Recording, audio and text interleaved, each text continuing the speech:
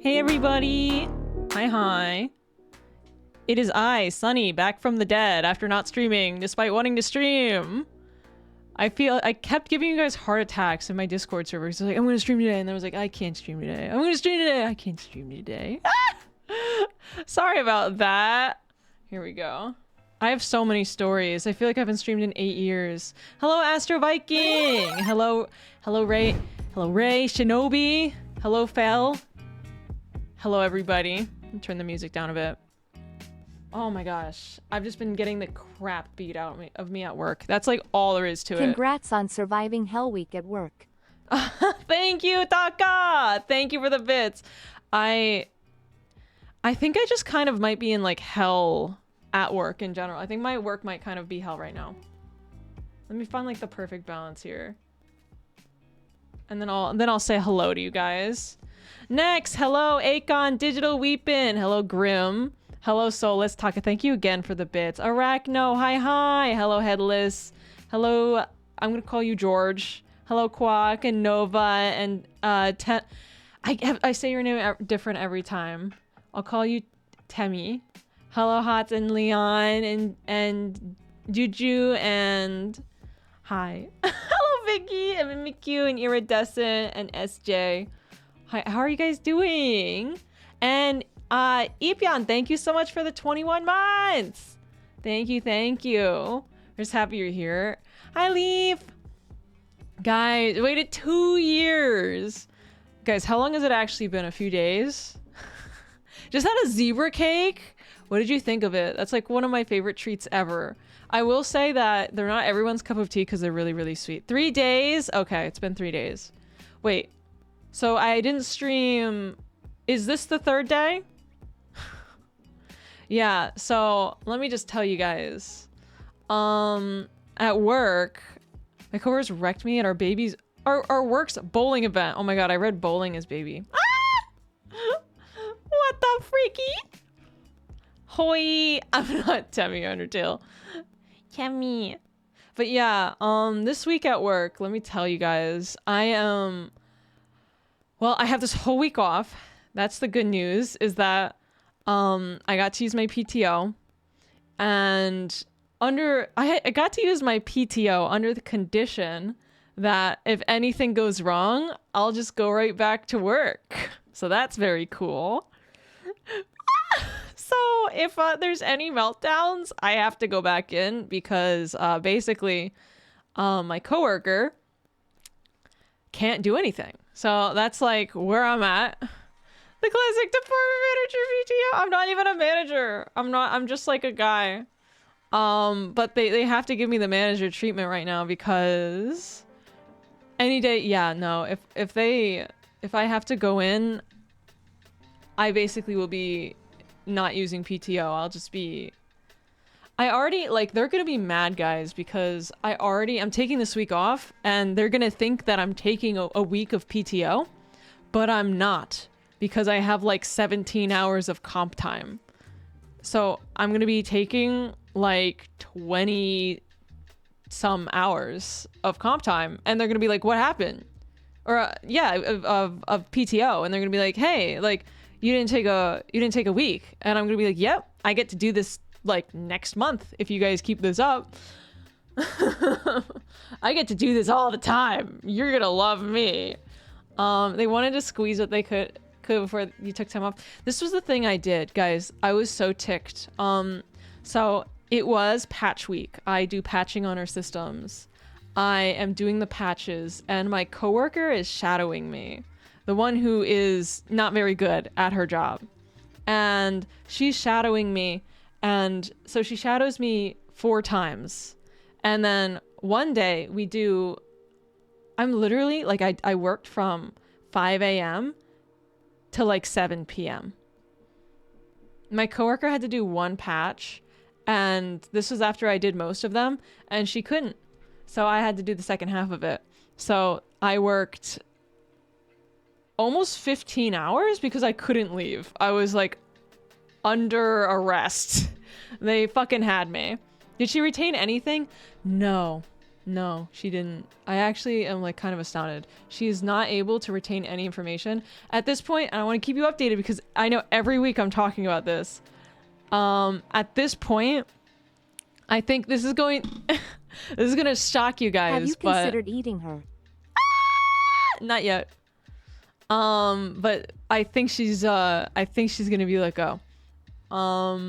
The thing is, when she's let go, is like at first my workload is gonna increase because she's doing like bare minimum stuff, and then it's gonna decrease because they're gonna get somebody who doesn't fucking suck at their job.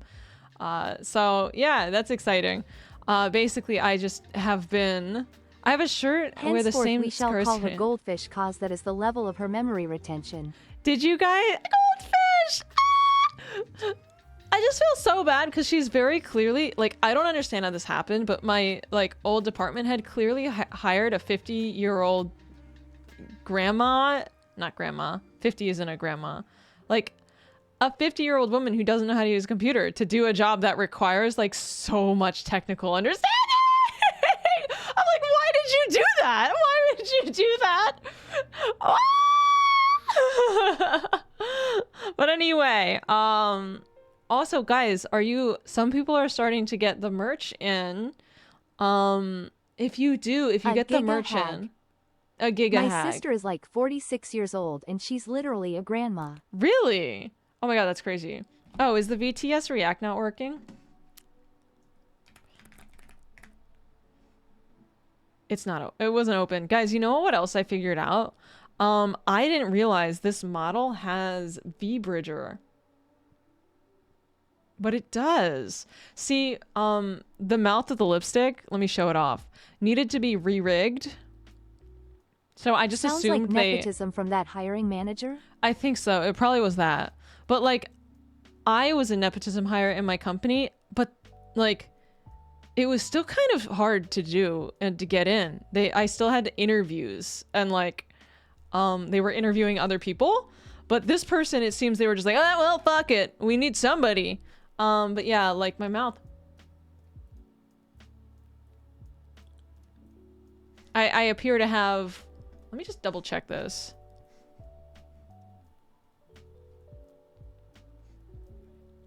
No, it's actually not working right now.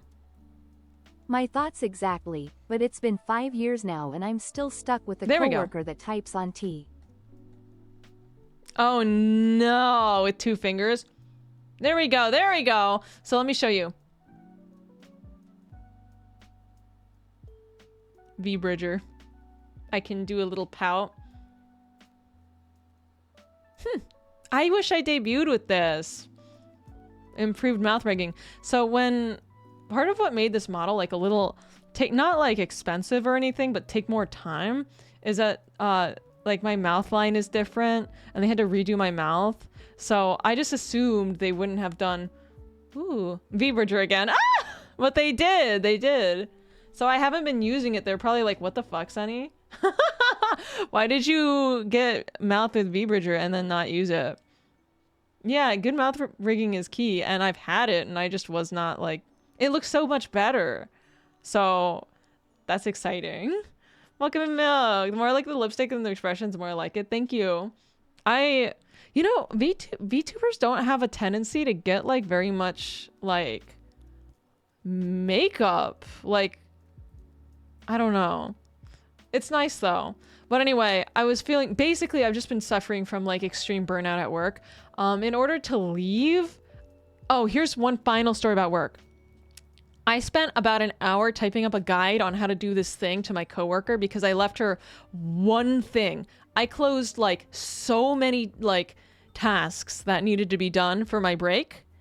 I left her one thing. I typed her and I took an hour out of my day to type her up a tutorial on how to do the thing. I sent her the tutorial and she called me immediately.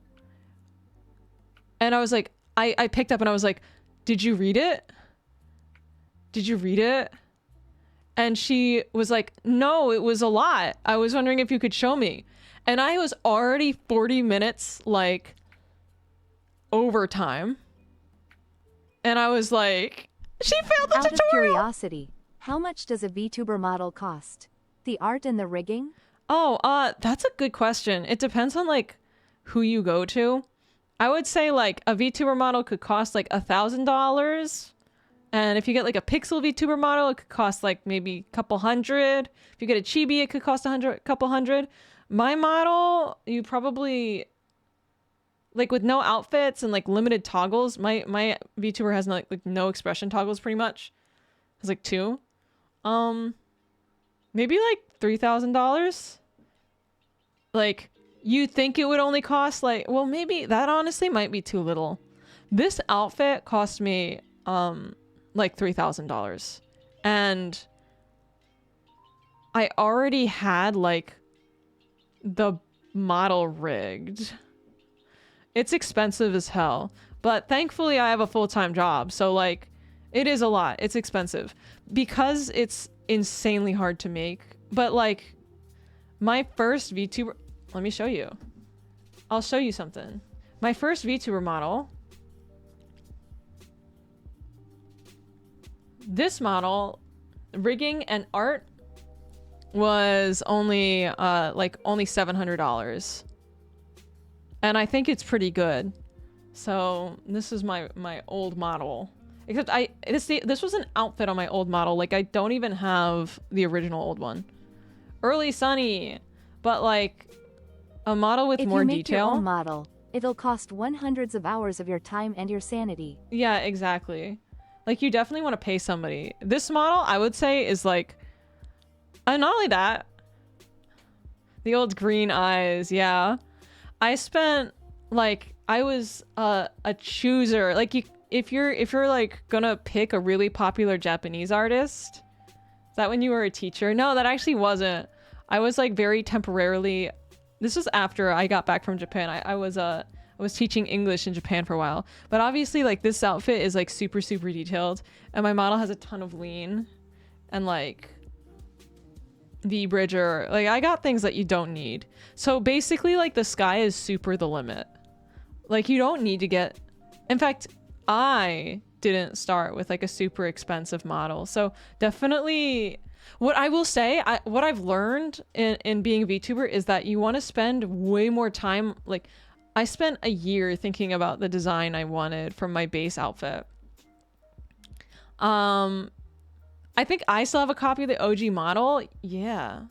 Send. I used to hand out my model like it was candy.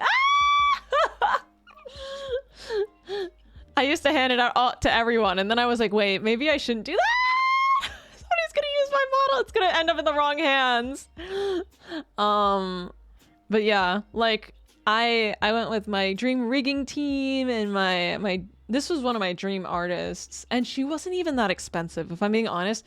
I just got a quote for an outfit, and they were like, oh, you have the body base all rigged already?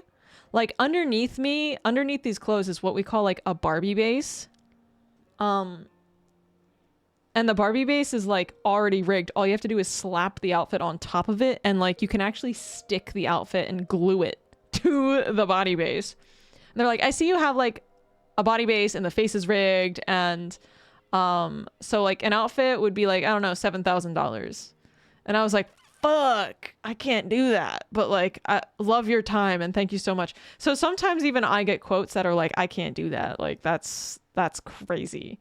And I know some artists charge like $10,000 or more. So you can really spend a lot of money. This is an expensive hobby.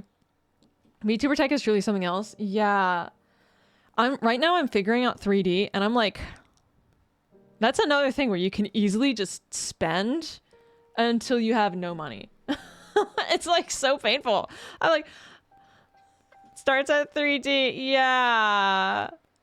I think my 3D setup is gonna be like under $1,000, even for like decent 3D. But like, Red Brawl, thank you so much for the raid. That was so sweet. How was your stream? Would you play? Welcome in, welcome in. Can I share your video in my Discord? You are allowed to share my videos anywhere. And thank you for even like thinking of that. 3D starts at like 5K plus and easily goes into the dozens. Yeah. Actually the other day, somebody like who does 3D a lot posted like a huge document of like all the options that you can do for 3D.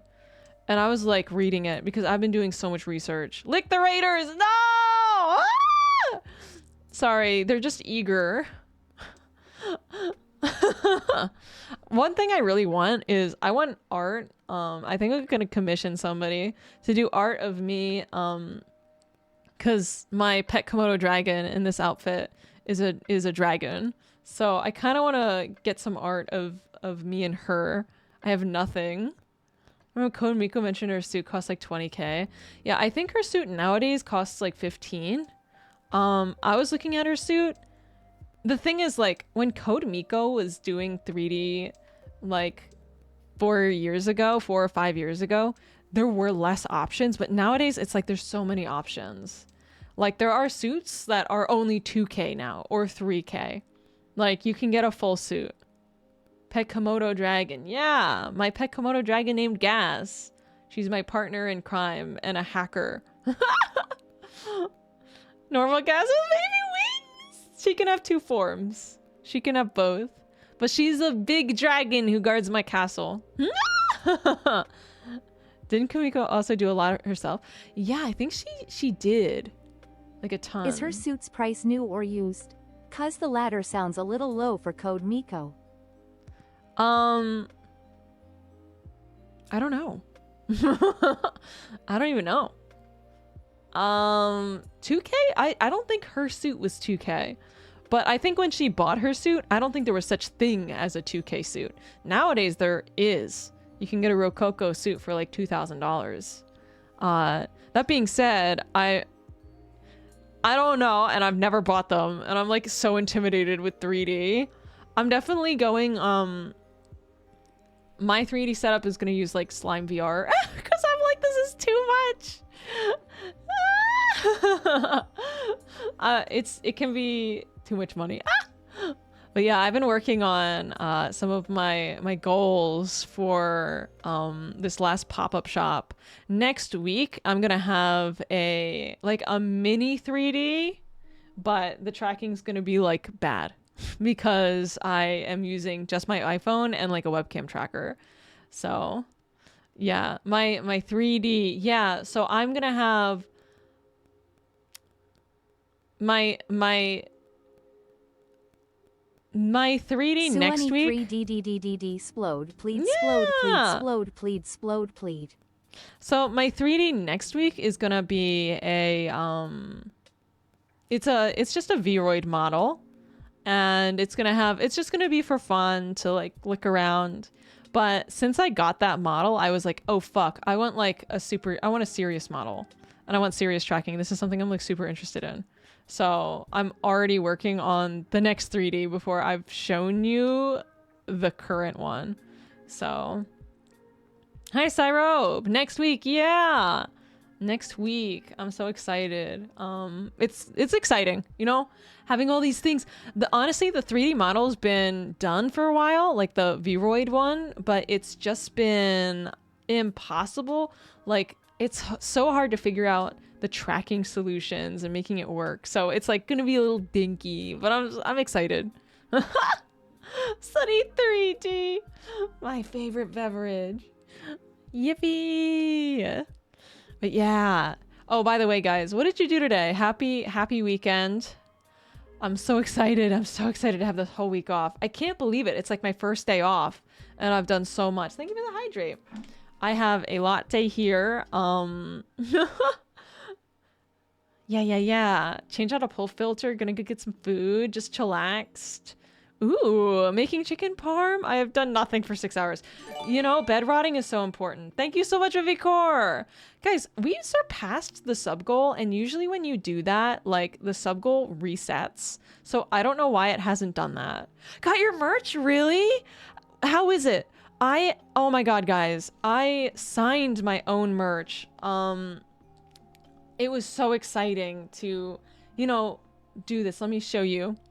Did you like the merch? Guys, two things that really shocked me that are selling really, really well.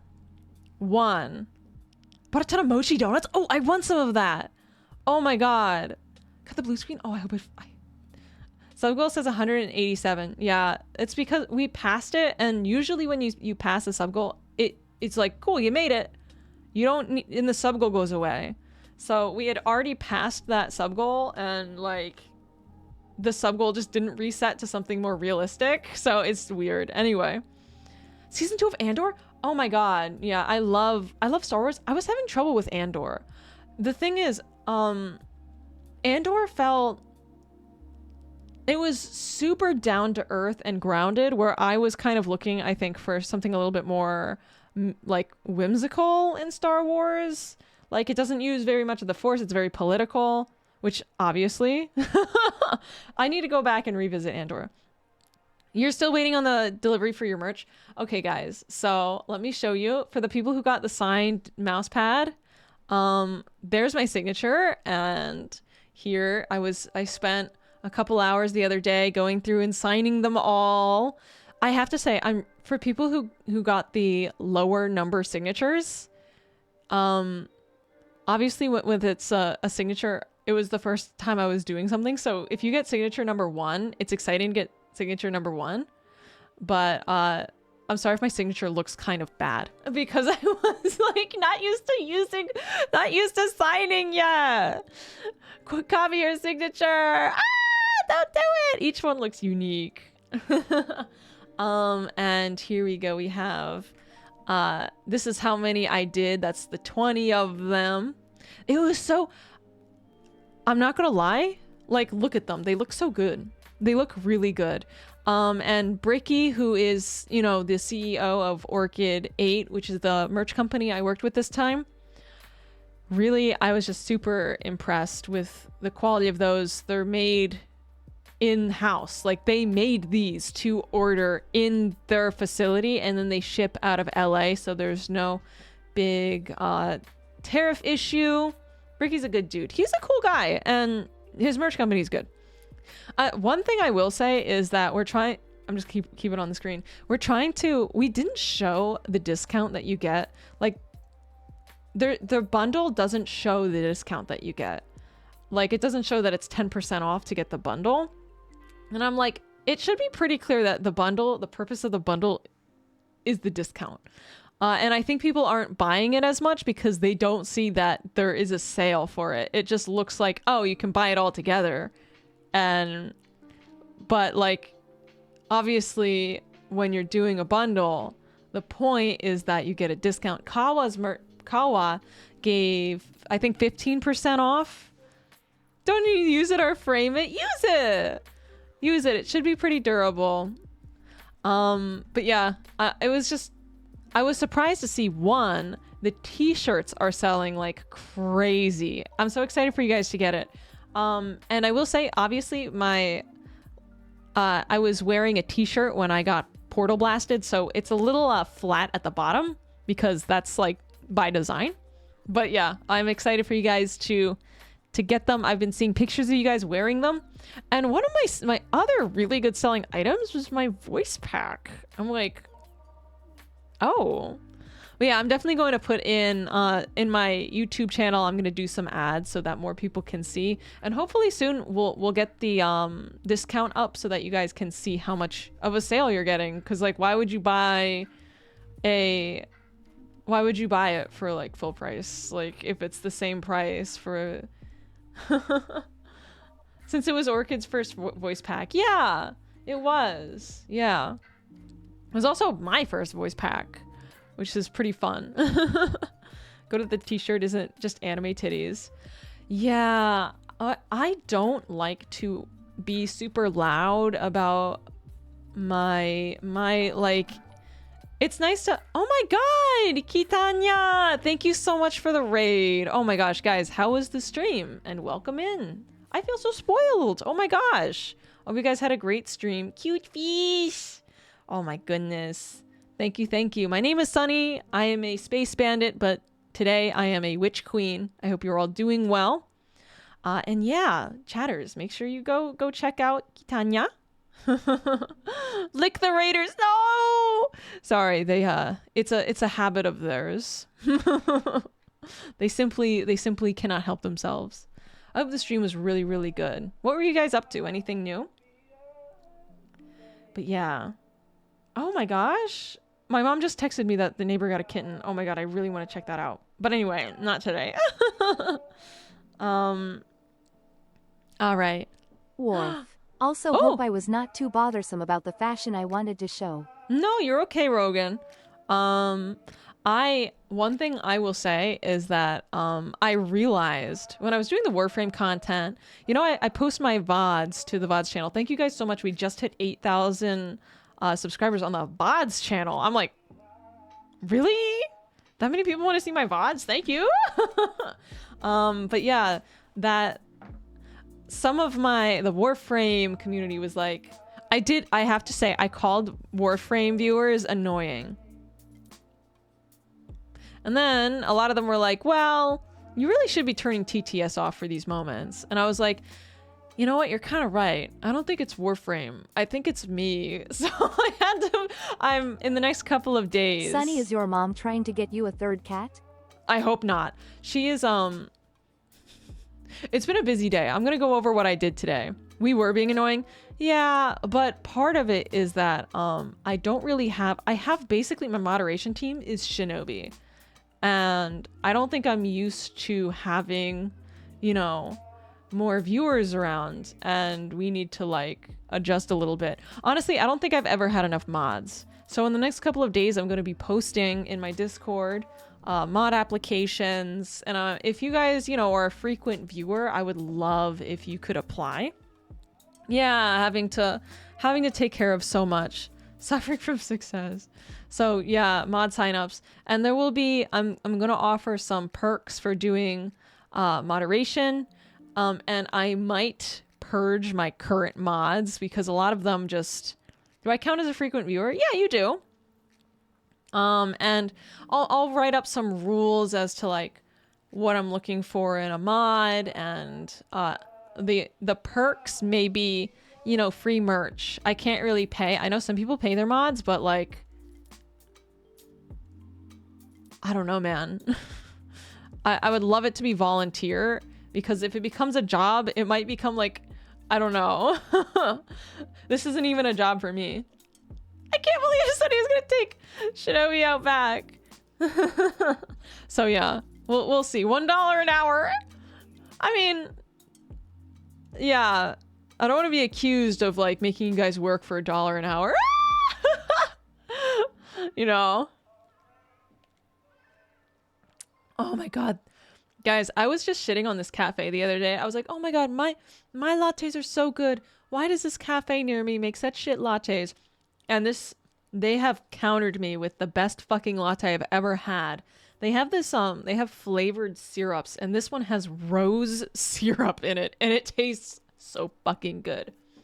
So good. We demand 4 marbles and at least 1 cracker per hour. Per hour? Oh, that's a lot. Ah! Oh, you know what else? Let me show. Maybe they hired a new person. I really want to see. My mom is texting me because, guys, guess what? It's real. My mom has returned. My mom has been on vacation for like 3 months, more than 3 months. And she kept extending her vacation. And then she she bought an apartment abroad. And meanwhile I was taking care of a cat, so I thought it was over. But she came back and she's back and she's going to take one of the cats. We talked about it, and we've decided that I'm keeping Baby, which is one of her cats, because they fight. And then she is taking BB. So the cats will be split up. And yeah, since she came back, guys, we've been getting ACs in her windows and like getting food shopping, just trying to get everything together. So it has been a busy, she came back 2 days ago. It's been busy. Oh, and she took me out for food, which was really nice. And I was like, I usually, whenever somebody takes me out, I try to pay. Splitting up, no, these cats try to kill each other. It's actually really, really awful. I mean, I think I told you guys this, but it's like alarming how much they fight. One time they fought so aggressively that Baby ran up onto my desk and peed because she was so afraid. And as a result, at night, I've been trying to keep them separated. When they fight, they like rip each other's hair out. It's horrific. And it's not play. No. So we are splitting them up, and I'm like, this needed to happen before. I was uncomfortable having them together at all for 3 months. Nothing fixed it. I got this spray that was supposed to like keep cats calm. I got them more toys so they wouldn't be bored. I separated their litter boxes. I got them different food bowls. Nothing stopped them from fighting. It was like horrifying. I got my plush. Really? You got your plushie today? That took a while. I'm glad you got it. But yeah, I mean, these cats, that's what I've been dealing with. I've been dealing with these cats, like, hate each other. I've never taken care of cats before, and to get a cat and then be like, Mom, these cats are killing each other, and for her to be like, oh, they do that. I'm like, what do you mean they do that? I'm not used to this. I don't mind the wait. Oh, okay. Yeah, I actually, guys, I have a couple extra plushies that I ordered. Yay! And they're for future giveaways. And let me show you something. I was waiting for people to say, these are the for people to say, hey, I gifted 20 gift subs during the outfit debut. I gifted, please put my name on the plushie. But no more people came forth. So this is the final pinned Baby. This is the final pin, the name on the plushie. Thank you everybody who gave me support during the debut. Look at the back, we have lilacs. You're so pretty. And I'm gonna be posting this on Twitter, so. She's ready for battle. She is armored. Should give out the one with the removal shirt. I never got that one. I asked for it, but I wasn't like, give it to me. They might have tossed it because it was a prototype. They didn't really have any use for it. Yeah, not the lilacs. It's so funny because I went over to my mom's house. We were putting 8 windows in her AC, and I like looked at the vase on her table. I'm like, wow, Mom, those are a lot of lilacs. Where did you get those from? Knowing she got them from my lilac bushes, and she was like, oh, I took a few. And I'm like, Mom, don't take entire branches off my lilac bush. Like, you can take like the bunches of flowers, but don't take the branch. You're hurting my lilacs. But yeah, lilac explosion. Oh my gosh, the flowers this year. I went biking this morning. I had cats that did that. Then they separated the house into territories. It was a miniature gang Gang war in my house, yeah. Well, the thing is, usually their fights are like not effective because they're both like geriatric. But like when they do fight, it's like sad because sometimes they get along, right? Sometimes it's just like peace and love in my house and I'm petting them both and they're both purring. And then other times it'll be like scream fight. And I'm like, what do? I gave them the spray. I tried to do everything. I was even trying to spray their litter boxes with like the peace and love cat no longer fight stuff. Yeah, I just have 2 boomer cats and that's why we're separating them. I'm glad that I can take one, but I basically told my mom, like, if I can't take this one cat, then you need to separate them. And she didn't take that seriously. She was like, you know. They're just playing. Jerry and Atrick thought their names were Baby and BB. They are. Why won't you two calm down? Yeah, that was the worst fight, and that happened like 2 days ago. And I'm like, honestly, I am too busy with my life to be dealing with, like, I can take care of these cats, but like there's an extra layer of stress when they're fighting like that. I hate seeing animals unhappy. Me too. The thing is, they haven't been too unhappy. I wouldn't describe them as unhappy. I would just describe them as like happy, and then they fight, and then they're unhappy, and then they forget about it. And then they're purring again, like 10 minutes after a fight. Stop fighting! Yeah. We've always had Baby, because Baby is like my childhood cat. BB is a new cat where my mom went to buy a car and they were like, you need to take this cat or you can't take the car. My mom drove like 7 hours to buy a car, and she showed up and the woman was like, you I know that you drove 7 hours. You don't have an option. You must take this cat. Basically, like, against my mom's will. So my mom was required to take a cat. The cat distribution. Yeah, that was certainly something. Catling, official ownership of one of the cats. Yeah, that was not a good situation. But yeah, guys, today, basically work was so crazy this week that I was like, okay, today I'm waking up and I am relaxing. I'm doing whatever I want to today. I went biking. I used my electric bike. I went biking and I got a little sunburnt. Again, I need to be careful because this is the second time in a week. 2 cars? Two cars. She got a car and then she got a car. My mom wasn't upset about it though. I'm sure if my mom threw a giant fuss, the lady would have been like, oh, whatever, you know, I'll just donate the cat to a shelter. But my mom was like, okay. How's your poison ivy? It's gone. It really is gone. I had poison ivy on my butt. That's gone. Whew. I did not get poison ivy again. Although soon there will be forageables. Did I show you guys that I foraged some mushrooms? Chicken of the forest. And I ate that. Perfectly edible. No tummy problem. We didn't go biking for 3 weeks. Oh, the coldest. Ooh, that's crazy. I'm so sorry it's cold. Yeah, no more ass rash. That was uncomfortable. I just used cortisone cream. I know there's something better than cortisone cream for when you have poison ivy. I've never used it, but I've heard it's like really good. But yeah, I went biking and I was stopped at a park, and guys, a bird pooped on me at the park. I have a picture, but it shows a little bit too much. I was sitting there and I'm reading False Gods. Guys, I only have 10 pages left. I know, you're probably like, why didn't you just finish the fucking book? I'm also like, why didn't I finish the fucking book? Well, because I wanted to start stream. I was a little late. You were the chosen one. Yeah. I've been pooped on by a bird twice in my life. Once when I was in elementary school, and then today. It was terrible. It was like so unwelcome because the poop splashed off my shoulder and then smacked my phone screen.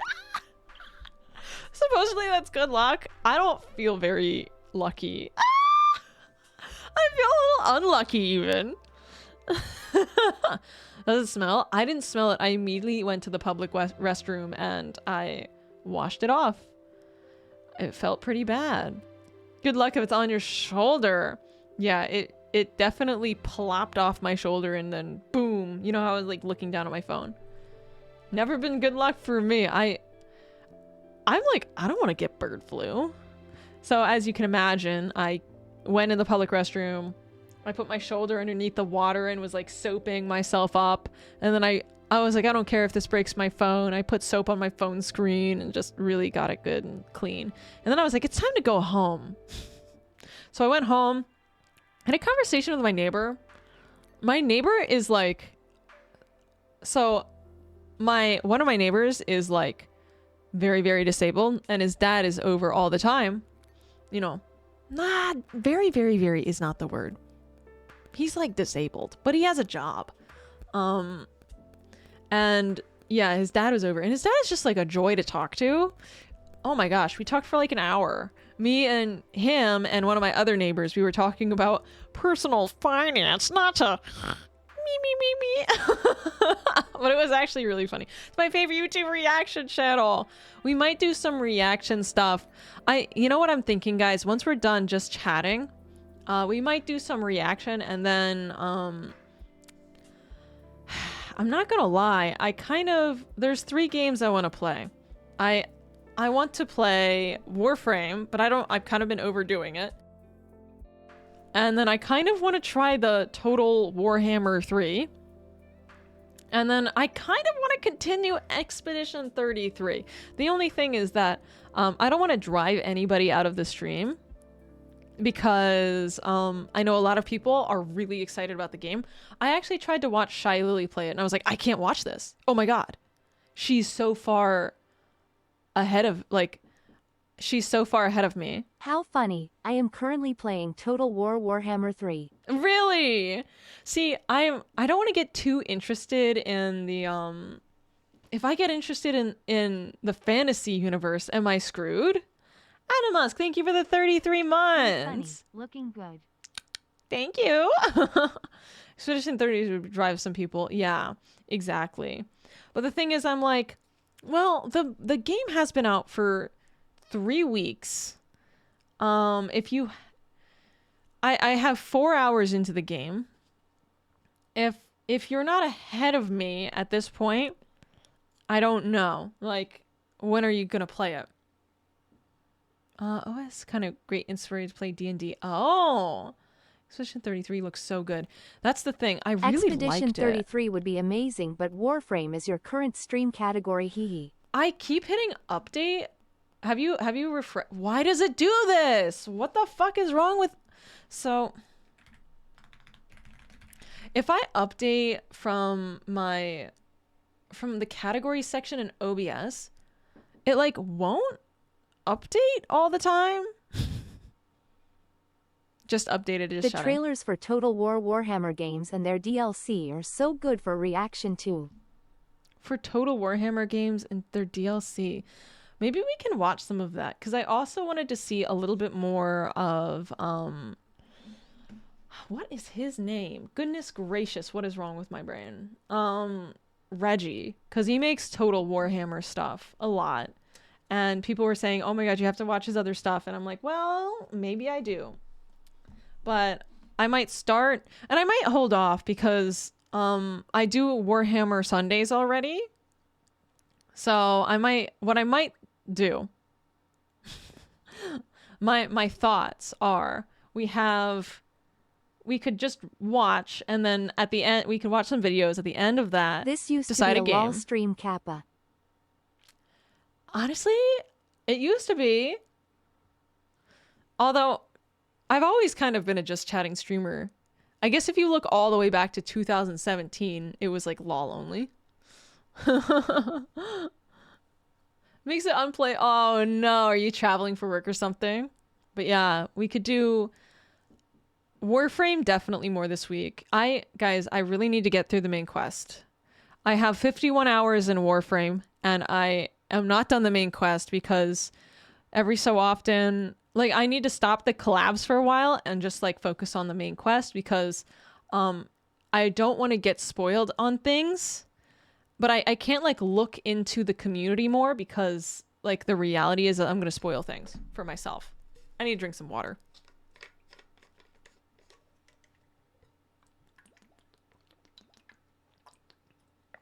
Oh yeah, I ended up going to that cafe today. The one that I'm usually like, oh, they make bad coffee, but their aesthetic is really good.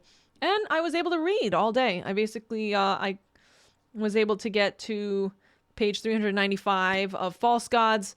I need to finish this fucking book.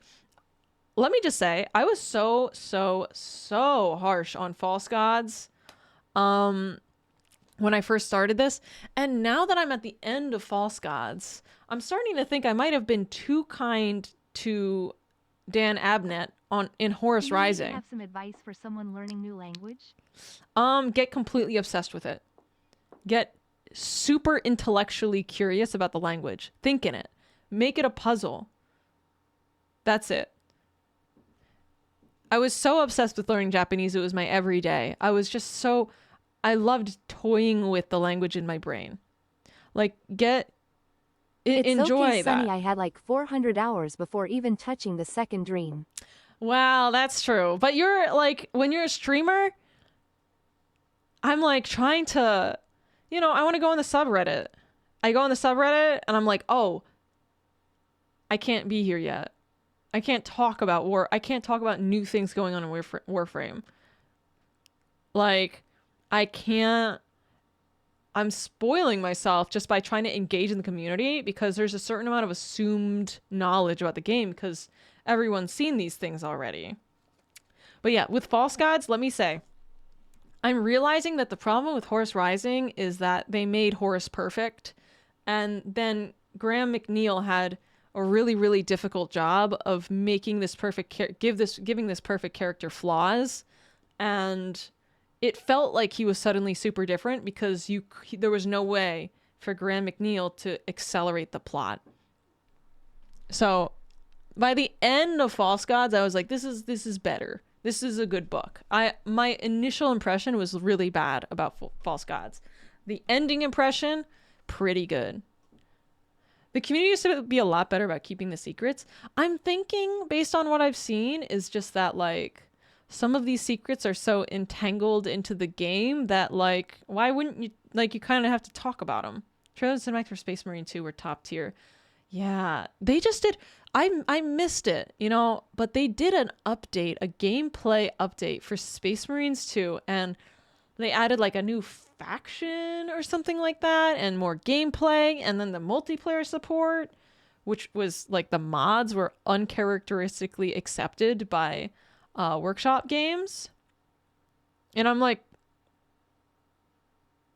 how'd I miss this? After 8 years, exactly. I have trouble keeping things a secret. Like, I played with Miwa and I was like, oops, I spoiled some shit. Fuck. Like, you can't even collab with someone who doesn't know the entire game. It's like an impossible task. Briefly mentioned in the comments, but Stalker has particularly shortcut to the anxiety center for some old players. Basically, when the Stalker was appearing, guaranteed loss of a revive. Oh, damn. I don't know the lore. It's not built in for me. But yeah. So, what else did I do today? I feel like I did 1,000 things. I'm actually kind of exhausted because I did so much, but it was like so good for my brain to rewind. I'm so excited for this like 10-day stretch of not having to work, guys. I needed it so badly. Imagine being productive. Yeah. Luckily you took a day off. I took this whole week off. Did you finish Dark Souls 3? Because that's a yapping game. If you died. Lol. I did not finish Dark Souls 3. I don't even I think people said I was like maybe halfway done. That is a game where I play like once every couple of weeks to just get a little bit more I feel like Dark Souls is a game I pick up when I'm like, oh, you know what? I don't really have anything else going on. I like Dark Souls, but if I'm being honest, I have trouble when you're streaming, like the focus is like more on the stream than it is on the game. Sometimes my focus becomes more on the game, but like you have to be playing a super interesting game. For me, it's like I want to have as much of my focus on the stream, and Dark Souls, like if you're not really putting 1,000% of your interest into Dark Souls, you just miss so much stuff. After Elden Ring, I can't touch other Dark Souls. Yeah, I'm gonna have to play that one too. Long ago, the devs would use the Stalker to PvP, invading random players. They brought the mechanic back. The devs would use to instead allowing you to co-op with an extra player. What? So like the devs would be like, all right guys, watch this, and invade a player and just fucking kill them. That's fucking hilarious. Why? Kill Tenno! Oh my god! That's so funny. Certain areas had stalkers. They did on dev streams every so often. Watch this, guys. Invades a baby Tenno. Beats them up.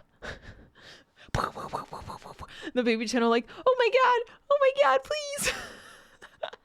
Gets out of bed.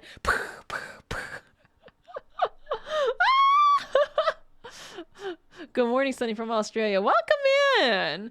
We're culling. We're culling the week. Oh, my back. Oh my god. Guys, remember to stretch. Oh, I'm so tired. I honestly, I think I went to bed at like 9 o'clock yesterday. And I think I slept for 13 hours. And I'm still a little groggy today. And you know when you get enough sun that you get like a little tired? Whole community of decoration. Yeah, I know. Guys, you really decorated the dojo so well. Thank you so much. I'm gonna take a sip of water. I'll be right back.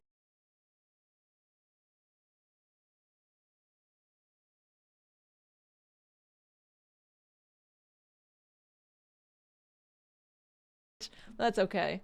I had some snacky and hopefully that should work. You absolutely do deserve it. Oh, thank you. At a certain point, I'm almost like, I feel like I don't deserve it. I'm just like doing stuff and like, like it makes it worse, you know? Caffeine. What's your snack? Okay, guys. I have gold turtles. It's clearly supposed to be like, you know, it's supposed to be goldfish. They're so good. I want to share with you guys. Piper, thank you for the tier 3. Thank you, thank you. That's so much to give, so thank you. Would you like some turtles? I like turtles. Maybe I'll just keep eating some of these. Here, have a snacky, Leon. So, I opened everything I wanted to watch. The only issue is that I've been informed, and it may be agency rules that I need to be on incognito, and I can't sign in. So, Sequelitis may need to wait a little bit. She's eating Mr. Bite's freshly laid children. Not my fault. Not my fault you have turtle babies. And they're so delicious. Okay, these are the videos we have. So, we have more Reggie. I use obesity to conquer my enemies in Total Warhammer 3. We have some more. We have like a guide. Pretty popular one to Warhammer 3, if we want to watch. Or if you guys are really, really interested today in Warhammer. We have some Claire Obscure Expedition 33 videos. The 6-year development cycle? I'm still eating, I'm sorry. We have, I love this guy's videos because they're so informative. And he's got like such good takes. So more Expedition 33 because I'm curious. So my question here is, we have this video, this warframe video about Oraxia, who is the Spider Woman, I think. And the question I have is that, am I going to get like majorly spoiled? Or can I like, am I allowed to watch this? A crap guide at D&D? I've never seen that. Spoilers? Skip to Buried segment? Spoilers, yes. Clem. There's no spoiler right where I'm looking, except for like this muscle mommy beautiful cat lady. Okay. Don't do it.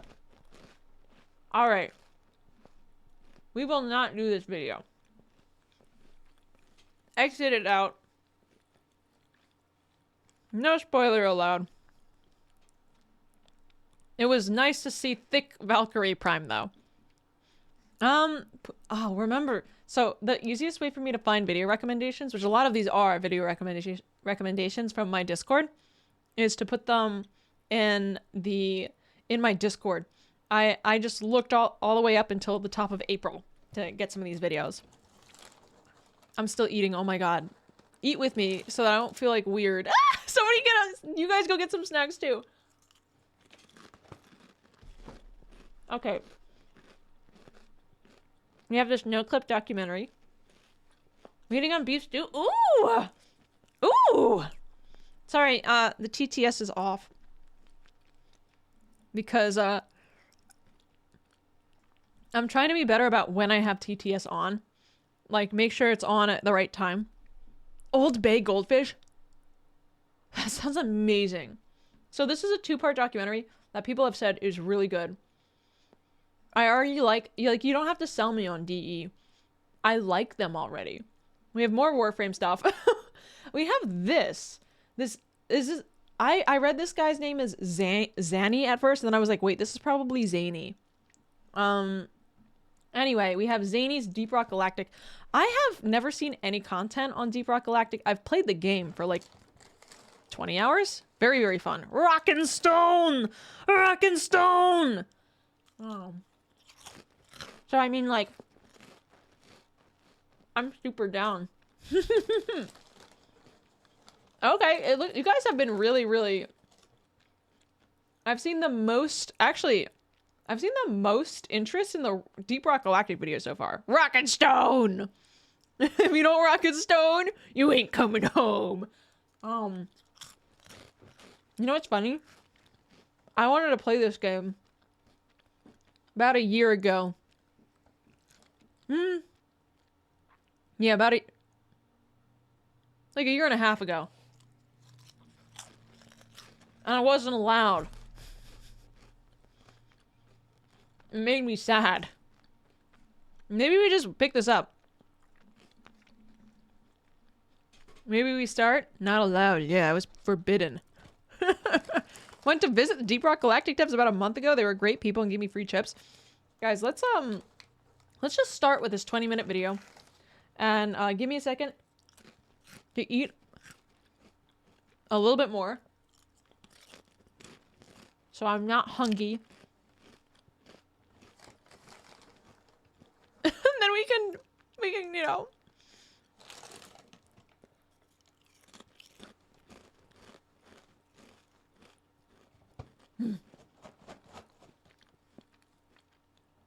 He made an entire series about the game.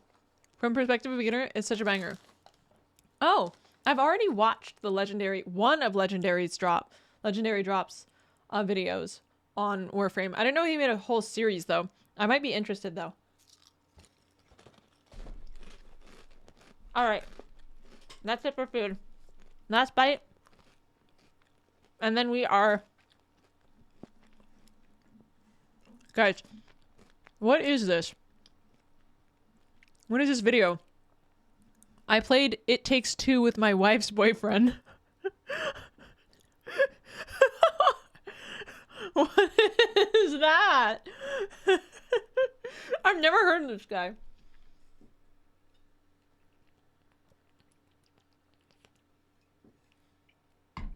All right.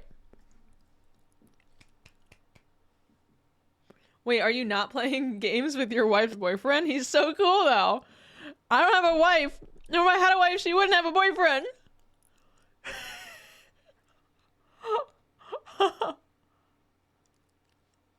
That can't be real.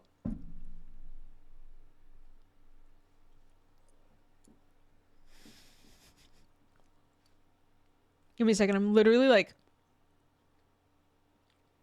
I don't know what I was thinking. I should have eaten before I started stream. I think I had... Before I started stream, I had a little bit of potato salad. Which, by the way, I went food shopping a couple days ago, and I dropped this potato salad on the way in from, like, grocery shopping, and my cats fucking attacked it. I couldn't tear them away from the potato salad. They were so happy. I kept whatever was still in the container and didn't hit the floor.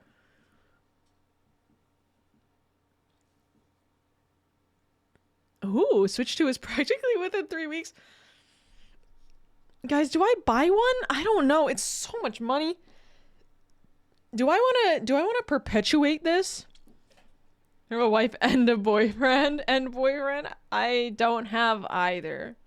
Movie Core, thank you for the bits though. Okay guys, we're gonna watch this. Deep Rock Galactic is the last fun game in the world by Zany?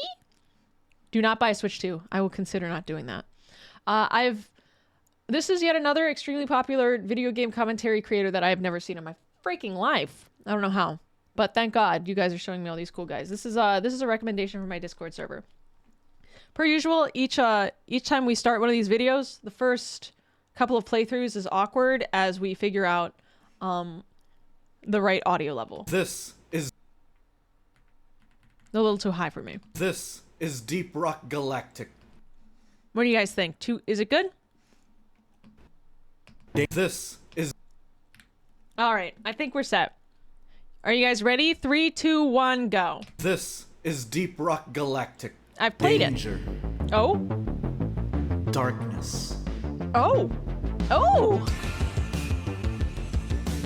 Rock and Stone! Dwarves. Dwarves! Oh, it literally says in the title. I'm gonna turn this down a little bit. Oh! I played this with my friend Pat and Pickle. It was a good time. For Carl! I remember the loot bug. You and your friends are dwarves with guns. Ooh. You are employees of the drilling/mining company called Deep Rock Galactic. Your job is to raise the planet of Hoxus 4 and rob it of its natural resources without any regard for the local wildlife and ecosystem. You know, kind of just doing what we do best. I'm just gonna say it. This is just dwarves and humans, kind of. Let's go. All this so that Shakes the drilling hand. company can raise gas prices. Really? Damn, they're on your ass. It's for capitalism, guys. Relax. Like, no, our natural resources. You can't stop the fires of industry. Our planet. Spider. HQ, come in. We found the crash site. Guys, hold on. Instead of killing these guys, why don't we bury them under enormous amounts of organic material like trees, and then bury those trees under ash and wait millions of years, and then they will become gas, which we can then rob from the next generation. Monroe? Martinez! Hold on. Over on me. There's always a Martinez. We got buggers! What are they? Oh, loot bug! There's always a Miller. Why do these bugs hate us? These guys are... Beats me. Today I'm gonna show you how this game works, and then hopefully you'll want to play it because you deserve happiness. So I've played this game before, but this also kind of goes to show that a game is what you make it, because I didn't have I didn't make it that fun. Those guys are just having a great time. But I totally, when I play Deep Rock Galactic, I'm like, cool, a loot bug. But these guys are fucking hilarious. The game starts, it's gonna have you pick between 4 classes. The driller, Also, it's been years. I don't really engineer, remember anything. Gunner, and scout. I mainly play as the scout because... Whee! I was definitely a scout. He's got a grappling hook. I love this grappling hook. Same, dude. You can also use it to get out of very situations. This place looks so crazy. Is that the hell? That's a robot. What the fuck? What is happening? What the fuck? What did you guys do? Forgot that I had a self time, dude. What? They're fighting a goddamn war over there. I'm leaving. Oh my god! Stealing. Wait, he just... Base, come in. The situation is food. This game has... The second his friend gets grabbed, he's like, oh no, I'm leaving. Oh no, I'm going to leave now.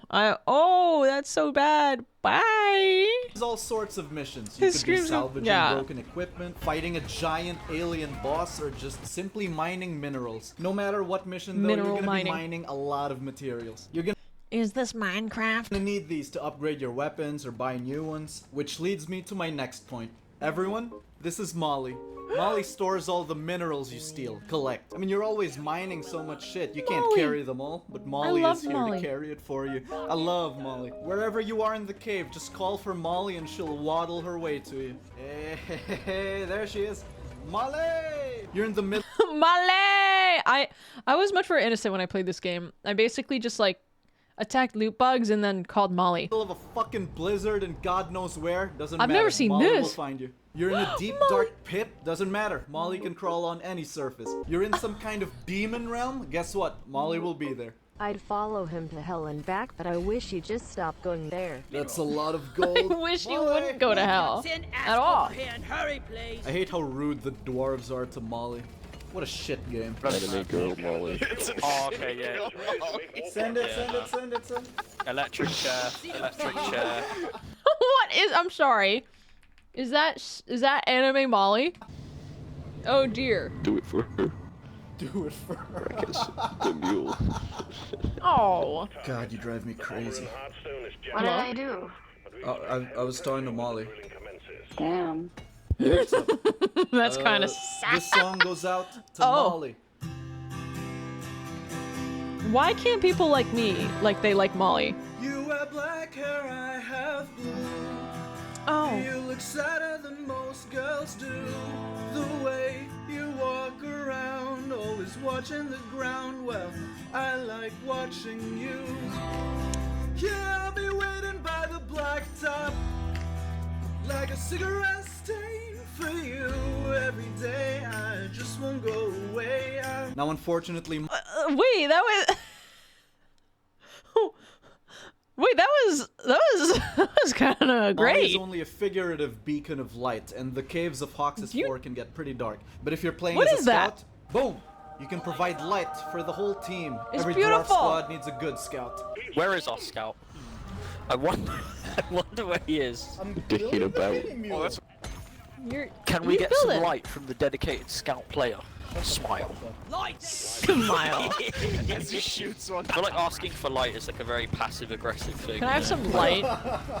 There's all kinds of these Not that I dark should have caves, to all ask. sorts of biomes. There's But this could one I, with the maybe? radioactive green crystals. This one is a swamp.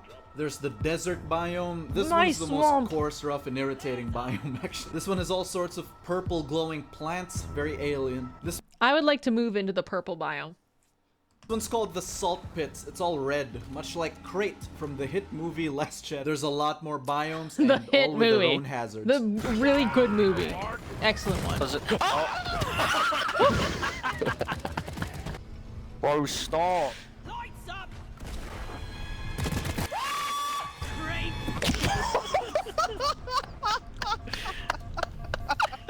I'm so glad I'm so glad I live on Earth. Like, I guess this is kind of like Australia, but like, thank God we don't have bugs like this. Hello. I'll take it. Like that movie. I like The Last Jedi because I like the entire arc of Rey and Ben. Love That's this a scout. good fucking point. Oh.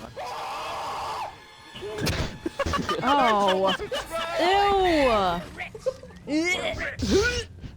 Dies. Minecraft YouTubers meeting up in your life.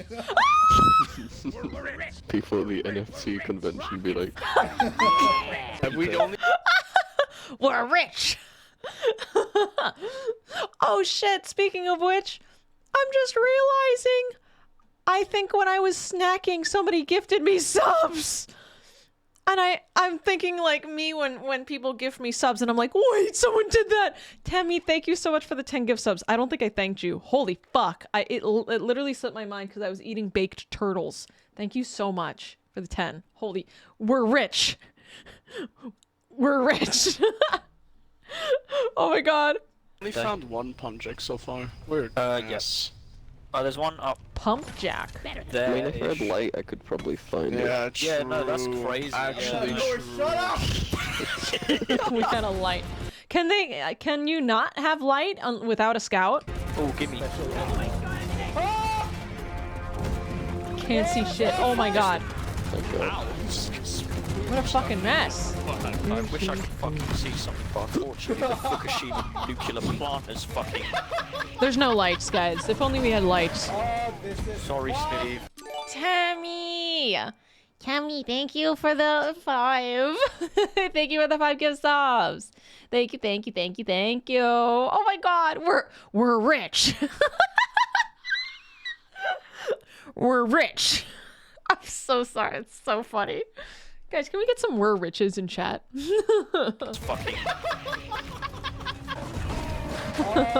Sorry, Steve. I was bored.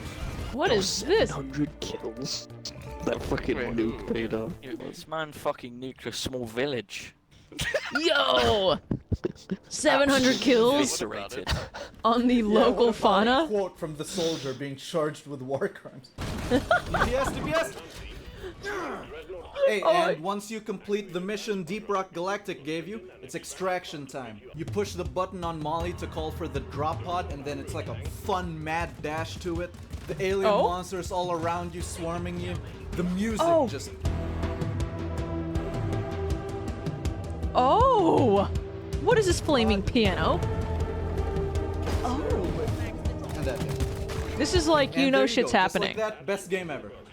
This makes me regret the fact that I frequently play games when I'm alone or with friends. I play with the game sounds off, just because I become overstimulated quickly. I wish I didn't always do that. I don't do that as much anymore because most of the times when I'm playing games, it's like on stream. Rock and stone! Rock and stone!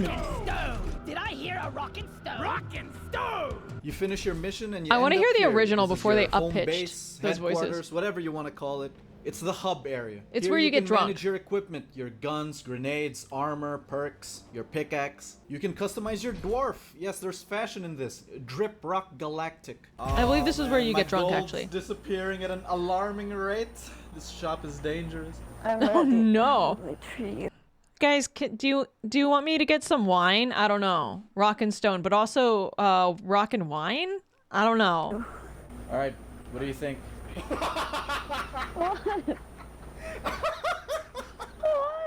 You're the fruity engineer. Oh my Wait, god. show the Donald. Show the Donald driller. The Donald driller is the best. No, Fucking Oh my god! Oh, I know the best. I'm the best at mining. I'm the best. I do it all the time. Nobody does mining like I do. Is it safe to drink wine? Yeah, because my liver results came back really good. So I can like drink a glass of wine every so often. Apparently. Like, get the wine? Yeah, the thing was I was forbidden because we upped my medicine dosage and they were like, you have to have this for 2 months before like we know if you're allowed to do that again. But I can have one. I'll get a really quick glass of wine. And it'll be a tiny glass. I haven't had a glass of wine so long.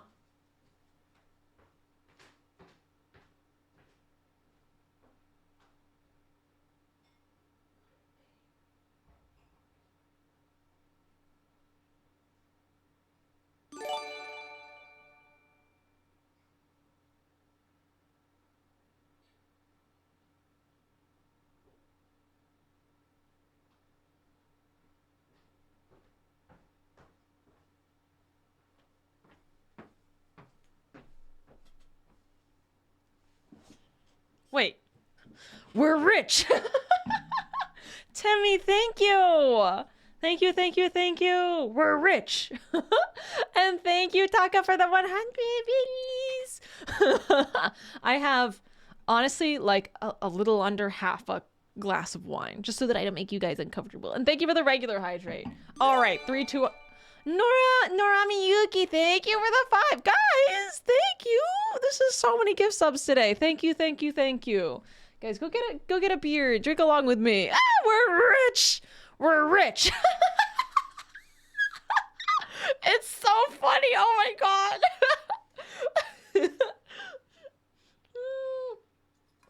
Get a beer. Also, grab yourself some water. We're rich. Do we have a hype train? Wait, we have a hype train?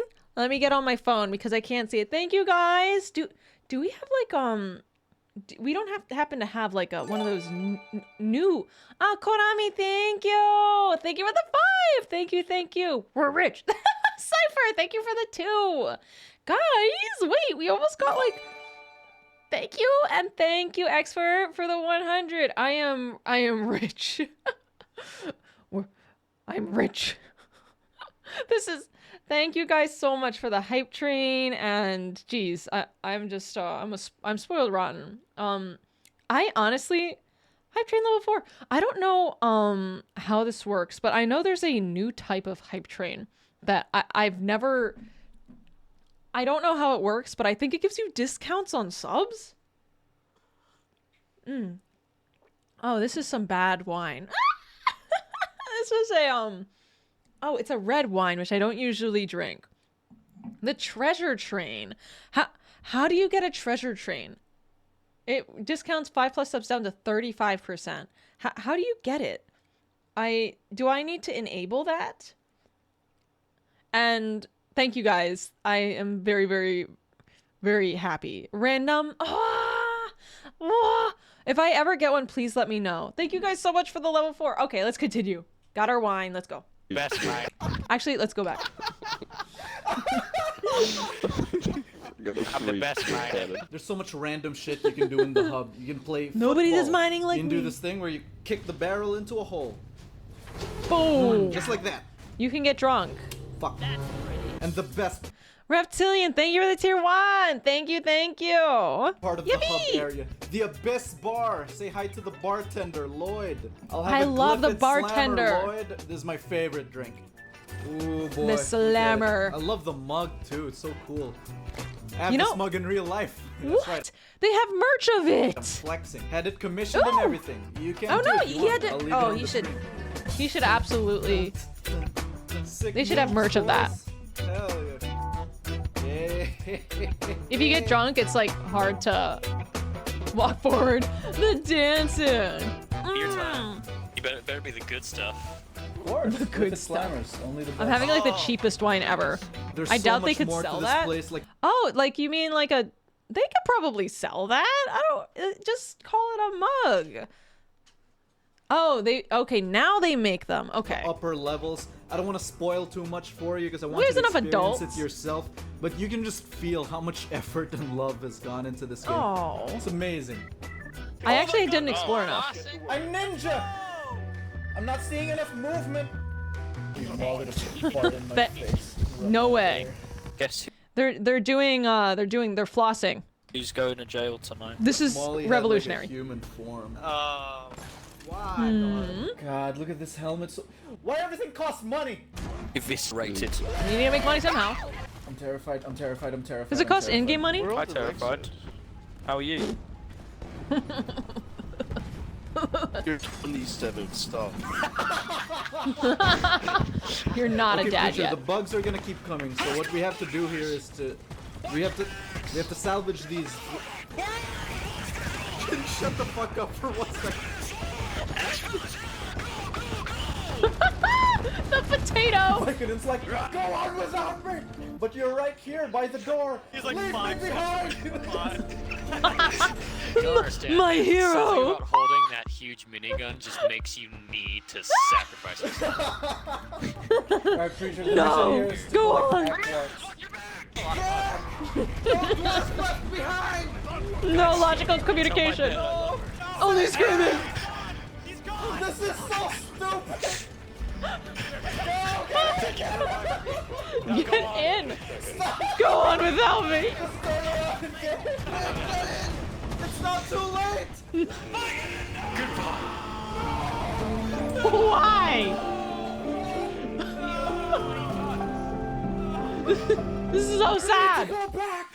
We need to go back. He's gone, Forget him! Oh, there he is. Oh, he's back. Sorry, guys. What the fuck? What's that? Even if you get missed, you can it just brings you back. Thank you so much, Cypher. Ah! We're rich. And thank you guys for the hype train. Thank you, thank you. Oh my god, this is so funny. It just goes to show, like, you need a really good team to play this. I'm so excited. I want to play this with some of the glitch stars. This would be so fun. Oh my god. No, that's Steve. Don't kill Steve. Oh, that's Steve? Oh my god, I'm so annoyed I couldn't kill it. I have a perk that Oh my lets me God. tame a glyphid so he can fight for us. This is Steve. You can pet him. Steve. The other day, I got a message from my friend Froggy, and she was like, Sonny, if we were to have a child together, what would their name be? And I'm like, Froggy, where is this coming from? And she's like, you just have to answer the question. And I was like, Steve. And she was like, even if it was a girl, and I said yes. And I check her stream, and she's like, guys, we need to remake our character. Sunny wants our baby to be named Steve, and I realized she was making our baby in her game. It was very funny. Good boy, Steve. Steve. Hey, this looks like a job for the driller. Step aside. Oh? You're doing great, honey. Oh god, hello. The accent made that more funny. You're doing great, honey. You're a good mule, Molly. Oh my god, he was nice to Molly. Yep, I'm a driller main now. Alpha male driller. Look at him. Why is the scout mean to Molly? It upsets me. Fucking gamer. Hello. What the fuck, bro? I looked just away die? for 1 second and you've been eviscerated. Like, nobody cared who I was until I picked up the drills. Till I picked up the drill, that one So was he. He's won. Nice. Dude, Bibbs is like way down there. Now you can be the one to be like, I need light. Okay, yeah, no, we're all good. We can do it. Wait, It is dangerous though. He This seems like way... vertically downwards. Yeah, so. What do they made teach it you? here safely. Thank you for the Yeah, you hype, did. I Tris. broke Thank my you, fucking guys. Thank you, thank you. Better with a group. I played it with a group, but we weren't like into it enough. That's a lot of damage. We weren't role playing. I was gonna die to the nuke. God, what? I've never seen some of these this weapons. skin I think I for only the played Scout. Now I want to play again. It says a sight on it. How did you do that? Oh, that's a giant hole in the ground. Watch this though. Ta-da! Oh wow. You didn't have to flex like that. I got He's the just cooler, Yeezys yes. on. He got No, there's He's actually just cooler than everybody. Oh, they're Yeah, all he's pogging. pogging. Hog plant. 3 Oh. pog. Yeah, bro. Oh my god. Wait, that's 3. Pog. The game's Wait, really why do best they look played like with that? other people, but doesn't mean you can't do solo missions. It's still fun solo. The game Oh? gives you this personal droid to help you mine and shoot. This is Bosco. Bosco. He's a badass. Aim for the face, Bosco. Bosco should be like, I guess you're really If you lonely want or to try something. this game out, but none of your friends do, then you can just browse the server list. There's a Oh! lot of open lobbies you can join. Target the weak Wow, it's spots, very Bosco. active. I know this game has a newer game that's kind of like Vampire Survivors, but dwarves. And I kind of want to try that one out too. Maybe I'll play this game There. Oh, and actually get more into it. DPS, DPS. Ooh, ooh, get him! Is that his butt? Are you giving him some back shots right now? Fucking immunity phase. I gotta stop playing Destiny. Their weak spot is the butt. And Bosco's Immunity just right phase. on that. Absolute Chad. Everyone tells me not to play Okay. Destiny. Alright, oh my god. Molly. Makes me kind of want to do it. Get the fuck out of the way! The game has a Molly! funny kind of charm to it too. The character lines here and there. I'm wondering if fighting bugs and moving dirt is the best way to make a living. Guys, I kind of wish I had a job that was like gritty and disgusting like this, instead of like sitting at home all day. Mission control Fuck always tells you to nature. stop dancing and get back to work. You can go to a mission My drunk boss. to spite them. Honestly, it's just the whole premise that you're working for this soulless corporation. The game really leans into it. Oh, you see that? That's one of Deep Rock Galactic's rivals, rival mining company. The Sony to Really? our Microsoft, the Amazon to our Disney. Oh my god, I didn't know there was a, like, basically, like, you... What? There's literally, like, an enemy company, like, a competitor company that you can beat up? Destiny already had its golden age, it's dead. Oh my god, that's crazy. Oh well. Rip in peace, Destiny. I'll join your company. Are you hiring? Deep Rock is terrible. Here's another funny one. There's a type of mission where you're supposed getting to lifted extract into the oil, air. and then you skate Yeah. on the pipelines. All Tony Hawk. Look at me, I'm Stony Rock. Fuck you. Is this Stony how exciting Rock. refining I've oil done one is of in these. real This life? is fun. This game's so good. My one friend who really loves, I guess building games that, I'm trying to think of the name. You know, not grand strategy, but like satisfactory games, loves these levels. Oh my god. We're making a roller coaster. Go away. Oh god. Oh my god. We're that's trying to impressive. take your natural That's not resources. Relax. Oh my god. Oh my god. You're stuck in here with me. Ta-da! Wait, I gotta see this. Whoa! Whoa! I like how they extract Radical. the oil first before us. Like, we know what the company. I love bugs so much. Goodbye. Guys, when is Silk Song coming out? I know, right? Assignment done. Wow, Two money. overclocks, neither of which are for the scout. Imagine if DE vaulted every quest before New War and new players start in the middle of the storyline. That's what Bungie did to Destiny 2. Wow. That sounds real shit, I'm not gonna lie. That's weird. Why? Why would you do that? Like, so you can't access old content that's kind of like necessary? New players are so lost. Wow. It's like so strange because some people talk, I watch historical content, like videos that are like 4 years old, and people are like, oh my god, love Destiny. And then every time I bring up Destiny, everyone's like, damn, you don't want to play that. And I'm like, damn, that's a way to lose the narrative. Sorry, you wouldn't get it. Only people who play Deep Rock would understand. This is I my have new to play. tactic to get you to play this game, to make you feel left out. Hold up, this mission's got me stealing their FOMO. eggs. Is this too far? This might be going too far. They're just defending You're their hungry. home and their children. The We company's steal- got me stealing kids. What the fuck? We steal Bosco. chicken eggs. Bosco, quick! I made him an accessory to the crime. You know how Stealing you always children. play engineer and I always play scout? I'm thinking we mix it up and switch. But my scout is like level 1. My engineer's level 1 too. Babe, look at my hips. God damn. my- Ooh! Look at me. That's a little... Oh my god. They really love this game! Oh my god, good for Gun them. is fucking I'm not jealous cool. or anything of these Use your two. grappling hook. I'm not extremely jealous. They're so cute. Oh no.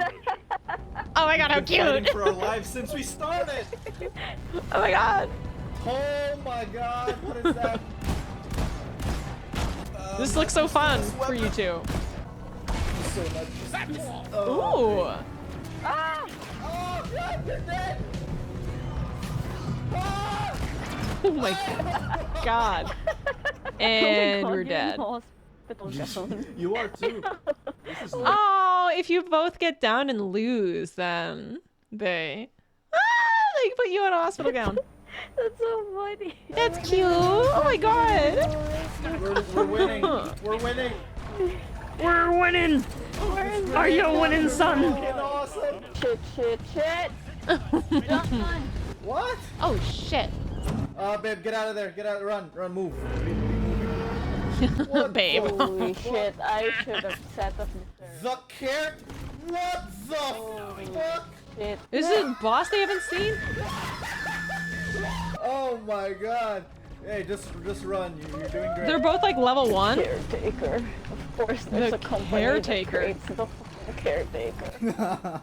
You've The caretaker of been what? discovered in violation of Amazon law. We could Another one. cheer. Oh, there it is. That hits fast. Dude! Guys, what happened to like fun public places that everyone is supposed to go to and hang out in? Like, give me like a bar with a party going on that is big enough and for, you know, third spaces. Where are third spaces? This game is, if anything, it's making me wish that we had like effective play. Oh, then again, I kind of live in the middle of nowhere, so we could have bowling alley with a bar. Wow! Invite me over. Oh, what the fuck? COVID killed them. Yeah. Fossils? I haven't gotten any. What is- Oh, it's what are you doing? I need help. What are you doing? I need help. Hold here. No. He's just watching her I'm die. not playing. What do you mean no? Oh, the bet. soundtrack. We have to keep moving. We can't stand still when it's bopping like this. Alright. Oh. Is it a minute like this? Yeah. Who gives a shit? Just one big tunnel. This is like the danger zone. They're in the danger zone right now. That's what this music conveys. Uh-oh. Don't do it. I'm not. Guys, what are some games that have amazing sound design? My favorite game, really? Oh my god. Those haven't existed since Vanilla Warcraft? Fuck. Don't It was do a it. misinput! It was a misinput! It was a misinput. I turned around and I hear a beeping and I just see this man staring at us on the ground and I'm like, yeah. You think we'll be teammates if the race war happens? Keen, don't you think the Asians and the white people will band up together like World War II? Hey, maybe we will. What is this conversation? Japan be like, yeah, I'm with my white boys, yeah. They a little racist though. They are a little racist. I've been there. I lived there for a little while. But it had a health bar. Yeah, it doesn't mean it's an enemy. Oh, did he kill the angel? If it breathes and it's not me. Oh my god. No, actually, that thing's really cute. I didn't know any better. Oh! Health bar. Don't kill it. You were a murderous. And that's all I got for you. Deep He Rock just kept Galactic killing them. is so good. I didn't know. love I didn't this know. Game. So much depth, and no, not just because you're deep underground. The variety with the different classes all working together, the procedurally generated caves, procedurally but done well, because there's only a limited amount of biomes. All the different guns and upgrades, they're always adding new ones and continuing to support the game. You can just tell how much thought the devs put in, how much effort, how much love. An absolute blast to play. One of my favorite games ever, and I don't say that often when it comes to shooters. I may have... Guys, it's literally the dev teams. I'm putting it together, okay, guys? The dev teams who love their games just make something it's like you can't compete. Like, it's so, and the soul of a game is so important, and you feel it. Like, when the dev team, and this is their baby, I mean, you can't pay someone enough for it. Like, payment is not passion. You can just tell when a dev team cares anyway. I've missed the Left 4 Dead 2 craze, but I'm glad I'm here for Deep Rock Galactic. Buy this game, people. It's cheap, only takes up 3 gigabytes for so much content, and so much more I haven't even talked about. The deep dives, which are the difficult endgame activities, forging overclocks, the convenient mineral trading, the little events with the new season, the other classes. Oh? Yes! Promotions! Blood, rock and bullets. Rock and stone. Only a few before you. Management and I salute you. Thank you, sir. Do I get a pay raise? Oh no. No. Like the video? Hang up the phone. And I'll let... What do we do when we like a video? We subscribe. I have liked this video and subscribed to this guy on my incognito. This was good. Now I fucking want to play Deep Rock Galactic. I think what would make my experience better, when I played this, I played with Pat, Pickle, and Tier. I think I needed Tier in the call because Tier loves this fucking game like nothing else. So I think in the future I need to get a group together of like not all newbies. Some of the girlies, yeah. Well, I know that Mochi plays this game. I think Arissa plays this game, and I think Maple plays this game.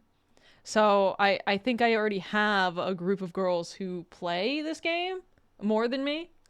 So damn. This was good. I love videos because obviously this guy is sharing his passion. He loves this game. He loved this game so much that he was like, you know what? I fucking love this game, and made a video. I'm probably gonna watch more of this zany guy. I like this video. I played It Takes Two with my wife's boyfriend. I'm extremely curious, but the thing is, I don't give that many shits about It Takes Two right now. Get Froggy? Froggy plays?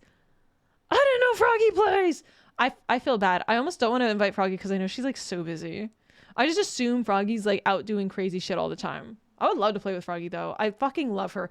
I am my truest self around Froggy. There are 2 times where because if I'm being honest, I exist in a constant state of masking. And when I am in a call with Froggy, it drops a little bit. And it's like a huge relief. But yeah, I am my truest self when I am 1, drunk, and I am my truest self when I am 2, in a call with Froggy.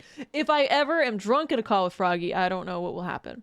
Okay, guys, next, we can watch some Warhammer stuff. Not Warhammer. Oh, yeah, no, Warhammer. We can do Warhammer or Warframe. I do want to watch some of these Expedition 33 videos. Maybe this one, because it's short and it's about the 6-year development cycle. For me, one day, I have a few life goals of mine. We can do some Warframe. Actually, I've been really wanting to watch this this series on Digital Extremes, even though it's 7 years old. You guys have told me it still holds up. We were supposed to watch this last week, but we ran out of time. But one day, I have two big life goals. One, I'd like to open a tea shop one day.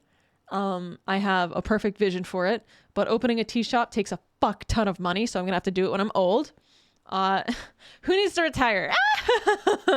Also, tea shops don't really make money, so but it's like a passion project. And then 2, if I ever have the time, I'd like to make a game. I was actually working on a little game, and I was showing you guys some of the assets. I don't even know if they're in here anymore because I haven't worked on it in a second, but I was trying to get into some pixel animation. Are they in here? Where are they? Do another scroll through and see if I can find it. But yeah, one day I'd like to make a game, and so watching videos on development cycles helps a lot. Just in the inspiration part of it. Do I not have this anymore on my computer? I don't think I do, which is terrifying because, oh, here it is. Yeah, like I made all these little GIFs, like AFK idle animations, some like scuffed jumping animations, and this. I made more than this though. Where are they? But yeah, I was I don't have the attack animation anymore. But anyway, it was fun working on them. Get this twerking gas out of here. Get this twerking gas away from me. It's a lot of work. Why isn't that little guy in an emote? This one? Funny you should say that. Why isn't he? Chat. Respond. Response. It's fun learning. The thing about, I think, learning animation. Oh, he is. I'm slow. You're not slow at all.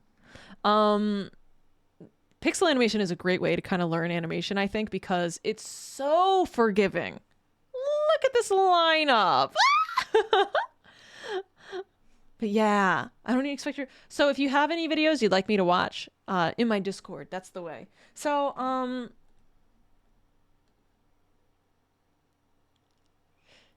okay, this is the video I have up. Let me really quickly... Let me do this a little bit out of order. I want to watch this Clair Obscur Expedition 33 video. Because I'm inspired. And then after we'll go into the Digital Extremes, like... documentary. It's 1 hour, and then after that we can figure out what the fuck we're doing. Thank you for the hydrate. I'm gonna drink some wine like an irresponsible adult. God, that wine is so bad. I used this wine when I was making a roast the other day. I bought this wine and it was left over. Anyway. Ooh, summer shandy. Ooh, that sounds good. That's my white woman VTuber. What can I say? It's me. Okay, guys, we're gonna, the first time we play this, we're gonna, oh, sorry, this is not quite the video. We play this video, we're gonna be adjusting the audio and figuring things out, so we'll replay it quite a few times. This is, let me pin the video. Oh, thank you. Shinobi, you're so fucking amazing. Thank you. Thank you. This is Clair Obscur Expedition 33's wild 6-year development cycle by Pounder McNasty.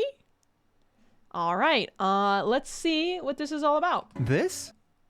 We need CC. And also, I will say, apparently this game was made by a small team of 30 people, and it's pretty much one of the top hits of the year, so hopefully, you know, I'd love to hear how they did it, Okay, 3, 2, 1, go. This is Clair Obscur Expedition 33, just 1 year into development. This footage you're seeing was made with the sole purpose of trying to find voice actors for the main characters. Oh. In fact, the creator of the game would literally be posting this to Reddit in order to Here's a link to the draft of our trailer. find voice actors for their characters. And Oh my from God. that same Reddit post, the creator would also find a lead writer, of which also had no experience in working in games before. In fact, her previous role was an investor at a private equity company. To top it off, the composer for the What? game's soundtrack had never written a game soundtrack before, and he was brought on after the director of the game found What? him off of SoundCloud. And to What? What is this? My guy is picking up strays off the put street. this into perspective, most AAA games like Fortnite or Call of Duty are backed by hundreds of developers across dozens of different departments. So this begs the question, how did a team that's smaller than the Call of Duty microtransaction department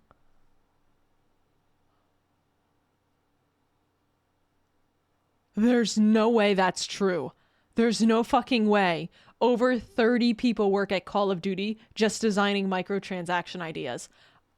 I will kill myself. That's crazy. I think my job's useless. Oh my God. craft the most visually incredible and most impactful kinda low. RPG we've seen in years?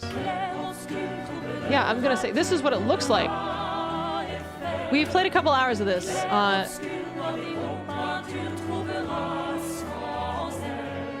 I actually am not sure if I'm going to continue this game. That's like part of why I'm watching this stuff, is because I'm like, am I going to keep playing this game? I'm not really sure. I put like 3.5 hours into it. But this game doesn't look like it was made by like a couple of people. This game looks like it was made by a team of thousands. It looks incredible. Come my devs, we watch Slay AAA. Spoilers! Spoilers! This is a huge spoiler! Oh my God. Spoilers out the fucking wazoo. Apparently, guys, don't continue this video if you don't want spoilers. Temmie! We're rich! Thank you so much for the 5! Also, editor, could you put this warning in the beginning? Don't watch this video if you don't really want to be spoiled for the game, because there's a few spoilers in it. We're rich! We're rich! Thank you, Temmie! I'm too high to follow what's happening. Okay, this happens in the first, like, 30 minutes of the game. So, actually, I wouldn't say this is a huge spoiler, but, like, it's something I'd prefer you guys to experience.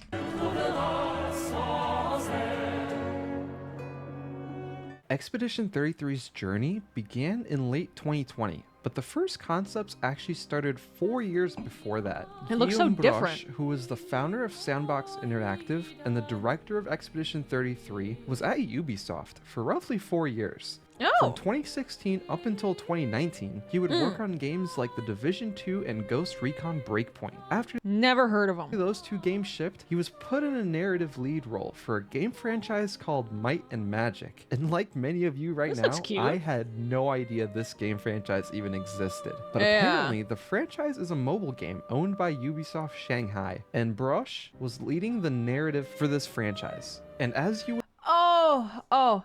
This looks like a game that everyone will be like never hear of, but makes like $7 billion a year would somehow. expect from leading narrative on a mobile game designed to extract as much money as possible from Yeah. players, Guillaume got bored with the work that he was doing on the team and So really felt like there was no anti-inspiring. impact to what he was doing. Yeah, because And it during probably this wasn't. time, he had ambitions offense. that went beyond being shoehorned into a mobile gacha game. He knew that a game like Expedition 33 would never be greenlit by Ubisoft, so he quit his job in order to pursue his ambition. Alongside him, Tom Guillerme had the same ambitions as Guillerme? the director, so he would also I believe that's leave pronounced Tom Ubisoft Germ. and join the I'm kidding. infant team. With the director writing up the narrative and Tom, who had expertise on how Unreal Engine worked, the small grassroots team would begin by exploring Unreal Engine 4.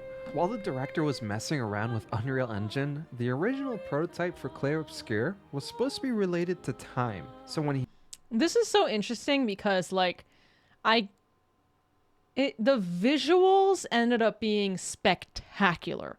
So I'm curious as to what they added to this game, because at this time, I mean, it looks like kind of a, you know, an indie game. The result doesn't look like an indie game at all. It looks incredible, like one of the best visual games I've ever seen, and it runs like butter. So, like, I'm curious if they would even ever share how they did that. He had to save the project Stop on his hating on computer. Tom. He had to find a name for the project file. So what would the project be called? Well, the game's related to time, so maybe Stance. Hourglass. Well, Sands Fall in an hourglass. Okay, Sands Fall is the working name of the game, and from that point on, the game's internal working name would be Sandfall, even to this date. With Tom at the helm as co-founder and CTO, and Guillaume as CEO and also a co-founder.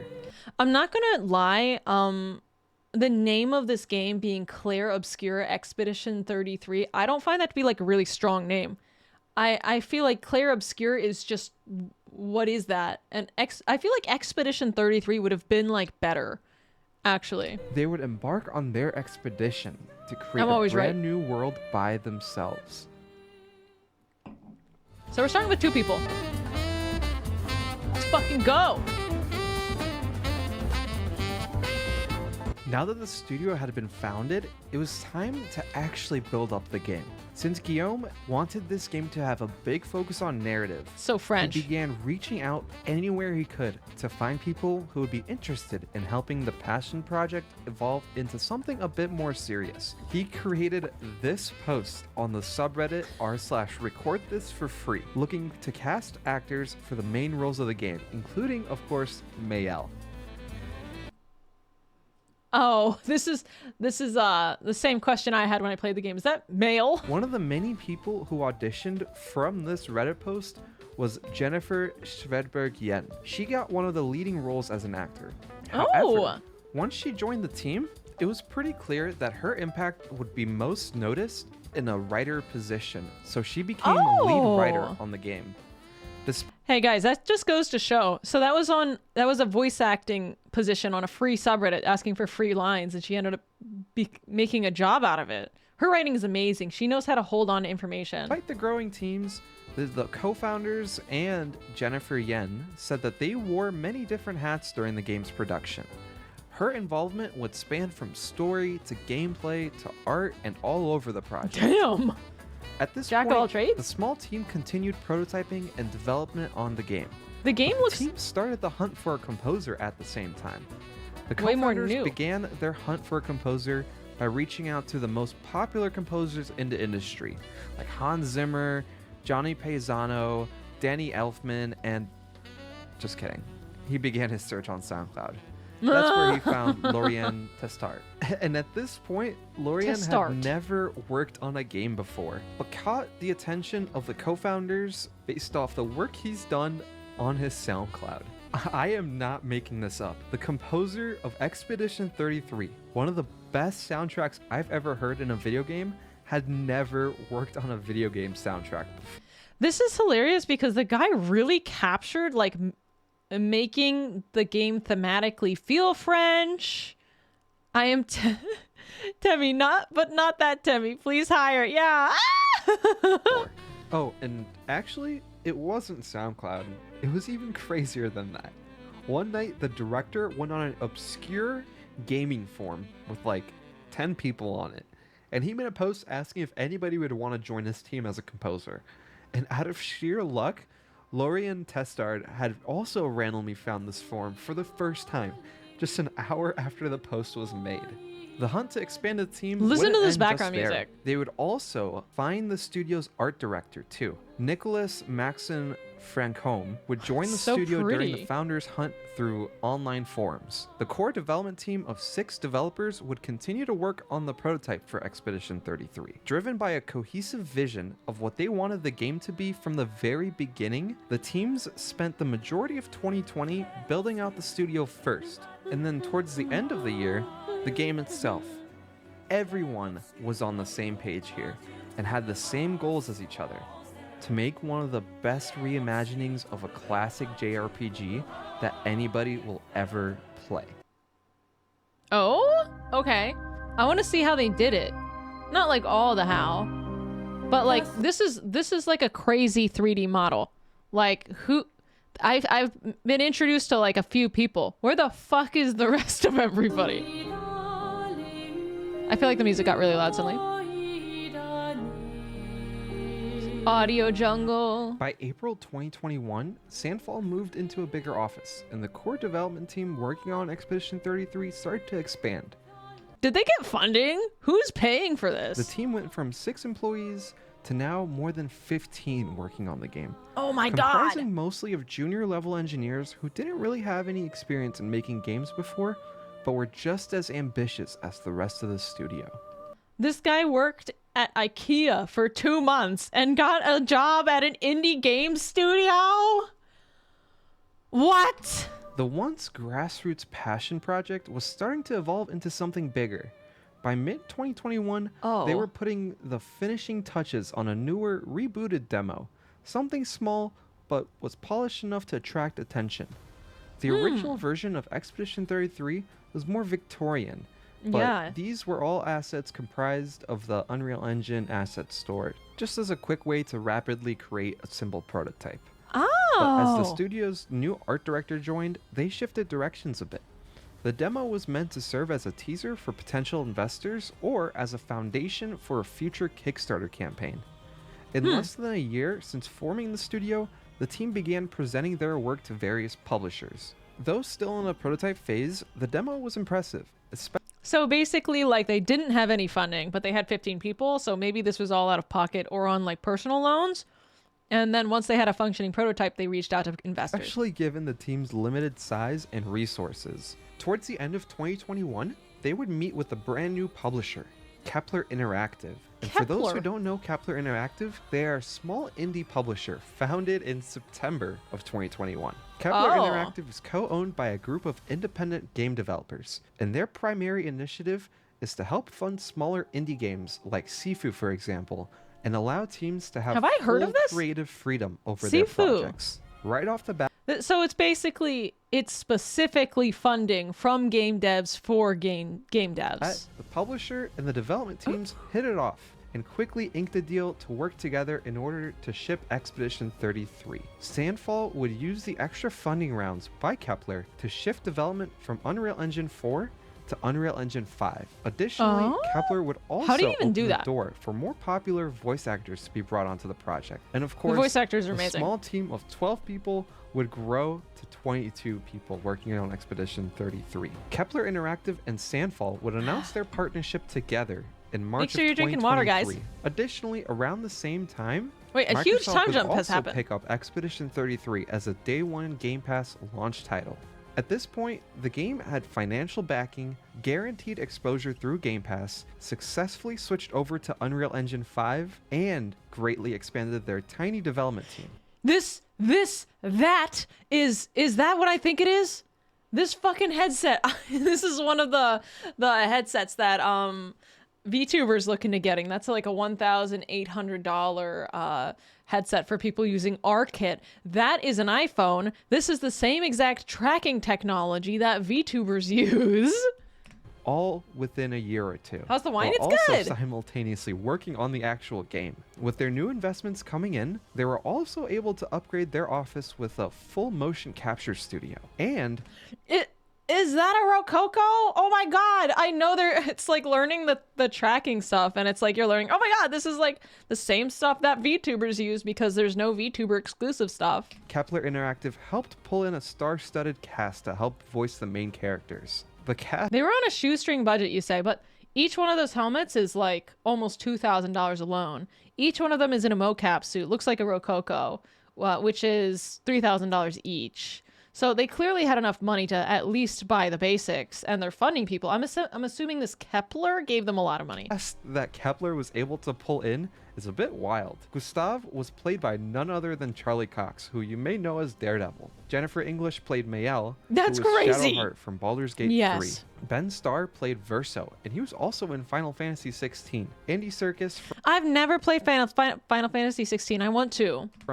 Well, you know who he is. And the list just goes on and on with even more incredible talent. The game was becoming something much bigger than just a great game with excellent gameplay. It was also shaping up to become an incredible narrative experience that arguably could be up there with the best movies of all time. As a side note, on the movie side, Kepler Interactive was also able to secure a live-action film for the franchise too. It's too early to say how good that will be, but it is a fun fact. What happened? This is just like spiraled out of control. It seems like these, like, I'm not hearing, I get that the leaders must have had a lot of understanding about the industry coming from the industry, but like the way that they say are like, oh, they just happened to get, oh, they kind of just, they moved to Unreal Engine 5. It's just they made the perfect decisions, or did they fall upward? I guess it's like, how do you get a live action film before, how are you getting these voice actors with such I mean, it's a small team. I guess it's not that small. Knows talent. Good. Just, I think it has to, there's no way. You don't fall up every time.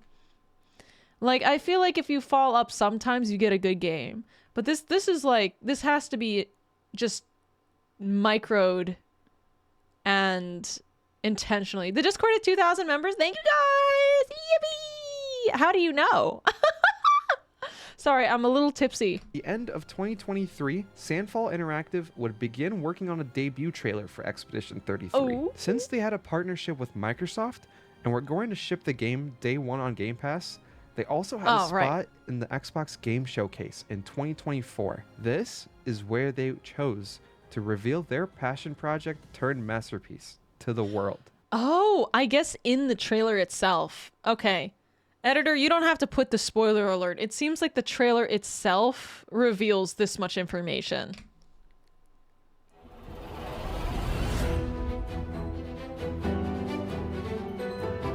God, everyone's so sexy, guys. It's such a good game. Everyone is so sexy, except her. She's really young. She's 16. Sandfall Interactive would reveal the game to the world in June of 2024.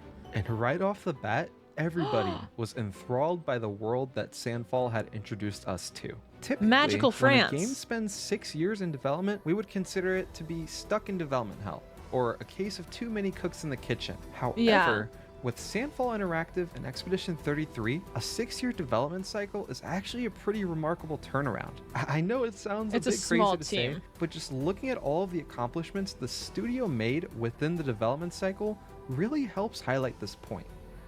I'm wondering, like, my guess is that it must have been a core team of 30 people, and then a ton of that core team of 30 must have been managing independent contractors, because there's so many custom art assets. So that's my guess. Unless they had like 10 artists or more. I don't know. Even 10 artists is a lot of art. The first 2 years involved just a couple of folks playing around in Unreal Engine to get a better feel of how the engine worked and creating a rapid prototype of Expedition 33. One that was a bit more Victorian and had utilized free assets from the Unreal Marketplace. The next 2 years were spent growing the team, with more talent, bringing in QA studio, specialized directors, and starting the process of securing a publishing deal that would their help animations bring the look game amazing into the limelight. And the final 2 years were spent iterating upon their prototypes and creating a game with a laser-focused vision, a vision that the entire team shared unilaterally. Not only was the team being built up during their 6-year development, but even their publisher was too. The CEO of Sandfall really hit it out of the park when he said something along the lines of, "You can accomplish so much when working with a smaller publisher team." Kepler and Sandfall both had double-digit employees, so the CEOs found it really easy to interface with each other. Yeah, what's that called? I think like professionally there's a term for when like the teams just get along and communication happens like super easily. Is it called like sliming? That might be gross. But there's like an acronym for when like the team is small enough to actually get communication. It's synergy. It's not synergy. There's like some kind of stupid corporate word for Sigma. No, it's not Sigma. I don't know what it's called. But yeah, like I remember hearing about this.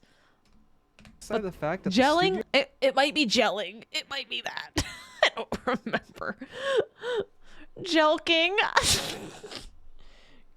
Guys are really jelking so hard right now. Still had full creative control. The relationship between the two companies was solely dedicated It is jelking? to crafting the best game they possibly could, with no middlemen trying to squeeze money out of the players. Just 2 months later, the team would put out a 6-minute gameplay reveal. This reveal would showcase all of the work that they had done thus far during development. At this point, the gameplay they showed off looked to be almost identical to the final version we would get a couple months later, so it's safe to say the work that remained at this point was bug fixing and minor UI changes. By the end of 2024, the team had finally finished the core development of the game, and it was time to celebrate. They knew that the game would be releasing next year, and they anxiously waited fans to get their hands on their project. And to no surprise to anybody who's played Expedition 33, they absolutely crushed it. Not only was it a critical success with reviewers, but also gamers. Since release, the game has been in the top 10 most popular games on Steam alone.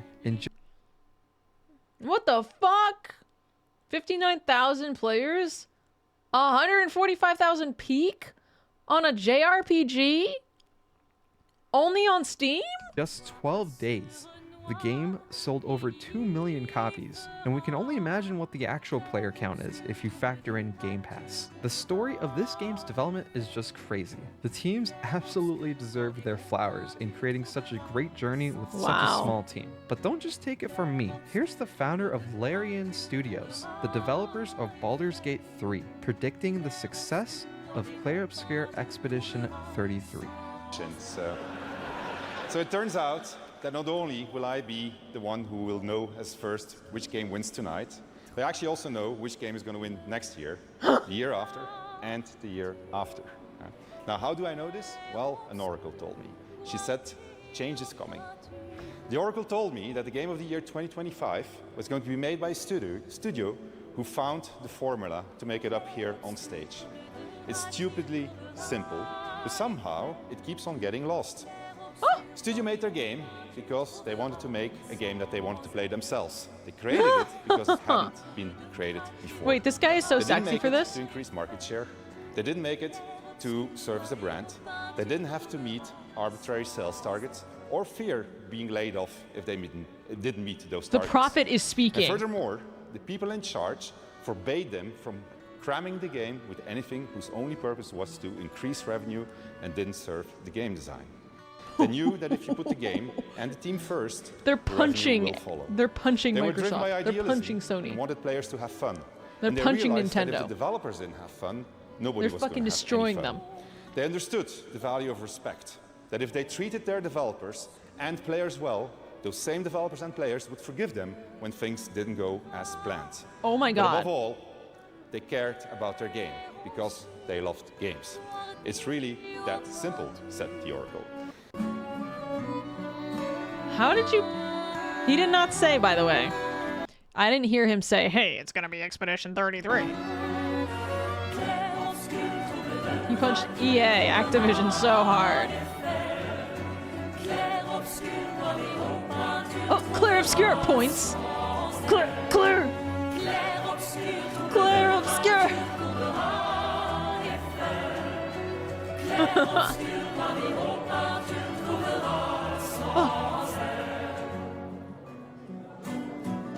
C'est vraiment une expérience qui a été très importante pour moi. J'ai pleuré pendant 2 jours, j'ai rigolé, c'était formidable. Oh, French people, so cute. Oh, this is so sweet. Oh, that was so French. Oh my God.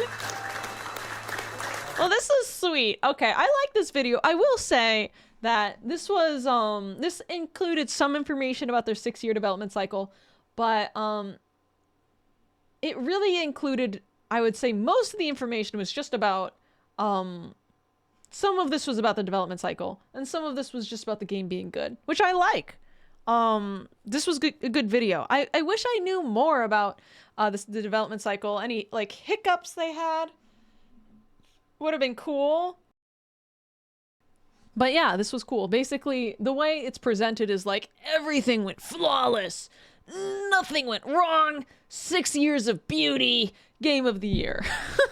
And I don't think it probably was not like that. I did not expect a video this good to come from a channel called Pounder McNasty. Are they wrong? Are they wrong? Okay, guys, that was a good Expedition 33 video. Like, subscribe, comment. That being said, let's get into Noclip's documentary on the rise of Warframe. This is the story of digital extremes. This is a little bit longer than the other videos we've watched. It's a two-parter, so I say, you know, if we gotta split this up, then we gotta split this up. Let's pin. But I'm having a lot of fun just watching videos with you guys. Honestly, the lineup for today of videos that we picked and that you guys submitted is like really fucking good. So I feel like endlessly entertained, which is nice. I'm like really shocked about the Clair Obscur. Like, I might play the game more. I'm not totally sold. I know it's a good game, but we'll figure it out. Okay, so this is the story of digital extremes by Noclip. It's a two-part documentary. It's pretty long, so we'll try to make it through. Oh, thank you, Shinobi. Tammy, thank you for the 5. Tammy, are you certain? Thank you. You're gonna thank you so much, and thank you for the hydrate. You're totally right. Play it off stream, maybe. You know, people say that. If like the reality is, if there's two games, one that I can play on stream and one that I can only really play off stream, I'm probably literally not going to have the time to play the off stream one.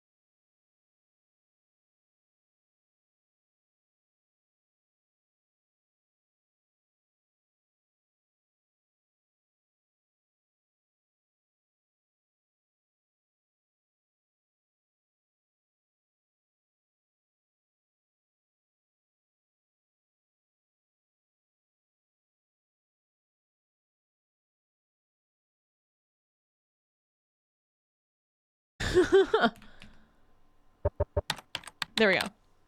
All right. Crowdfunded video game documentaries. Ooh. Oh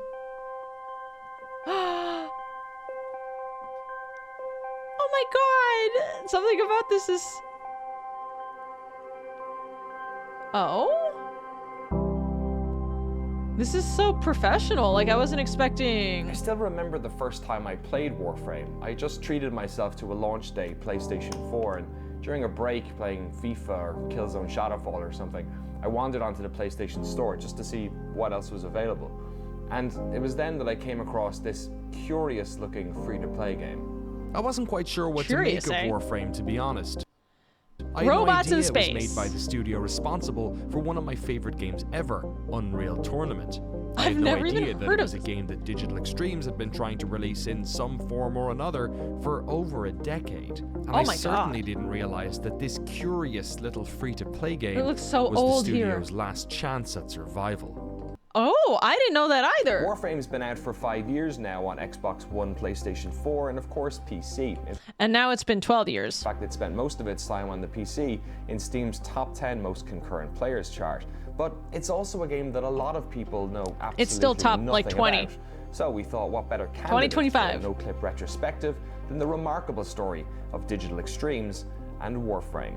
This story starts 3 decades ago in the Great White North. Oh, Canada. I'm so sorry. Oh my god, it is freezing. Oh god, I would do anything to never go to Canada. Why is it so fucking cold up there? Oh my god. Grade 9 all the way through to the end of university, I always had in my head that I would do games just in my spare time as a hobby. I like it was Canada. always a hobby in my head. I wasn't getting into a real job in games, so I kind of put that out of my head. But yeah, I'd made games all throughout university. I went to university for mechanical engineering and expected to go into mechanical engineering. Schmaltz. And one of the little games I was making That's a name. Through university, I got published in this little kind of magazine disc thing called Big Blue Disc.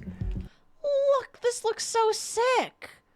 What is this, some kind of Band-Aid? You'd see it on the magazine shelves.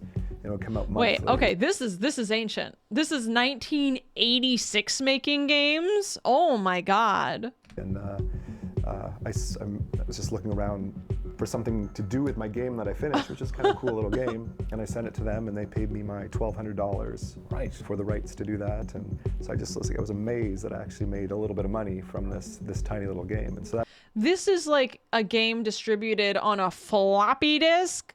My guy is next level. How did you do this? That's kind of the first stepping stone to get it to the professional and actually Commodore 64 looking. Coming in. What was the game? It was called Legends of Murder. You can search it Legends online of and Murder. find it. I think it's out there somewhere. Fantastic title. Legends of Murder. I was just playing it a couple months ago. You can download it somewhere, and it's it's funny little game. I still thought at that point it would be a hobby and I thought it'd be fantastic if I could make a little bit of extra income from that. And so as I was finishing $1,200 Star Trek at the is time, so much money back then. and then a game It's like called Star $80 million Control today. come Do out, the and I math. just loved this idea in my mind of combining those two things, and I ended up making this game called Solar Winds, which was just finishing up as I was graduating university. 1992. And right around that time, I knew this game was a little bit bigger, art? a little bit more interesting, a little bit more viable as a real product.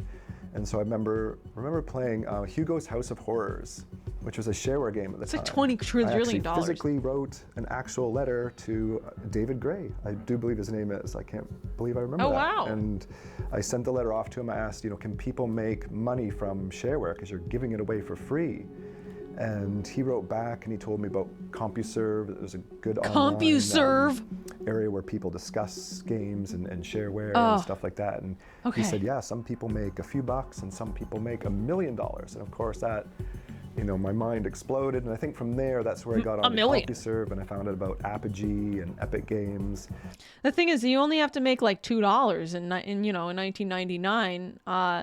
And that was pretty much, if you do the math, it's like $3 million today. I met Mark Rain, and the first game ended up being published by Epic Mega Games at the time. Epic I think it was Mega making Games. about $1,200 a month from Solar Winds.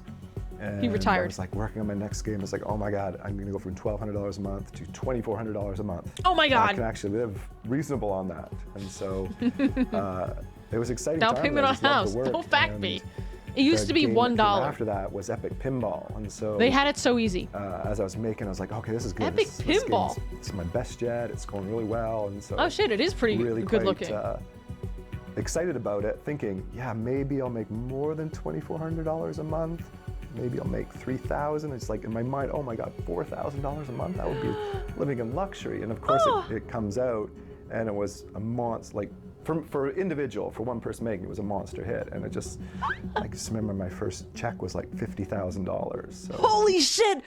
This guy is Bezos. It was a whole new $50,000. That's like $80 quadrillion. The upward climb. Oh my God! You guys are 5 minutes in. No wonder why Warframe doesn't want to make money by not monetizing their game well. By the time James had finished his marathon of work on Epic Pinball, he was pretty tired of making pinball games. But Epic Mega Games, the game's publisher, knew that a sequel would be wonderful business. James pushed back, Pinball saying 4, he didn't have Pinball the creative 8. energy to work on Think another about it, think about pinball it. game. So Epic suggested that he hire some people to do the work for him. This was the foundation of Digital Extremes. Why should I make the game? I hire man, make game. Man hire man, make game. Man who hired man to make game, get money, and guy who make game, make least money. This is the way. And the first game for the team, Extreme Pinball, was another hit.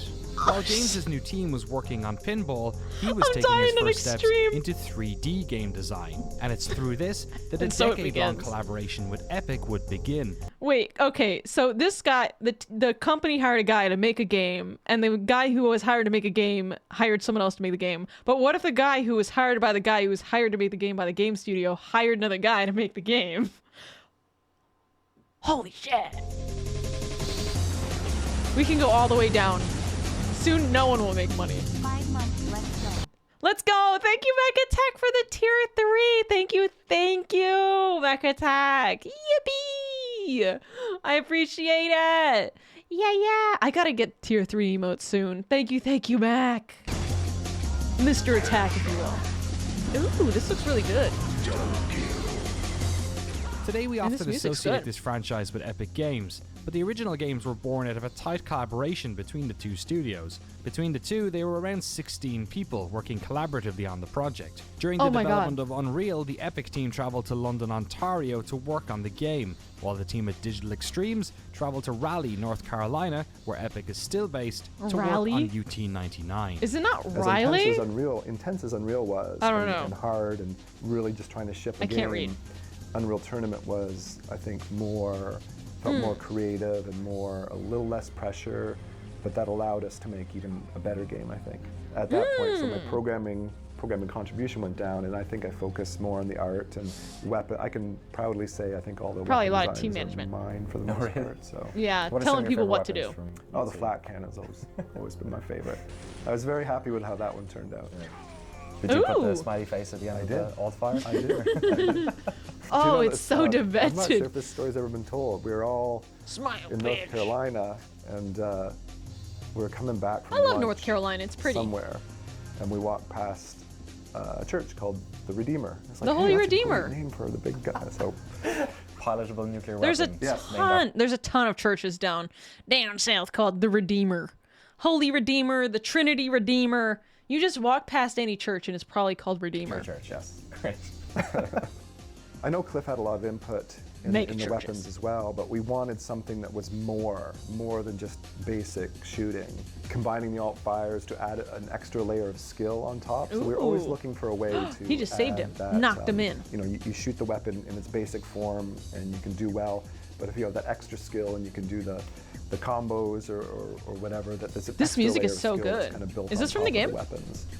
So that was definitely the intention, as much as we possibly could. Do you have any favorite maps from that original 99 one? Facing Worlds, Cedric's map was definitely one of our favorites that we played in the office. There was a lot of really good ones. I like Deck 16 was awesome. It was Nisha's map that was very memorable. On Championship, pretty much everything. I worked on weapons and progression. I'm a programmer. Was how I got my job here. So okay, so weapons, like basically game modes. The team who made this this little thing, which is really a huge classic. Steve! Wait, was his name Steve? Bots, bombing. No fucking way! He's a CEO I remember now. one time when we moved Steve, offices, my we had man! to have an electrician come in, and he had to come in late. I've I was the seen only one in you. the office, so I let him in. And he said, so you make video games here? And I said, I know yeah, this yeah. guy. He said, whoa, any video games I might have heard of? It's I'm your like, child. Yeah, you know, Unreal Tournament, Tournament 2003. He said, oh yeah, you know. So this was I really 7 years wanted to ago. like So Unreal Tournament 2003, things have really replace changed. A sniper rifle with that god-awful lightning gun. And I'm like, yep, that was me. After UT99, the teams continued to collaborate, working on Unreal Championship for consoles and Unreal Tournament 2003. But by the time UT 2004 came around, collaborating remotely became much more difficult. Look, oh my god, look at this. This is so 2005. Look at this. The hairstyle, something about this. Oh my god. As both studios Everyone has grown jeans. so much. It was during this period that Epic and Digital Extremes almost merged. But the idea was scrapped once they realized the Canadian government would require a sizable tax payment up front. And so instead, bunch of like bros. college roommates after the last day of class, Digital Extremes and Epic Games went down their own different paths. Oh no! Oh, I mean, fuck yeah. Fuck yeah, because it got us. After the release of Unreal Tournament 3, Epic would go on to partner with Microsoft Studios to create the Gears of War franchise. And Digital Extremes had a big idea of their own, a sci-fi action MMO they were calling Dark Sector. They poured their creative energy into this project, hoping it would be the key to a new era for the studio. I fucking love robots. And in fact, it was. But instead of sending them down the path of creating an entirely new franchise for them to own, the demo kept securing them work-for-hire projects. So yeah, the old DE that I worked at made some cool Unreal games with Epic, and then we hit the pitch circuit, right? Here's our idea for games. You know, we tried to make this. We want to make our own game now. So they've been making games for people. They're basically making these games. People are asking them to make the games. They're like, all right, my turn to make a game we want to make. And my guess is that the big studio with the money is going to be like, our money, our game, we make a game, you make our game that we want. That was called Dark Sector. Oh, UT9 was, it's D's game. Okay. And that was, I remember that was living out of a suitcase. Dude, give me a second. My cat's favorite scratch post. I have scratch posts everywhere. Her favorite scratch post is my treadmill.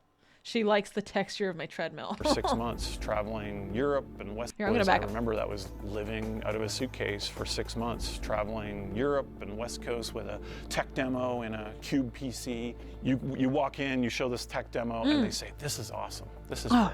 Love it. We can't do How would this. you like to make the sequel to this game instead? Right? So, no. You know, I love it. I love it. No. I mean, it was very creatively upsetting and kind of soul-destroying because you're putting everything into this. Guys, I love it. I love the energy you're bringing to the table. I think this looks amazing. I just think that if you made this game instead, we have something going. Shake on it. But it got us work. Publishers have their franchises and they want to build on that. And so it's going to be a long, good relationship. Work for hire. Work for hire is we're going to pay you a lot to grow an extreme amount to your breaking limit, so that you have all these people to take care of with their families, their mortgages, and their hopes and dreams. We're going to pay you just enough to get to the end of the project. You better pray it earns out so you can get your royalties back. If I look back on my career, it was probably this industry sucks. Biggest personal mistake was to, you know, we had some good money coming in. We weren't that big. We were quite successful. But we had our eye on, like, you know, let's make something like the next Halo, like something huge, right? Because the games are at that point were getting bigger and bigger, and that was exciting to us. And we wanted to be, you know, AAA, huge, biggest games. And oh, you guys want to be biggest games ever? Cool. Do you need a database administrator? Do you need Oracle Rack R-Man? Oh, let me tell you, I'm your girl. sunnyexplosion@gmail.com. So we come up with a demo or pitching ideas to publishers looking to use their money to make some product. Our product. Definitely a challenge that went on with us for many, many years, looking for those for that product of our own. When possibly the better decision at the time would be to have been taken our own money and made our own small little product that was fully funded ourselves. That wasn't striving to be that big, massive blockbuster. That's an idea. I don't think it's a bad idea to dream big. It seems like you guys have been making the blockbusters already. SAP is better than Oracle. I'll kill you. I'll fucking kill you. Anyway. But that's your own money. It's more risky. More risky, but then you have full control over it, because just when you're doing a work for hire me getting passionate over the shitty database administration. Database tools I use. Maybe you never know exactly what they want, or they don't know what they want. And if you look at our history and most independent studios' history, when they have full control, complete control over the product they're making, which often only comes if you're funding it yourself, you will make a better product. SAP is trash. It's just Excel with extra steps. So long as it's not like a So SAP is in my blood. My whole family works with or for SAP. Really? Can you give them my resume? So long as it's not like a Microsoft mini database product, it'll be fine. For over a decade, Digital Extremes would work predominantly in the cutthroat world of work for hire. What many studios do when they're in this situation is scale up for projects and then conduct widespread layoffs afterwards. But James was from the area, and Digital Extremes was the only studio in town. His employees had roots, families, friends, mortgage payments. So him and the team did anything they could to keep contracts coming through the door. What this meant was that their Dark Sector idea kept getting kicked down the road while the team worked to keep the lights on. The studio partnered with Toronto-based Groove Games on Unreal Engine shooter Pariah and its sequel of sorts, Warpath. They took a contract to help create the PlayStation 3 port of BioShock, all the while shipping around their Dark Sector game. So basically they're taking money from people who already have funding, already got funding to make their games real, and then they go to them and they're like, can you make this part? They make the part, they're getting paid enough money to keep the lights on, but for them to make Dark Sector, they don't actually have the funding to do it. So they can't do it. We had this idea, what would Metal Gear and like the Dark Crystal be if you put them together? Oh my god, that's the sexiest thing I've ever heard somebody say. So of course there would be like anime energy tentacles coming out of people's heads. There would be really cool robots. Oh, the atmosphere. The metal would be organic and changing. You know, we had a lot of ideas. Science fiction that wasn't necessarily just like James Cameron science fiction. We wanted maybe some Frank Herbert science fiction. So we had these kind of ideas, and I went off and wrote a whole bunch of stuff about these characters. This is so cool. And the artists, you know, Mike Brennan designed these beautiful, John Tenno, kind of very interesting. To think that the Dark Crystal was part of their inspiration.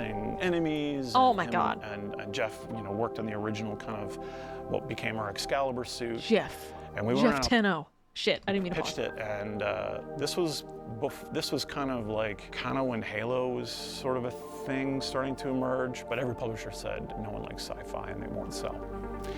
Consistently, every time. No one likes sci-fi?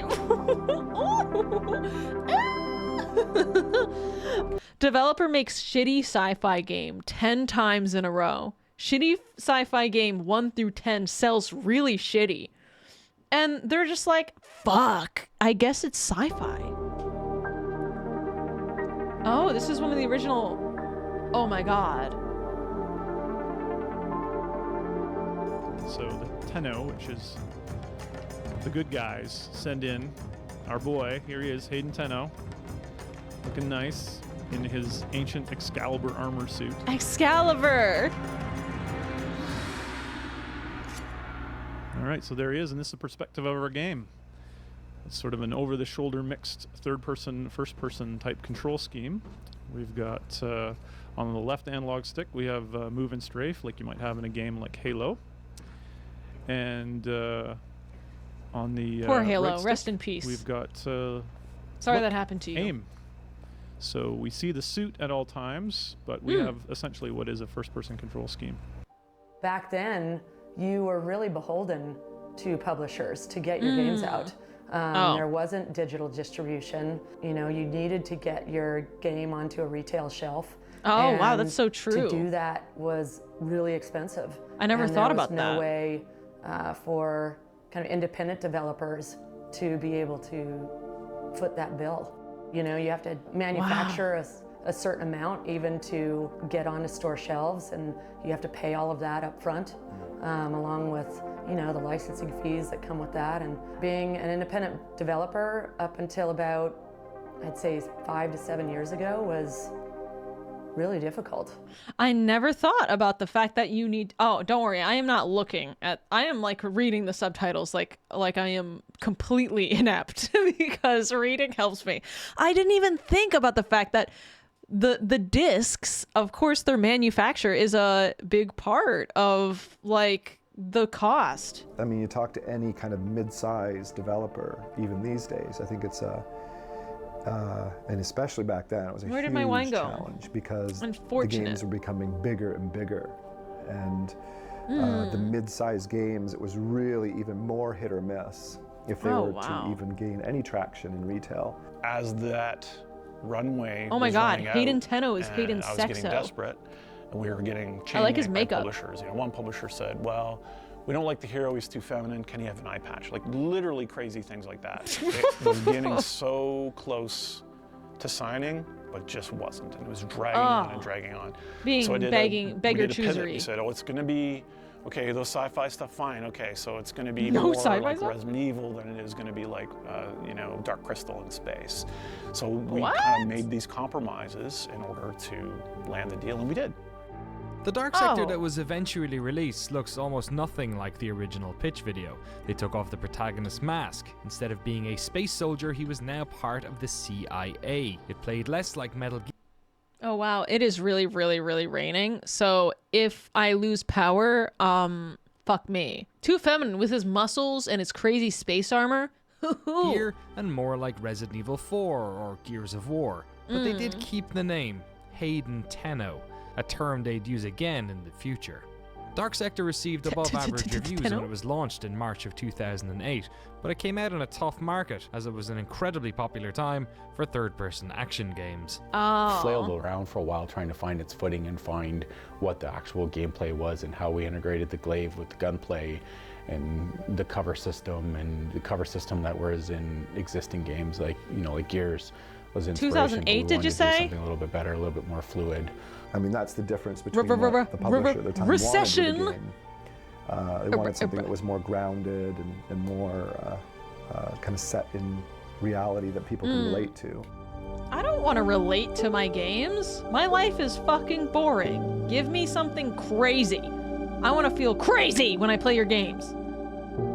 I feel like crazy is becoming my fucking my tagline. It's a Nyx skin. Oh, shoot. So this just wasn't what they wanted to make. They finally got to make the game they wanted to make, and they didn't get to make the game. That sucks. Digital Extreme's Dark Sector project hadn't gone exactly the way they wanted to, but at the very least it had been competitive at market. Plus, the team had another game out the door. They continued doing work for hire gigs. They developed the multiplayer for BioShock 2 and Homefront. They designed The Darkness 2 for 2K and secured a contract to make the video game for an upcoming Star Trek movie. But damn, they made so many games. The squeeze on mid-tier games was getting worse and worse for publishers. Rising development costs meant that the revenue required to make each of these games a financial success was rising with each year. Digital Extremes found themselves caught in the crossfire. Well, I think a lot of publishers moved all that stuff internally, and you know, that mid-tier developer, you know, I think we saw the writing on the wall is those disappearing pitches and those things were harder to do, just and bring them the all quality on bar board. that the publisher required and the risks they were willing to take were they weren't willing to take them anymore. So it was like, okay, well, we're gonna have to figure out something else. You know. I imagine adapting to the video game industry must be a fucking hell. Steve! But like, can you imagine? Like, this is an industry that changes rapidly. Like, tech changes rapidly, but this is this is a pretty rapid. This is rapid. I mean, like, people want something new. And the way that, I mean, it's just such a competitive, this is the entertainment industry. It's so competitive. I mean, you have to adapt to survive all the time. It looks like this was only working for like 5 years. Star Trek's ramping down rather, and 6, 7, 8 years? You know, there won't be any more milestone payments coming in to keep the lights on. This other project that we had started that we thought was going to get greenlit, that publisher had a bad quarter and are now doing everything in-house. You know, like these are literally things happen. It was a very challenging time, and it was definitely hard to get those, to work with a publisher to get those real, potentially high quality products funded, because there was so much at stake. Like, to compete, you need to put more money in them. And then at that time, we're looking at free-to-play, and we heard amazing things about some of what happened to the pinball money? I mean, World of Tanks is the most perfect example. They did phenomenal. I don't know what the budget was, but it clearly wasn't like a $100 million budget to ship that out the door. And we love the idea of the fact that, you know, you can initially ship something smaller, and we'd seen this in a few other games, and then grow beyond there. So who the fuck is playing World of Tanks? My friend Pickle plays World of Tanks because he just loves World War II and stuff. But I'm like, who the fuck else is playing World of Tanks? The thing is, I've sponsored games like this, all of Eastern Europe, and I play them, and I'm like, there's too much polish on these games for this to have, like, under hundreds of thousands of active players. These games have way too much in them. People that love leaking government secrets, dude, no. War Thunder. Like, men love World of Warships. I played that game. It's never been easier to matchmake in those games. You have like 10 people in the game. I press enter and I'm in the game. It was crazy. I'm like, this is the most active game ever. Who's playing these? It really seemed really appealing to us, that concept where you could try something out, see if the fans like it, and then grow as needed. You know, the inspiration was, can we make something small? I mean, back the clock up 2 years, that would have been an XBLA game, right? But XBLA didn't seem to be landing the hits that maybe independent developers like we were hoping it would. Riot Games creates League of Legends. Here's another option. My interest was the rest of the world catches on fire. You know, free to play, let's bilk the players, right? My interest was, well, the scope of that sounds like something we could do with how much we have left. And it better work, because that's it. Was it scary, the idea that, like, because you're not swimming completely. in capital? It was a Hail Mary. It was like, it really was. How close to closing were you guys, or how close to yummy bilk? Yeah, really close, really close. Yeah, I can tell that story. It was pretty, it was super close. We knew that this was our last chance. Well, it seems like, honestly, then, it seems like doing the other video game work, like the for hire, where you're saying they're giving you a fuck ton of money, doesn't sound like they were giving you a fuck ton of money. If, like, you can't have a quarter with, like, not insane amount of work, and you're, like, bankruptcy faced, then it just sounds like the work was shit to begin. Obviously, I don't know. But if it was that close, when it got, like, a little bit of a dip, I'm like, damn. And we had a couple $1 million extra, like, to do this with. What the fuck? How many people did you have? Maybe it was really good. Studied all the games out there. A couple, like a game called Drakensang, which I really enjoyed at the time, and World of Tanks. I guess $1 million. I guess $2 million. Like, okay, devs make a lot of money, so maybe like 30 people, like maybe 2 year salary. So you're right. Heroes, I think, had done all right. So we're looking at anything out there that looked like it was sustaining itself. I told Steve and the guys, you know, you got 12 months. That's it. There's like nothing but 12 months. Make a product. We had tried to make a version of Dark Sector multiple times. We had made this kind of weird MMO prototype using Unreal, and we had kind of servers and you could jump between them, and it was kind of starting to feel almost like, you know, it was very precursor. The original Planet side was... So they have this. They have foundations to work with. Coming out, and we're like, oh man, and World War II Online, like people are starting to make these kind of action games, but with an MMO context. We're really attracted to that. Steve had always thought of a Dark Sector sequel where we go back to the Space Ninja demo that we had done. And Is he's this like a thinking warframe a small text? Space pirate raid. So we'd kind of do randomly generated I'm like rocking ships. my chair. You'd raid these ships, get loot, and come back. Loot. With that original idea of his, he kind of thought of it as a small, maybe like PSN or Planet Xbox side. Live Never heard game of type this. thing that we just never really had the Operating opportunity cost, to do. yeah. So when we were thinking about You have going 400 into the developers? free-to-play, Oh, this shit. seemed like a really good, I thought this was small, like a tiny studio. My tangible bad. demo that we could make, and it was, for us, it was like this thing we really loved that we really never got to execute on. People went to James and said, okay, we think we can do this really fast if it's this and it's small scope. And we think that co-op is not as served as it gives us an opportunity not to be kind of going against the giants.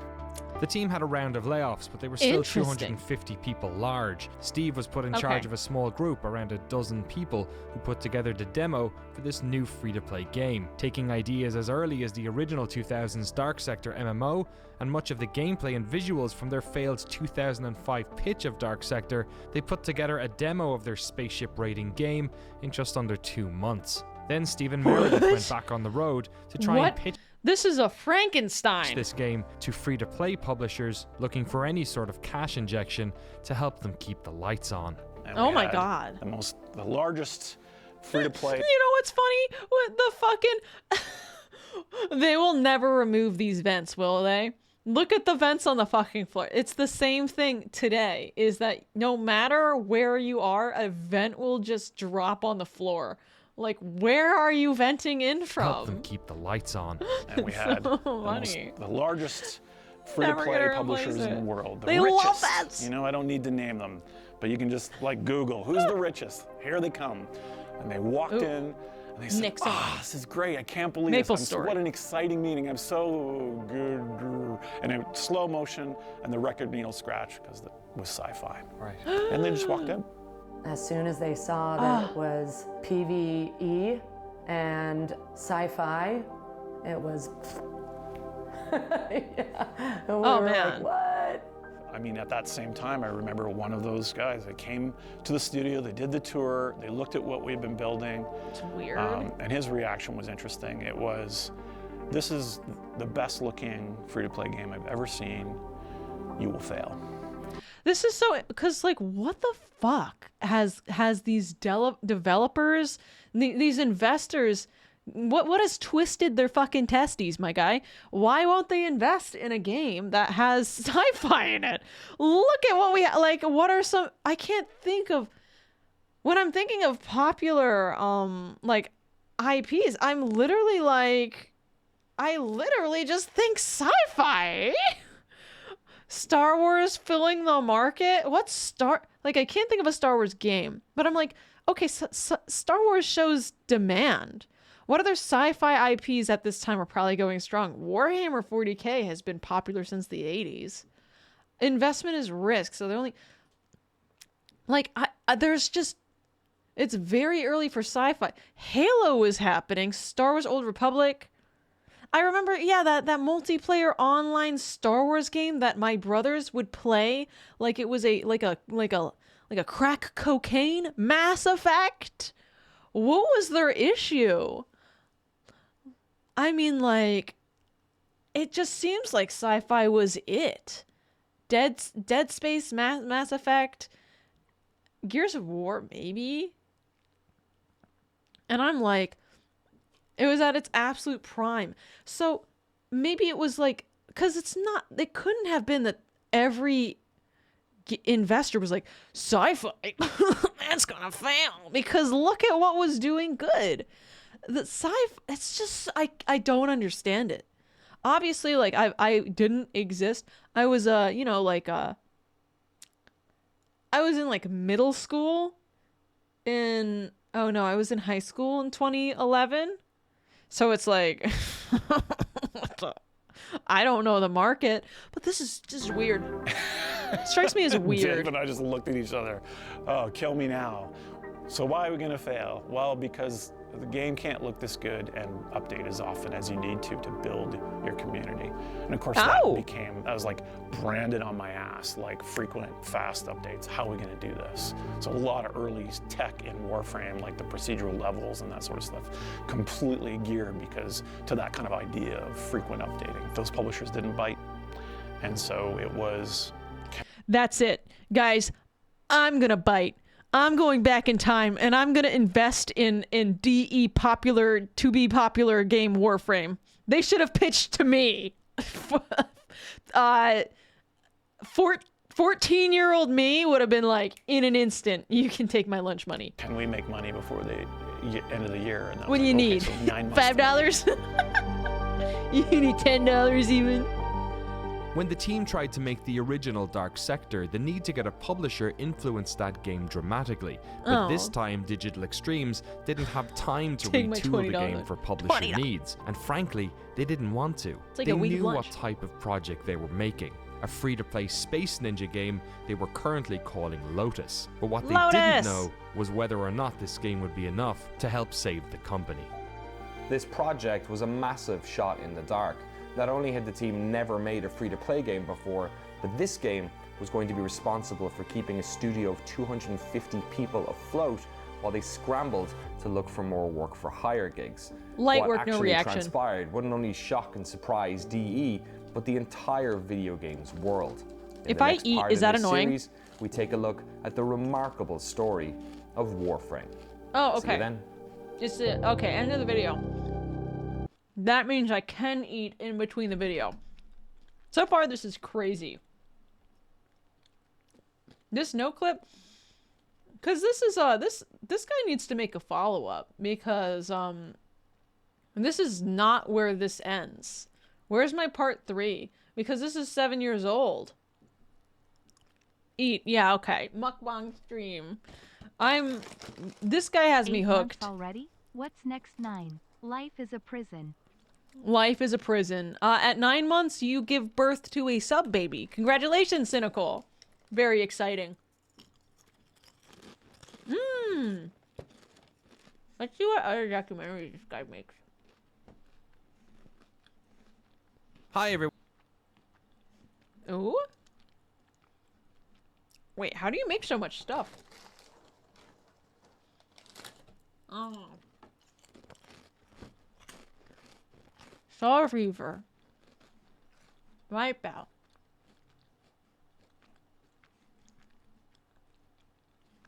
Monkey Island? What the hecky? Burger King video games?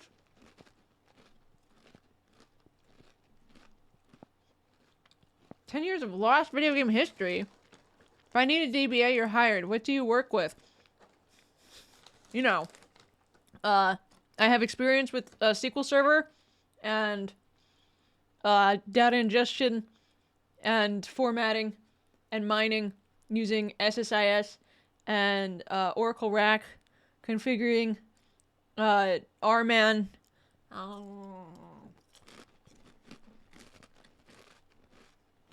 And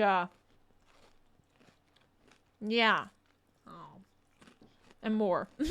I'm experienced with bad coworkers. I will take on way too much work.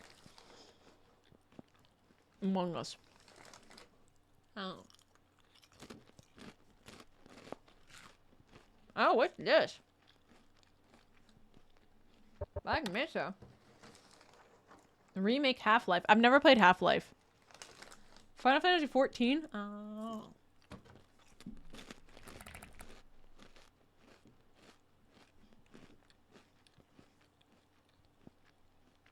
This is a documentary on the filming of the documentary? What? Yeah, I've never played it. I actually don't even think I've ever seen it. Oh. I'm trying to eat as much food as possible, as fast as possible. I'm sorry. I'm very, very annoying right now.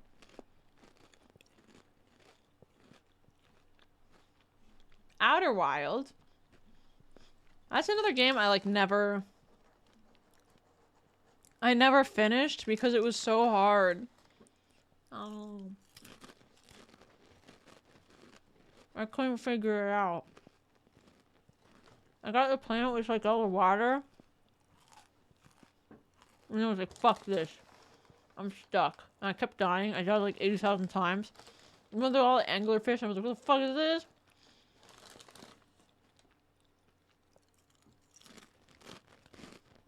Y'all captured right in your barrel? So sorry. Oh my god. I'm literally still chewing. I'm like, I haven't swallowed my last bite.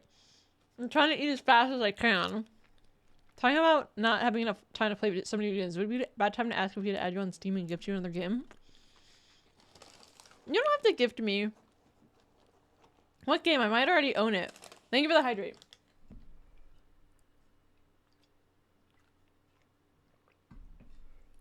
Dude, I love goldfish, except these are gold turtles. It's just that they really get stuck in your teeth. Hades. I love Hades so much. The second one's amazing. And Shovel Knight. I've never played it. This guy's been doing this for a long time.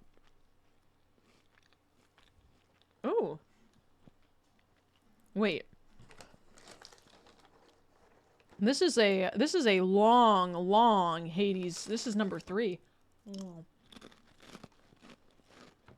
After Nier. I like that game, After Nier. That was fun. Can I be done eating? How Game Grumps created Dream Daddy. I forgot they have like a dad dating sim.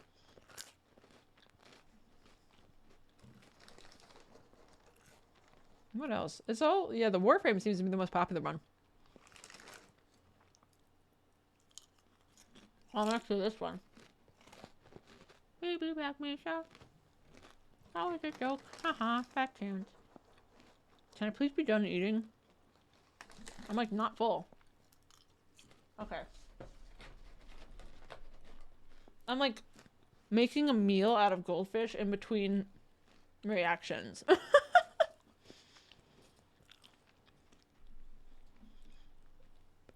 Puffed popcorn? Mmm.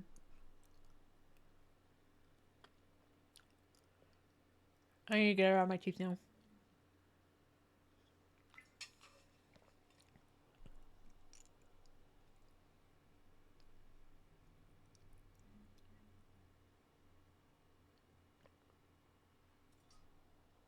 When he says they're crowdfunded, does he have a Patreon?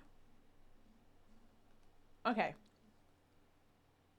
Give me a second to get some stuff out of my teeth.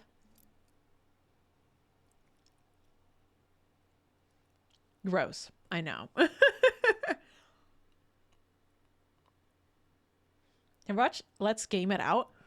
I've never even heard of it. Video react recommendations should go on my Discord because that's where I'm like checking for them.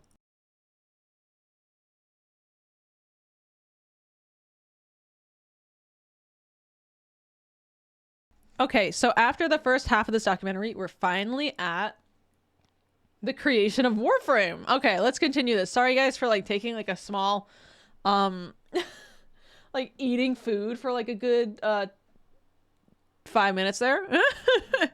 Your streamer is hungry. All right. 3, 2, 1, let's go. We'll adjust the audio. Girls gotta eat.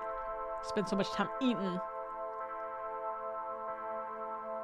So, the elephant in the room, at least for those of you who have never played it, what exactly is Warframe?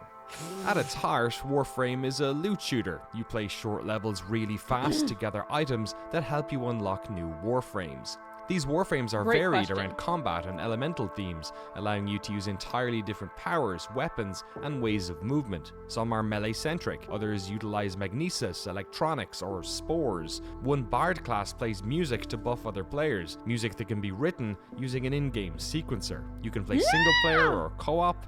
There's a PvP component, an open world area, clans, a story, customizable pets, frames, ships, and loads more. There's the a Warframe lot of of today stuff. is strange and varied, a bizarre game built atop the foundations of a very different experience. Now, I bet even what we were seeing there, I mean, it's probably so different today from even this. So what we're going to see, the foundation, is probably going to be unrecognizable. So to understand the game as it's a very complicated today, game. we must first go back to that early prototype, to a Digital Extremes that had 9 months to make a free-to-play experience that might just save the company. 9 months? So our company was we just did 1 year. Focused on finishing up publisher stuff, pitching new stuff, things that were getting canceled, stuff like that. It was kind of imploding, right? It's no fault of the people that worked on those things. I mean, the ebb and flow of the economy, a publisher has a bad quarter. Who's the first to go? Well, the contractors, and that's us. So that 9 months was trying to build as many of the beginning Warframes as possible so that we could have, a minimum set, and then trying to invent an infrastructure they look good. for this kind of so-called back end, because we have MMO light features, account persistence. No, that's now we have to make the game. stuff we had any understanding. Fuck. Building all the stuff you need for independence. So now you have to make your own website. Now you have to make your own, customer support portal. How do you accept payments from people when you sell them a founder's pack? How do you get certification to take credit cards from people? Cash only. It was really I need to be paid in cash or pounds of oysters. a lot of back-end infrastructure and database Oysters stuff. need to be While the mailed artist- to this the address. artist, right? Scrambled to make as much of that kind of procedural level stuff that we could do to support, keeping people interested. Minimum viable product. It was the smallest thing we could put out that people could play, that people get an idea what we're trying to do. And slowly we've bolted on parts and added things to it. And I think that's how we treat everything in the game. This interface, somebody said it looked out of date. It's like unrecognizable. Oh my god. V Prime? E-Gate? This might still be in the game, but it just looks so different that I can't tell. It's a pre-alpha map. Don't worry about it. This is the UI, It's fine. remember? It's good enough for 1.0. Ship it. Okay. Just have to have a product. Wake up, John Tenno. My name is Rebecca Ford, and my current job title is Live Ops and Community Director. Cool. First job title. What was your first job title? Community, no, I think it was just intern. Okay. Mom! Mom! So that actually is true. Intern. Mom! I started my internship in January of 2011. Cool. I love her Had you hair. ever worked in the industry before? I was still in third year of university. I love her shirt. So I sort of just came and never left. Did you finish university? I did. Okay. I did. No one ever asked for proof, but I did. It's true. When I first Trust started, me, we source. were finishing the Darkness Thank you so much, Blade Master, for the Prime. 2, so that was just sort of at the tail end of development, and I didn't have a role in any of that really. I just kind of came to the it's been a studio while. and figured where I could help. So I was doing launch parties for the products and just general office things. Stuck That around. man and looked then a little bit like Warframe sex. Really started becoming a Personified? reality in early 2012, so to just mentally, and then it really hit the ground in around July, and I knew at that point that this would have been an opportunity, and luckily the people that I worked with felt the same way, so they were like, yes, this will need community support, and I was like, yes, I will do this. So I see a game. Listen to me. I see a game needs some maybe community support. I got this community support right here. And they're like, okay. So pre-Warframe, was there a community team? No. Okay.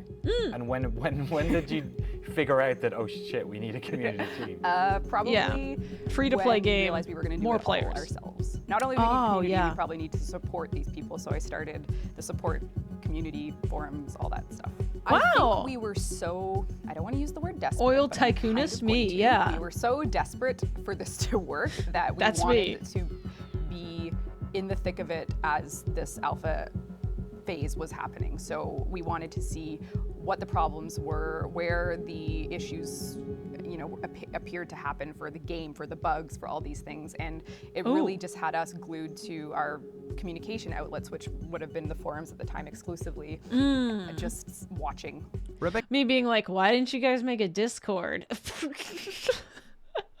doesn't exist yet. It's Skype. Rebecca joined the team and helped in any way she could, even going so far as to voice the character of the Lotus, Warframe's space mom, who guides the player throughout their time in the game. The closed alpha was launched and the team kept a watchful gaze on feedback. Through emails and forum posts, they zeroed in on what bugs they needed to fix, what powers felt imbalanced, all while adding in new meshes for the Warframes. Warframe needed satisfied players, because if this project was going to work, it needed to start supporting the small team that was developing it. They drew inspiration from the success that many niche games were having on Kickstarter and decided to put out a founders package for the game. This package would include a bunch of the game's currency, platinum, along with exclusive equipment, forum badges, Warframe sigils, and keys to the upcoming beta. The team had never sold in-game items before, so they had no idea if anyone was going to buy them. I can kind of like put my finger on the most optimistic I'd felt, which was when we started our founders program, which was sort of our own Kickstarter version of the game, which was basically you can become a founder of Warframe, and that means that you'll sort of have meant it was successful if it turns out to be that way. And I remember watching real time as the first Grandmaster founder purchase came through, and at that point that was someone spending $250 to support Warframe for what it was at the time. Ooh, $250 is... You know what? Me about to be like, $250, but you guys, every time you guys donate 50 gift subs or gift 50 subs, that's $250. So yeah, that person really believed in that game. I guess you guys really believe in me. That was like the moment when I realized people care about this game, as much as us. And I remember running into the office in November and right into the middle wait a of second. meeting. I do want to just say $250. Of course, this is 2012. That was like $10,000 today. And I remember maybe even running like into the office 50,000. in November and right into the middle of the programmer meeting. They're all talking about problems, and I just burst in the door. We made $1,500 yesterday, you know, and they looked at me. I mean, it's not enough to pay them, right? That's not enough to keep the lights on. But my God, the look of shock on their face that people would actually pay for Warframe. You know, they were astounded. Yeah, it was crazy. And what really at that time was the most scary was doing free to play. That's 6. They only sold 6 of them on the drop day. They sold 6 that's 250 McChickens. That's true back then. Oh, that's a lot of money. Sunny inflation index. I'm probably underestimating. And doing it wrong, because we were doing it wrong early on. We were selling power. No customization to speak of really at the time. We didn't have a lot at the time, except a fun, free, downloadable game that you could shoot and be a ninja in. That's honestly a lot. Warframe is a game that many consider to be fair free to play, but that wasn't always the case. As the game moved into closed beta, it had a supercharged system that allowed players to double the capacity of their gear. But there was no in-game way of unlocking this system. It was only available if you used real-world cash to unlock it, meaning those who were willing to spend could effectively be double the power of those who weren't.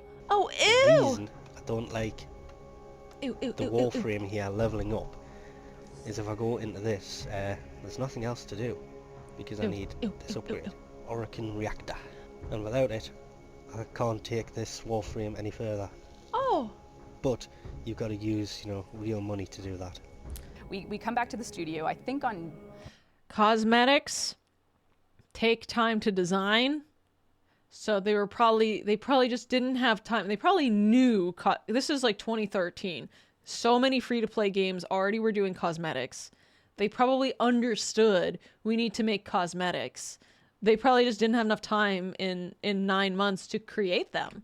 January 10th, 2013, we took out the pay-to-win-ish things that we realized were horrible. This isn't... We realized it because the community was like, whether they paid or not, they were hating this thing, and we were like, wow, this really is awful. So out it goes. 2013 starts off with the DNA now slightly, radiated to be fair free to play. So what about the people who, what happens if you already bought it? Or is the game just like, oh, well, thanks? Or do they like refund you? 3 months away, the team was desperately trying to get attention from the press. But back in 2013, free-to-play was a term that lots of traditional gaming sites were staying clear of. The team was having trouble getting the word out to new players, but their communication with the community was beginning to create a lot of goodwill around this new IP. The growing buzz would eventually catch the attention of PC-focused YouTubers, and it was through that Warframe got its first big break into the mainstream gaming zeitgeist. Ladies and gentlemen, my name is Total Biscuit. I'm here to ask and answer one simple question. WTF is Warframe? Warframe is a free-to-play co-op third-person action game developed by Digital Extremes. They brought you games such as The Darkness 2, Dark Sector, and they were of course involved pretty heavily in Unreal Tournament and all manner of different things. They've had a in terms of the I shouldn't have had wine tonight. There was a before that video and an after that video. Like, no question in my mind. So, oh my God. So, and for me, like, that was very indicative of how important it is to reach this viewership and everything. I don't want to say that in like a needle finger, like, let's get the viewers. Yeah, we need viewers. That's not what I'm trying to say. I'm trying to say is people love looking around and finding new sources of entertainment.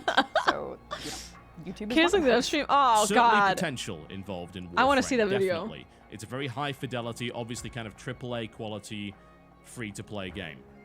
But it, I think, has a long way to go before it can really define itself as absolutely top tier and really have the content that's going to keep people playing for longer than a couple of days.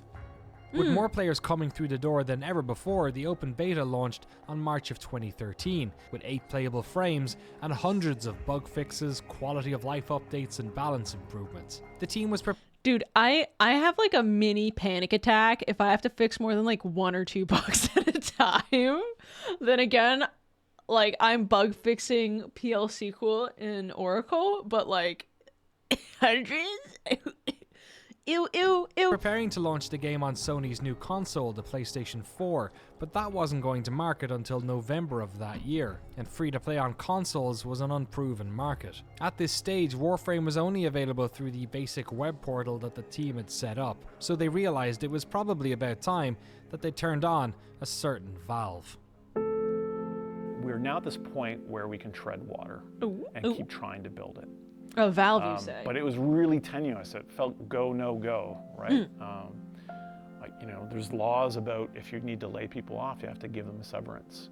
And that comes out of this is so reserve, fucked up. Right? So you have to pay them? You are really going to screw people over if you go right to the limit. So, yeah, it was extremely nerve-wracking. And it kind of got its feet You should just be, if you let somebody go, they should just cease to exist. Just as I'm kidding, we were running out of money.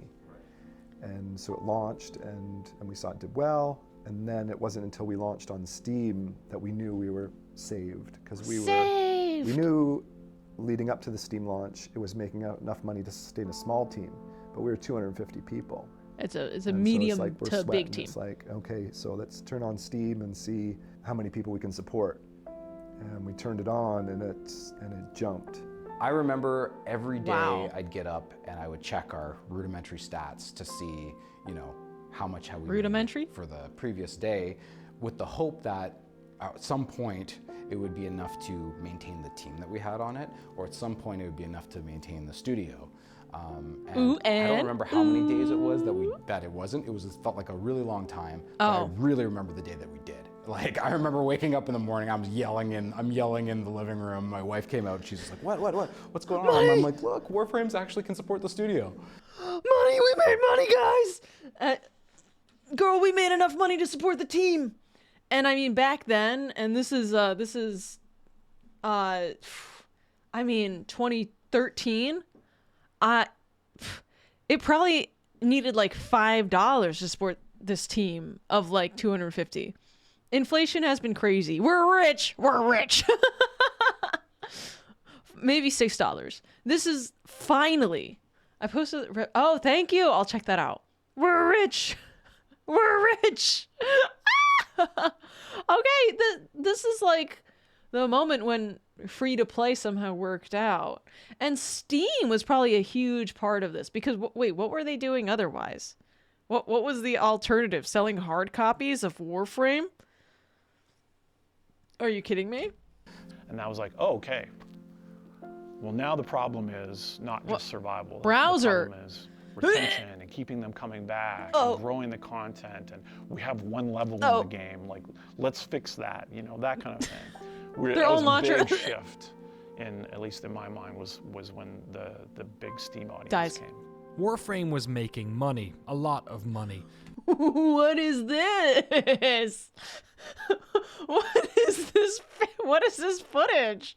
Don't tell me this is like servers. Why does it look Enough like that? that? For the first time in 2 decades, the specter of work for Oh my hire God, was no it longer is! giving the executive team nightmares. But Digital Extremes had wandered Testing. into the problem that Steve had been warned about Testing. a year I think it's earlier. testing. How was this game going to retain people? No. This has got to be some kind of joke. What's up with all these like HP towers stacked on top of each other? The heat. It's glitch testing. Okay, it's just so funny. The visual is so funny. Problem that Steve had been warned about a year earlier. How was this game Different going GPUs, to retain people? gotcha. Free-to-play is a fickle beast, and while PvP games tend to keep people longer, PvE lives and dies on the amount of content available. Well, it turned out that the studio's biggest financial crutch, their large staff, was now their unfair advantage. Not only did they have 250 more people to work on the game now, but these weren't new hires brought in to help the game grow. These were veterans, folks who had made good video games, colleagues, friends, neighbors, people fighting not only for their livelihoods, but for their lives in London, Ontario. Digital Extremes had caught They lightning in a mesh well bottle, already. and there was no way the team was going to let Warframe fail. They listened to the community and started adding new stuff immediately. That year saw clans get added to the game, new Warframes are coming out, there's more places to play, and then we have our sights set on launching on PS4. You know, we had very humble beginnings with this game. Like I said, it was going to be that kind of Space Ninjas raiding ships. You know, and then we kind of started to see that players liked hanging out in the game. So we started expanding, we started making custom tile sets for each of the enemy factions. We started like expanding the enemy faction types, putting tile sets on specific planets to kind of get a better sense of the solar system exploration. You know, I just want to add something. As like a newer player, everyone was like, I was like, what's Warframe? They're like Space Ninjas. But I played Warframe and I'm like, there's like only a few frames that feel like ninjas. The rest of them just feel like so different. I just don't get ninja vibe from a lot of these guys. That we kind of had lightly touched on. I think certainly when we expanded our customization, that was a huge part of what made people like the game better, just at a visual level. When we redid the melee system and the parkour system, those some of them just fly. were particularly well received. Feels like nature. Movement in Warframe was originally pretty similar to most other third-person action games, running, jumping, and sliding. But a movement exploit known in the community as Zoran coptering allowed players to catapult their frames great distances. It fundamentally changed the way the game was played, but instead of nerfing this exploit, the team saw that the community was trying to tell them something. You know, bullet jumping was like it. Brought in a way to traverse the levels quicker because players really loved what they called coptering, which was the movement was tied to the slide of a weapon. So certain weapons were really good at this because they had a very quick transition time, so they would fling you across the level. And some of these guys got insanely good and could basically traverse some of the biggest tiles in the game in basically one swing. And I was like, wow, it's kind of game breaking, but we love that they love the flow of that. So instead of just nerfing that and moving on and going, no, you can't do that, we kind of embraced it and brought it into the core gameplay, but in a more controllable way. Yeah. And I think that's kind of been the philosophy, is like the community latches onto things for a certain reason. Yeah, if you see like a tutorial for coptering going viral, removing it is probably not the move. Instead of just smacking their hands saying, no, that's not my vision. You fucking it's idiot. Like, how can we embrace that? And how can Why are we you bring playing that my into game the like that? Why are you playing? And not just remove it outright. For the core gameplay, I think it's been an evolution of things that the community has wanted, things that we've wanted, and the marrying of those two things. Reading the reaction to the community has been critically important for the success of Warframe. Hotfixes would come sometimes 2-3 times a week, adding new content, fixing bugs, changing the user experience. This balancing act between adding new content and fixing issues the community has is a constant back and forth battle the team has struggled with, and they found that the revenue the game makes from in-game purchases can be matched to how popular the latest content drop is. The better the update, the more players play, the more money the game brings in. So they're kind of like, they're going for a quality thing. Guys, low-key, I'm super sorry. You guys have been overhydrating your streamer. I'm blaming you. I need to pee again. Give me 1 second. I'm gonna turn some music on. I will be right back. I'm gonna run. Give me 1 second.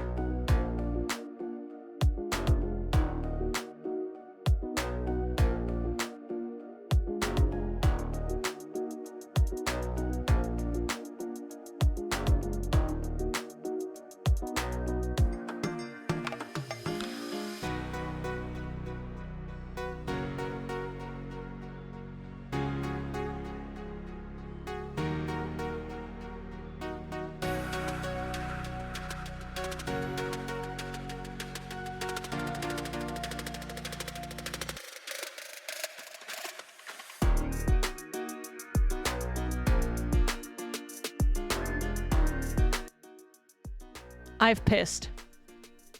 Not to brag or anything, but I've pissed. All right, guys. This is an awesome documentary. Let's continue. Wash your hands.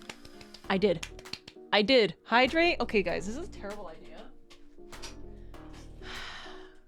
This latte, I have not finished. I know it's 9:20. I did wash my hands. Proud of you. Thank you. Evil Zombies, thank you for the prime. You frying chicken in there? One day I'm gonna accidentally, in my company Glitch Stars, one of the girls accidentally peed on stream. She didn't realize she was doing it, but she was set up to her headset mic and went and peed and didn't mute, and it caught on her stream. But anyway, I'm gonna hydrate with a little bit of the Condell did the thing. I'm like, oh, bro, I like take off my earbuds. Clip? I think it is clipped. I'm gonna take a sip of this latte, even though it's the middle of the night. She was frying a bit of chicken. Can you blame a girl? Who the fuck wouldn't? All right, guys, let's continue this. We've got another 16 or so minutes. That's so gross. Where? Oh, let me turn the music off. All right, 3, 2, 1. Let's pick it up. Electronic trance music. The hardest part about Warframe's life, I think, is the fact that it's clear from that data that Warframe needs to update to stay alive. The longer we don't update, the less people come check out the game, the less people stay in the game. So you have those two competing schools, stay in the game and come play the game. And then you have us, who has this 5-year, now 30 gigabyte behemoth that needs to be updated to stay alive. Right. So I know that you guys said there was a time, but before New War, there was like a 3-year gap of no content. So how do you explain to someone that you've been talking to that, you know, we will fix your bug, but we also really need to add this new thing, or people won't come, and they're like, well, stop adding shit, you should fix it, and you're like, we have to do both. I literally met an acquaintance I hadn't seen in a while. Oh, COVID. And he said, Ooh. I tried playing your game. Oh. And I opened that screen with all the cards, and I thought, I'm not smart enough to Cosmetics play this still game. happen? Oh, And good. I didn't play it anymore. Rafe Koster is one of my favorite game designers, and his book Theory of Fun is just like my go-to. Book? He wrote about how many times they changed the new player experience for Star Wars Galaxy. Right. And I love every time books. did not affect their washout rate. Really? Yep. Here we did. Redid it again. Nope. Retention's not any better. We still have this many % of people load it up, play it for a bit, and never come back. And we've done the same. You know, we work on this and we try to fix those things. We get stats and numbers, and we get data scientists. So. Why do you think that is? People are smart.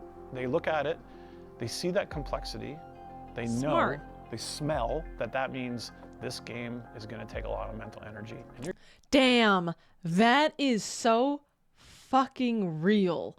I think that is a huge barrier to entry in Warframe.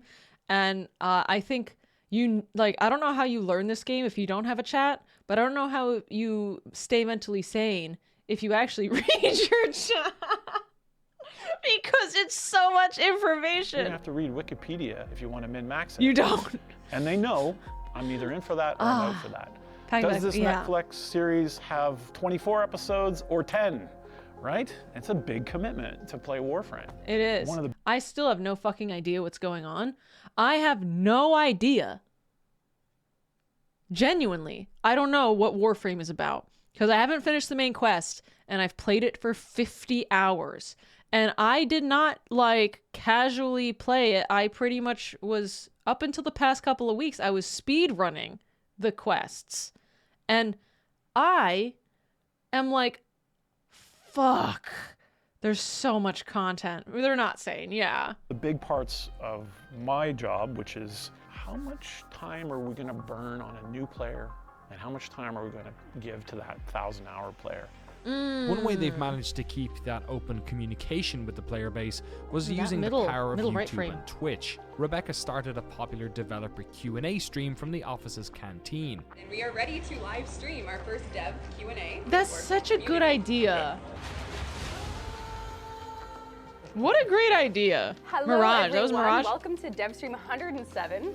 Yay. This is also our 5th anniversary of DevStreams. We have been streaming since the end of February 2013. It is now 2018. Oh my gosh. That's not true. Yeah, it is. If you've tuned into all 107, then way to go. Wait. So if you've end of February. Oh my god. Rebecca is a streamer. Rebecca has been streaming longer than me. I just had my 12-year anniversary in May. Oh, well, a couple of weeks ago. Literally, Warframe is older than me as a content creator. February 2013. Rebecca. Now 2018. So if you've. That's not true. Yeah, I think of myself as the all 107 as the then old way to person. Go. You've made it to more than all of us, I think. They started an annual fan festival called TennoCon, I am the old where streamer. players of the game travel to London, Ontario to attend Why, she's panels, mom. hang out, and meet their fellow Tenno. They even created a way for fans to sell their own frames and weapon skins. This program, called TennoGen, has earned some members of the community enough money that they've been able to get off unemployment benefits. They have a partner program where they support 200 content creators who stream and upload videos about Warframe. What? They have a partner program? Remember that time when I made League of Legends content for for Riot Games, and I got 50 million views across my content, and they didn't let me in the partner program, but they let everyone else in. It was canceled. Yeah, but remember when it's okay, so it's gone. But remember when they didn't let me in, and then they let everyone else in, and then just not me or Nikki Boy, and then they said they were going to open up the program again in 2001, and then 2002, and then 2004, and then, 2024, 2022, 2021, 2022, 2024, and then they didn't do that, and then they closed it. Ooh. Oh, I felt so supported by that company. Oh, they did fly me out one time to LA, which was pretty fun. So that was actually pretty cash money of them. I'm complaining. Why am I complaining? Because Well, is it not clear? I'm an entitled bitch. They have a weekly community show called Primetime, and 2 of Rebecca's community I team just wanted members, to be able to give Megan away and skins. Danielle, run console-specific streams every week. They use the Twitch Drops program, which enables players of the game to get free in-game goodies when they watch Warframe streams. Over the course of Warframe's life, this community has grown organically. Some play all year, some are newbies, others are returning veterans. But the cycle of players is always tied to new content. So to try and keep things fresh, every once in a while, the team throws a curveball. What was happening was we were doing our routine, and Warframe's routine is great and it lasts. And I love her necklace. It has sometimes I think it has a saturation point of people needing a pivot for Warframe. So the 2 years prior, the pivot was cinematic quests, right? Came out of nowhere. No one was sitting there saying, I want a story that's going to surprise me.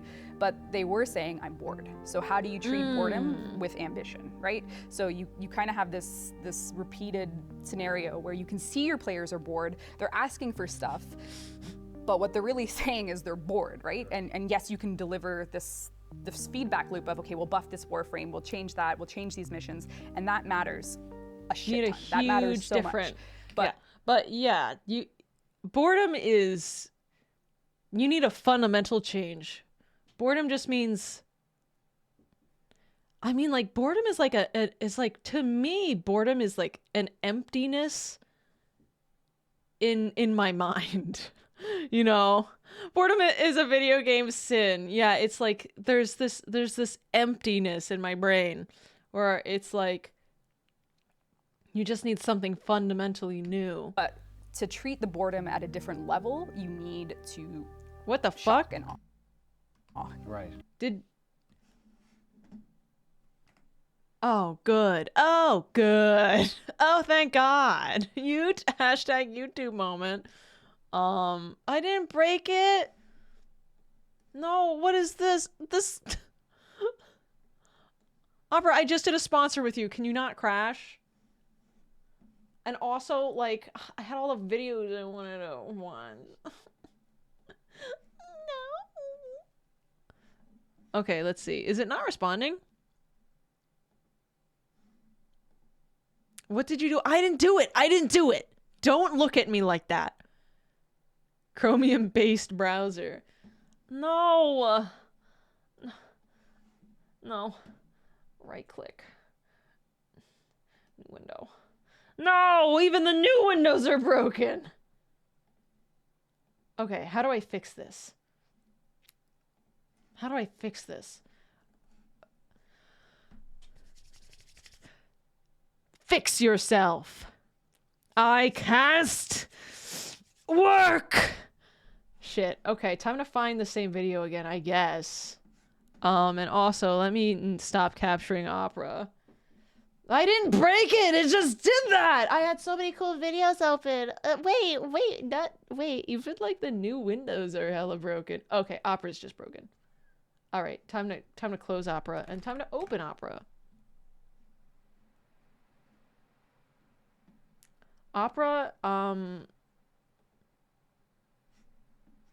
don't do that again, or else you're gonna get the scariest thing ever, a white woman being like, oh my god, no. Okay, let me open this again. Here's the part 1, where's the part 2? I lost my videos. I lost my videos.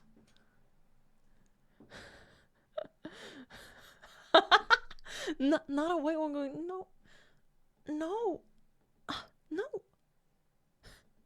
I'll fucking do it. I'll do it. Okay, where are we? Were we here-ish? Back loop of, okay, we'll buff this Warframe, we'll change that, we'll change these missions, and that matters a shit ton. That matters so much. But to treat the boredom at a different level, you need to shock and awe. Right. Interesting. It's almost like the things you need to do are A, listen to your community, and B, not listen to your community. Well, give them something. I'm saying, like, basically, take your vitamins every day, right? Like, you will be healthy, you will be happy. It's good. I just realized this reset the sound to be like super loud. Sorry about that. For you, it's good for us, but you know, sometimes you need a new flavor, right? So you're still trying to keep the maintenance up of this back and forth relationship, but you do what they want while doing what they want that they don't know they want. Need to change things they verbally want and things they are not verbally they want. A weapon week after week after week after week for the last 5 years, we wouldn't be sitting here having this conversation. Right. What we did do was we continued to release those weapons, but we added cinematic quests. We added Arcwing. We added Lunaro, which turned out no one really plays, which is fine. You're allowed to make mistakes. That's cool, but you need to try. One of the areas where the team needed to try a lot was the game's economy.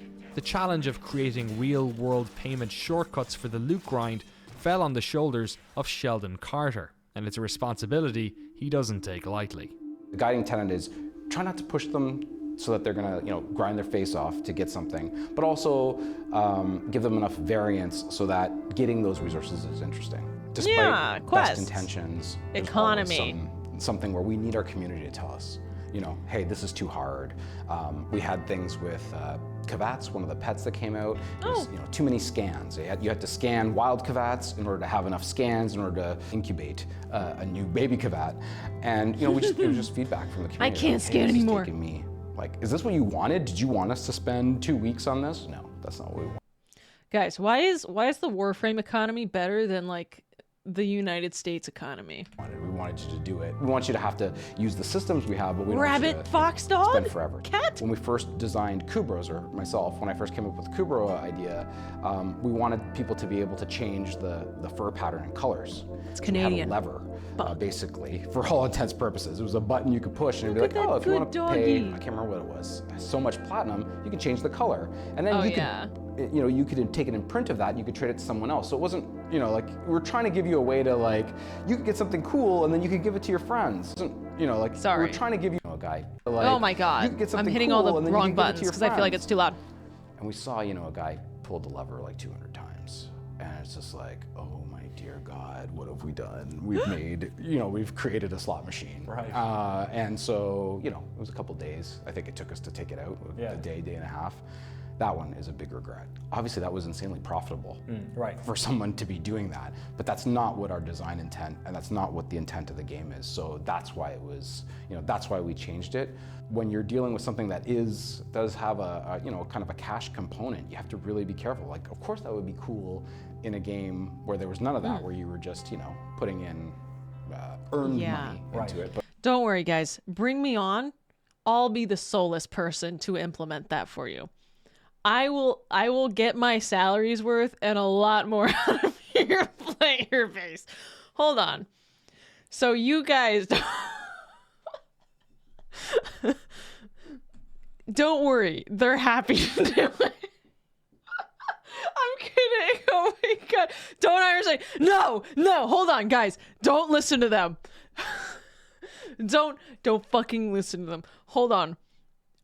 Slot machines, you say? So brave, Sonny. DE, here's the problem. You're a little too concerned about, like, I guess, like, the right thing. But the right thing should be your investor.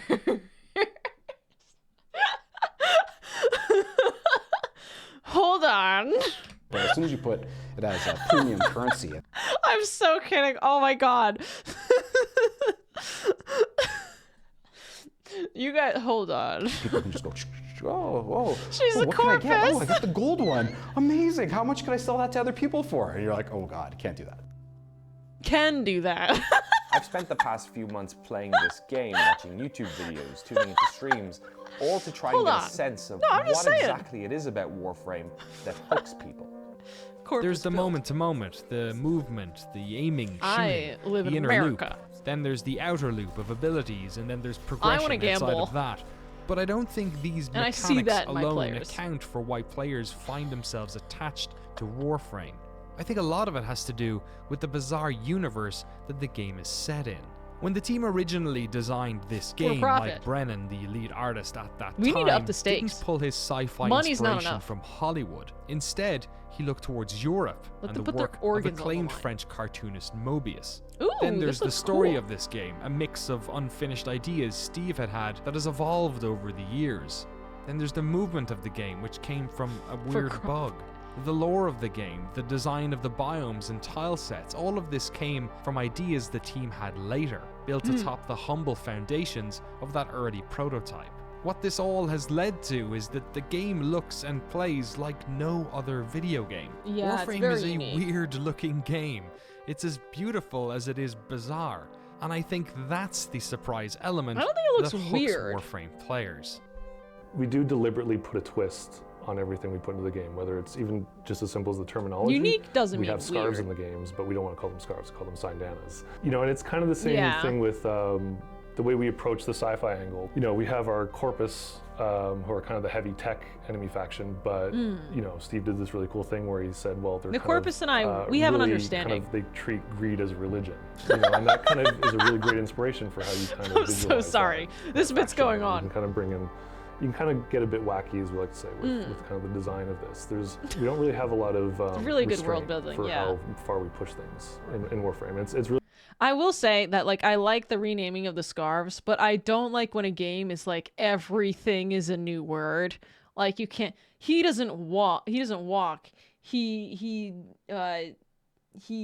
gerpoofs all across the room, and then like he jerks. My God. Make sure you jerk to the finish line. Really fun, actually. He jorks. And even down to like vocabulary. They use it enough. Like you don't just It's use not the word overdone. like cat for your like cat-looking. No, alien it cat. could not be a cat. All right. It's a kavad, of course. That's one thing that we like try. Like there is no internal gospel of Warframe, but if there was, one version of it would have the entry of give everything a Warframe name. Right. Well. And you can kind of see how that happened over time. Like early on, we had one of our amazing programmers naming our weapons. Like the sniper was just called the Snipetron. A Snipetron. It's fine if it's a brand new concept of the game, but they're not redoing English. And it still is. Like that's still in game. The Snipetron? Now you see, like, Is it names still that are in? appropriate for each faction, and like the Corpus names are Plasmor and like really sort of techie sounding, and then the Grineer ones are like the Stubba and the Stug and like just like more visceral Stug. sounding. And that was an evolved language dialect over time. I think it's a weird organic sci-fi world that is distinct to Warframe. Like that's it, and that art style definitely was the original draw for people to check it out, and it has been the reason that a lot of people stick around. And the uniqueness of each character and the level of customization of those characters, like these things are weird and they are good weird.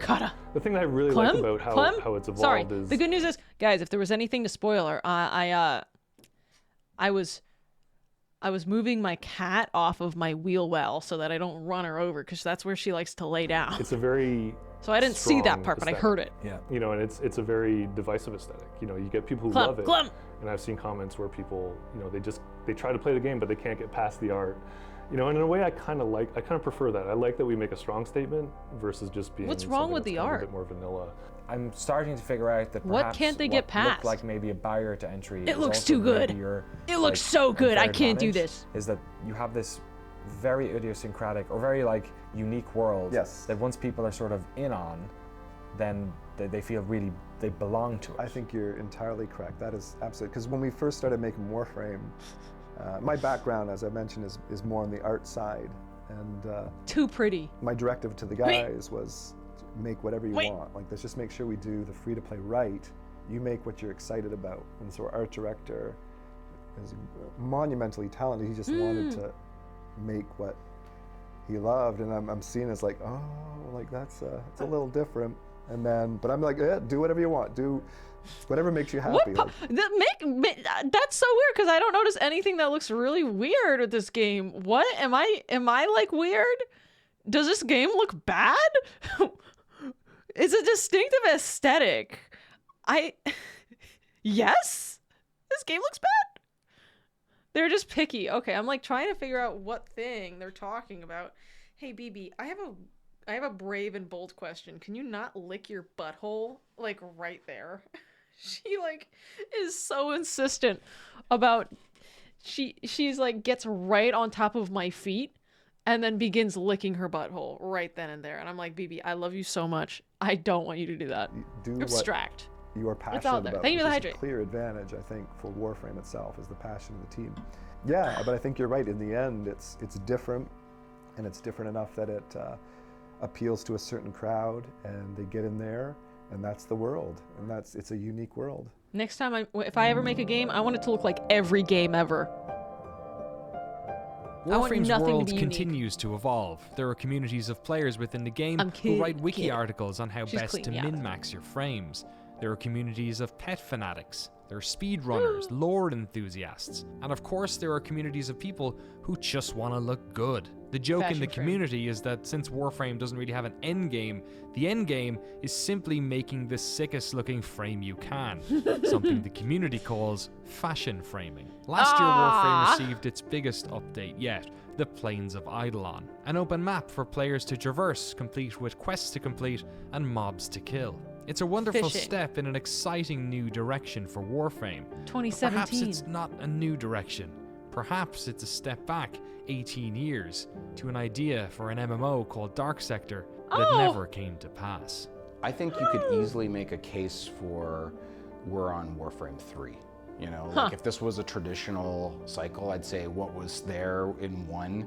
The things that are there are you are the space ninja, but God, I mean, there's Tenno now. You can play out in open landscapes. It was a corridor shooter. You can fly around. You know, you were grounded.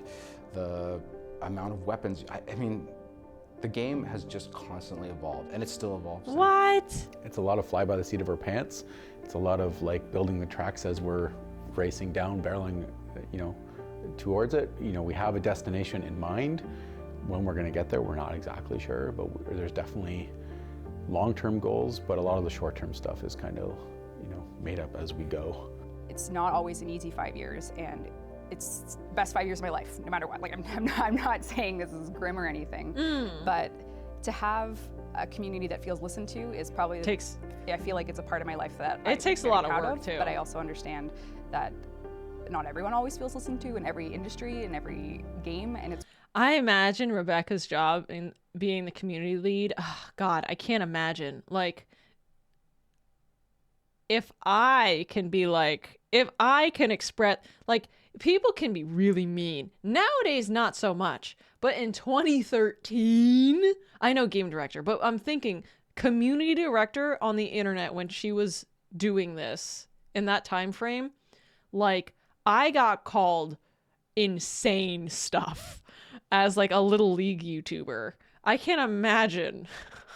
It's really, it's really something special that I hope we can continue to do. HR, oh my God. Warframe is what it was, and now it's Discord it's server. grown Discord in a server really, didn't even really happen until interesting way that was 2015. super compelling to the fans, and I'm sure there's going to be a lot more of that Maybe kind of 14? stuff coming. So it'll be really interesting to see how the game evolves and what it becomes, because it's with so many people working on it, and with such an expandable concept for a game, or expandable premise, who knows where it could go, but it'll become bigger and really, really interesting.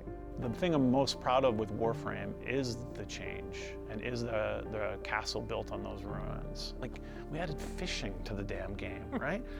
So we can get back almost to those completely infeasible dreams we had with the MMO Warframe. What the heck? Well, it was called Dark Sector back then, but we can get back to those ideas and try kind of more weird things. Yeah! Introspective music. Over 38 million people have played Warframe. Since the launch of Plains of Eidolon, the average concurrent players has broken 100K. We believe this accounts for around half of Warframe's concurrent players. Wait, where are the rest of the Oh! In 2014, Digital Extremes sold a majority of stake to 2 Chinese companies. No. One of those companies, Perfect World Entertainment, specializes in publishing free-to-play games. The studio no longer takes work for hire contracts. Yay! And one's Tencent. Oh boy. Oh my God! This guy's got a Patreon with how many? Oh my. Oh! Oh my god. Oh my god.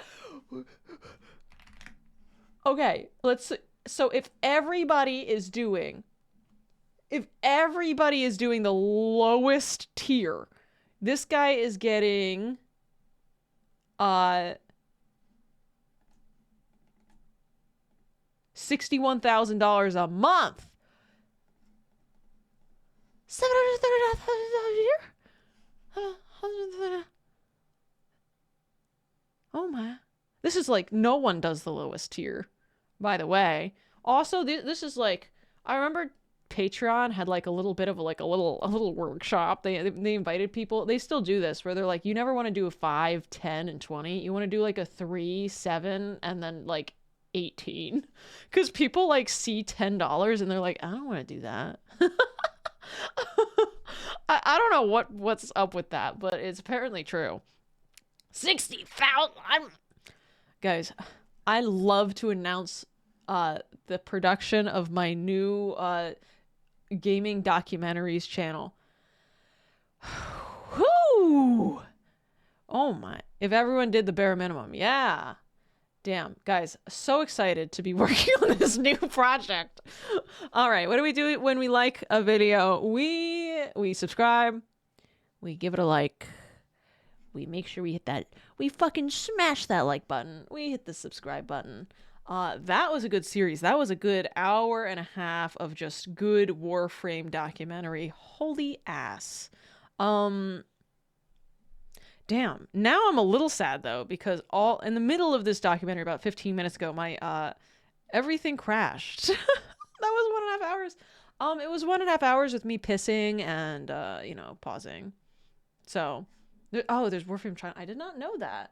So we have the other videos we could continue watching Total Warhammer 3. You can watch a 6-second video. Oh my god, there's so much stuff ever. Wait. Hey, Colo, did you send it in the right channel? Reaction video submission? Oh, you did. This is a sad clip. Apparently, Warframe livestream announces Total Biscuit has passed away. You said this was 6 seconds. You forgot the 3! No, I'm kidding. Hello, everyone. We've actually just heard that Total Biscuit passed away, so we're not going to stream tonight. Oh, I can't watch this. I'll cry. What? Are we watching Sunny's debut? This is not my debut. This is the dev team being really, really sad. Oh, she's like crying. Yeah, I don't want to see Rebecca cry. That's my mom. But it seems like they really care. Oh my god. Why would you ask me? I mean, it's good to see that they did cancel it. They did cancel the stream in support of their creators. So that's really sweet. Oh, so we have another. This is the thing. Oh shit. Okay, this was the second one I wanted to watch. The only issue is that this video, I didn't know it was 2 parts. I didn't know this was 2 parts. I don't know if I have it in me to do another 1 hour react. Another thing, even that little bit has me tearing up. I know. I'm like literally to stop myself from crying, I think about work. Yeah, maybe this is a different day, or maybe later in the week. We could do Total Warhammer 3 because I know a lot of people wanted to do Reggie. I'm literally like, okay.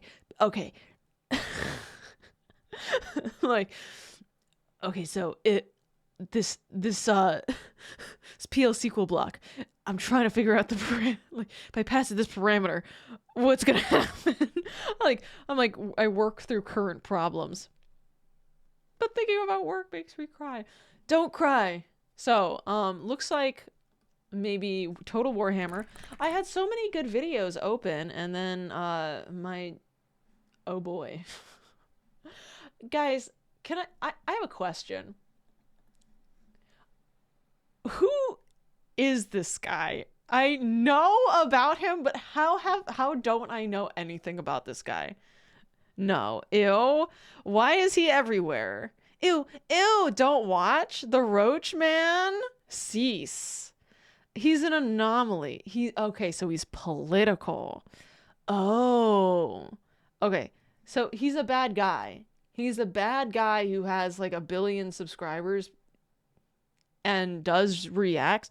What the fuck? Wait.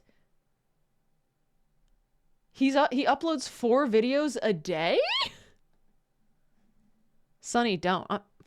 I'm not going to. I'm not going to watch his shit. I'm asking questions.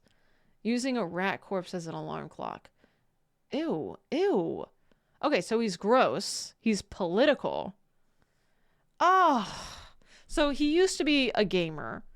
Then he started doing reacts. See, when I go into YouTube, this is incognito, right? I don't watch this guy. This is YouTube thinking I am somebody who's never seen anything. And they're like, I know what you want to watch. You want to watch Asmongold. Expedition 33 right now. There was another expedition. Is this an AI fucking thumbnail? Look at this. YouTube's dead. Why? You should download a car. But anyway, let's get out of here. Oh, wait, what's this? Well, obviously, I just started watching Warframe stuff over here. So, okay. Dude. Look at this fake AI conspiracy videos thing.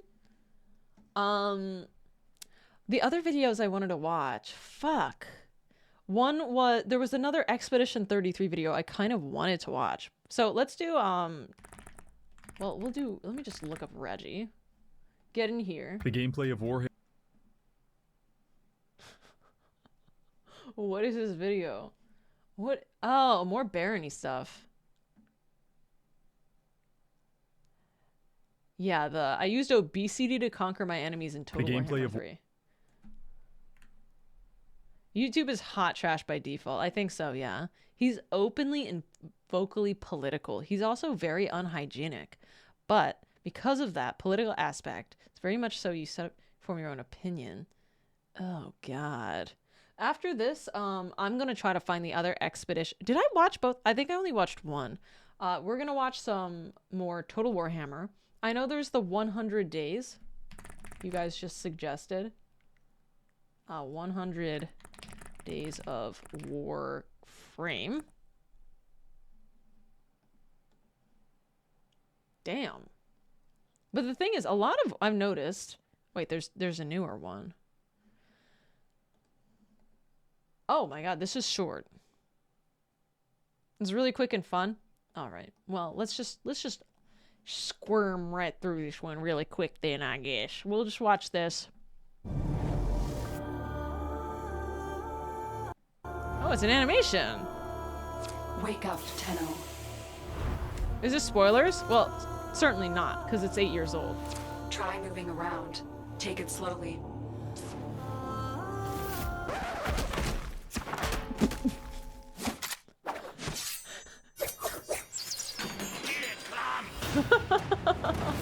Nice.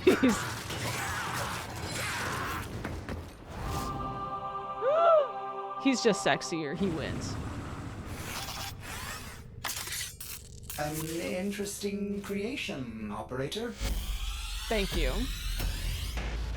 Public. This will be a lot easier if you go undetected.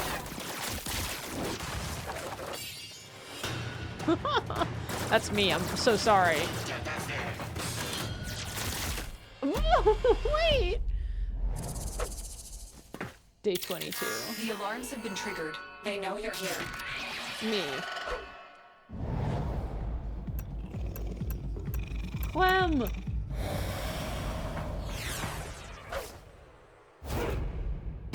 Oh. Shit, let's do it.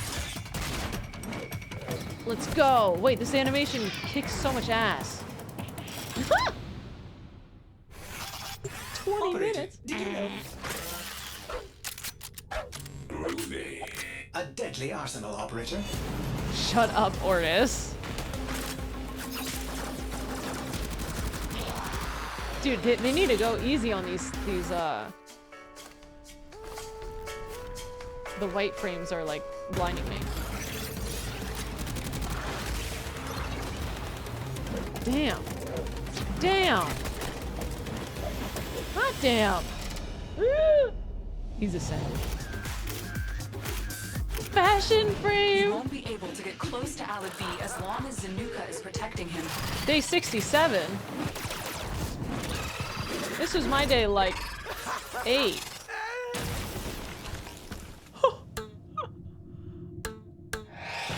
Thank you for the hydrate. Hey, thank you so much, Jinx. Welcome in. How was your stream? My name is Sunny. I am an intergalactic bandit, usually, but right now I'm a witch queen. All right, welcome in. Hope you're streaming well. I'm actually gonna back up a little bit. We're in the middle of doing some React stuff. We're just watching.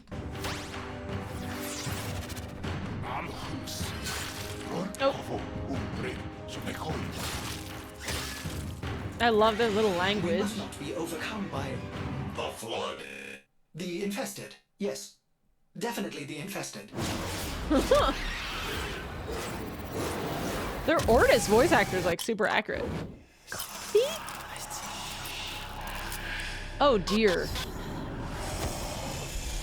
Oh, it's father. You guys told me about this. They would just break in.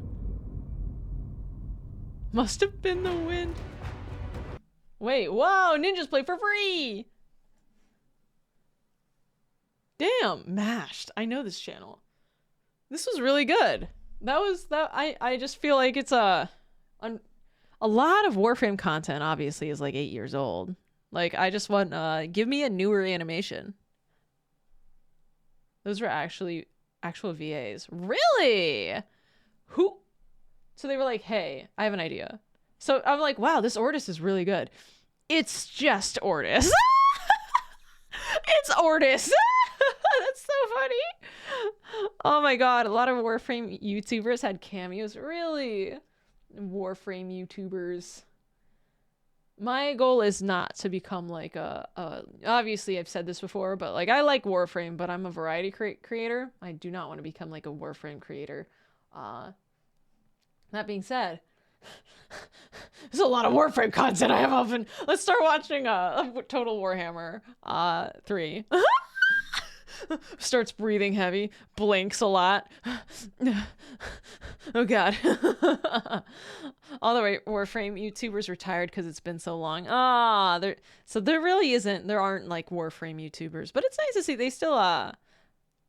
It's pinned. Thank you. They still sponsor people and stuff. All right, so this is Reggie's Total Warhammer series. The thing is, I actually before I started doing today's reacts, I watched the first like 5 minutes of a tutorial on how to play these games, and I'm like, damn, it is. These are complicated. So although I don't understand the mechanics of these games, I'm just gonna laugh at Reggie's jokes and the way he plays. So anyway, I used Obesity to conquer my enemies in Total Warhammer 3. The gameplay of Warhammer 3 is an obvious allegory for America and its obesity crisis. You start as one of 437 different races and immediately begin killing everyone that looks even remotely different than you. Why? Because unless you're some kind of clown-shoe idiot, your short and long-term goal is world domination. You can play as the humble humans. That's They're my great goal if too. You have a low moral barometer and a sexual attraction to artillery pieces. But maybe you'd rather be an anemic sex criminal instead. The dwarf. Well, does Slanesh exist in this universe too? Like, I don't know what's 40K exclusive. Have you covered. And if all else fails, you can always play as a colony of Twitter users. Fascinating creatures. In reality... Oh my god, this video is so... Wait! No, this guy's so fucking cool. He's still calling it Twitter. I mean... It doesn't matter which faction you choose, because much like a cocaine-infused stockbroker, you will inevitably develop an unhealthy relationship with watching numbers go up. Your borders can always be bigger, your income always higher, and of course you can always accumulate more mass. It helps me to do chores when I literally envision an EXP bar above my head. +5 EXP every time I put dish in sink. In a world where there is a 1-to-1 correlation between your charge damage and your BMI, suddenly being morbidly obese has become the greatest superpower of all. And when it comes to being immensely fat, no one does it better than Grom the Paunch. This heaving green mass of cholesterol is not only sentient, but he's one of the strongest units in the game. Men want to be him, women want to be with him, and today, I am him. Immediately upon loading, it became clear that I have entered my own personal hell, because I am surrounded on all sides by the French. Jesus Christ, even the vampires are French. Don't curse. Don't say that out loud. Oh, it says it in the subtitles. I solved this conundrum through careful diplomacy, and by careful diplomacy, I mean I had an obese man drive over their heads in a chariot. With our first enemy fended off, we can now participate in the real gameplay, creating strange and elaborate mukbangs to help Grom on his personal mission to tantalize the Vor community. As you can see here, Grom is starving. He's so hungry. We gotta get this guy some food. And we're going to need to make him some food. To do this, we need to acquire several obscure ingredients from around the world, which will almost certainly necessitate the eradication of countless civilizations. But their sacrifice is one I am willing to make. You know, and the sacrifice of multiple civilizations in the name of food isn't new. The spice trade. Our goal is trade. To create and consume all foods, at which point our purpose in life will be complete, and Grom can die peacefully from a convulsion-inducing heart attack. For now, the easiest way to collect ingredients is to just kill everyone we meet and sort out the tasty parts later. To accomplish this, I've launched a brave and courageous eugenics program, whereby whenever a French army spawns, I kill it immediately. My fringe scientific beliefs eventually led me to Bordelot, where we were ambushed by a large quantity of Frenchmen. In such moments, the game will try to gaslight you into believing you're at risk of losing. Allow me to show you why this is literally impossible. As greenskins, you have a wide selection of characters, buttons, and settings, but only one of them is actually worth pressing, because when your total lack of brain activity inevitably causes you to start losing a battle, I want you to slam your forehead through the emergency glass and press this button. The WA button instantly buffs your entire army and heals it for 50%.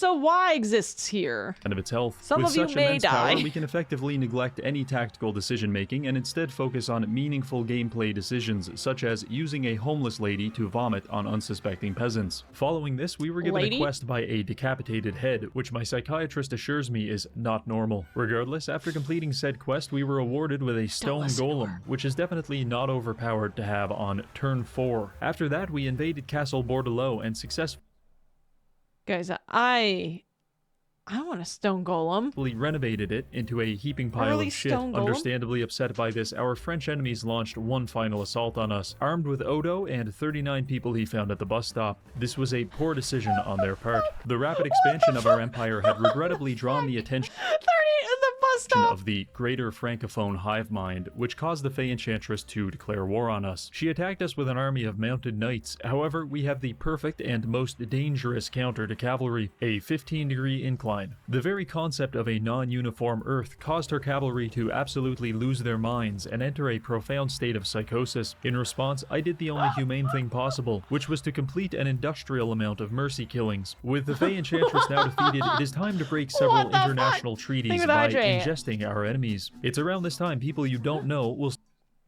So I'm guessing that the orcs just kill and then eat everything. And then they get stronger from eating. Start paying you extortion money you didn't ask for. By this point, our reputation had increased enough to allow us to press the only other button that matters in the game, Call to Wa. By pressing this, we can designate a city to destroy and double the size of all of our armies for 20 turns. If Grom was a car, this would be the equivalent of not only uninstalling his brakes, but replacing them with another acceleration pedal. I chose Castle Carcassonne as our target and plowed Grom into it at 300 miles per hour. Needless to say, there were no survivors. This was the last of our enemies' territories, which effectively rendered them homeless. And in this game, much like in real life, for every turn you are homeless, you slowly but noticeably decompose a little more. But Grom does not care, because I just realized the Wood Elves have invaded Paravent. And little did they know, I had already developed a parasocial relationship with that exact settlement, and their invasion of it unofficially and then officially meant war. With our armies... I thought...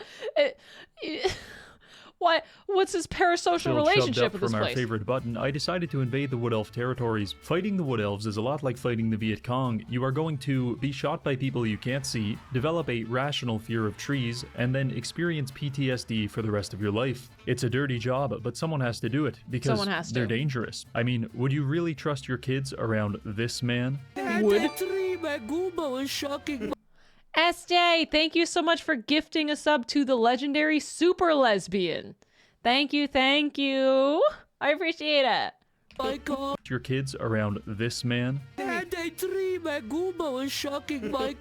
didn't think so. We marched right into their capital and began our siege. I deployed my army in no particular order, but still managed to crush the Wood Elves under the weight of 8,000 goblin spearmen. Oh, and we also did this to them. They really didn't like that. I would occupy the settlement, but it's just so goddamn disgusting I decided to leave and never come back. By this point, we collected 8 ingredients. A good start, but we still have a lot of work to do. Fortunately, a food all of that death for 8 ingredients. Merchant appeared on the map to help us out. There's a couple of ways to interact with the food merchant. For example, we can buy ingredients from her, rob her for money, or cook food for her in exchange for upgrades to our cauldron. I chose the last option. However, the food merchant speaks exclusively in some kind of goblin ebonics, which makes it just about impossible to decipher what the fuck she is actually saying. But we can deal with that later. We have more important things to tend to. A man we don't know explained he wants to kill us. Ikid is still paying us money to leave him alone, and the most French man to have ever lived declared war on us. It's around this time you will realize playing Grom the Paunch is effectively an exercise in... Why are there so many French people? Legendary Super Lesbian, thank you so much for gifting a sub to Grom the Paunch. Thank you, thank you. Grom, is he here?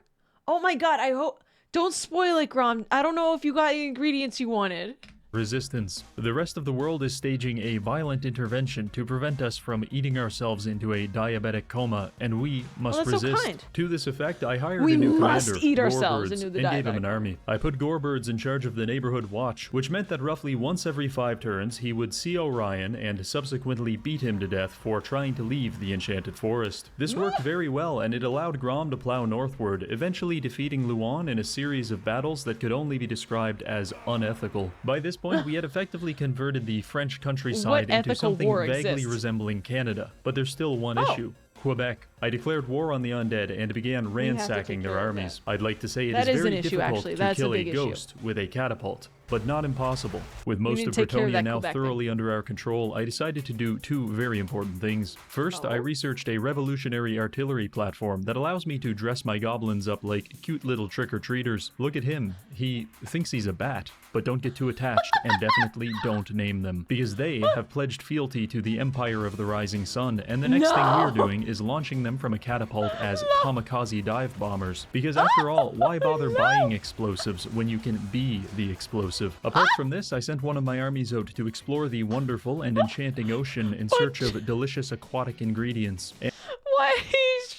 Why compare them to trick-or-treaters if you're about to send them to their explosive doom? They love it, are you sure? And they were killed immediately by Somali pirates. This didn't upset me as much as it caused me to fly into a blind rage and immediately begin building the most immoral army possible in an effort to punish the world for my misfortune. 11 snotling pump wagons and 8 trebuchets? Don't mind if I do. To be clear, I don't even want to play this army, because microing 11 cavalry units requires a level of attention that I am simply not capable of. You see, my brain is powered by a single Nigerian man running on a hamster wheel, and I fear that managing this army may in fact result in his death, but we'll never be able to achieve our dream of congestive heart failure if we aren't willing to make a few sacrifices. So let's continue. With our French enemies now lying in various stages of decomposition. Guys, congestive heart failure can't be this difficult. Let's try. I took a few turns to figure out our place in the world, which is apparently 22nd. That's right, we're not even on the podium, but we can fix that with one simple trick. Another call to Wa. By literally doubling our standing military, we've gone from rank 22 to rank 3. This is troubling because it means there are 2 other factions that are more than twice as powerful as us. Regardless, I can't risk our food quest being jeopardized by a larger faction, so we have to become the larger faction, which means that some people need to die. If you recall, about 20 turns ago, the dwarves body-shamed Grom pretty viciously, and that shit doesn't fly around here, so we're going to go stab them to death with spears. I declared their capital city as the target of our war and began assembling my armies. I decided it might be beneficial to have a path into the Dwarven Mountains, and the only one available was through the Wood Elves. So I opted to kill Orion and take his fancy little Hey, Bat, thank you so much for the Prime. Thank you, thank you. treehouse. Unfortunately, this caused Findal to become scared and he declared war on us. So we killed him, which resulted in Daith becoming frightened and declaring war on us. Oh my god. So we killed him too. But then Durthu got upset, so we had to kill him, which caused both Ellen and Eltharion to get upset. But unfortunately, we haven't researched intercontinental ballistic missiles, so we'll kill them later. By the end of it, I had personally slaughtered 10,079 people just to get to the dwarves. This is all to get food? If I was a dwarf, I would be mildly concerned by that statistic. Helman Gorst certainly was, because he attempted to befriend me by donating 300 gold. Obviously, I accepted and then declared war on him immediately after.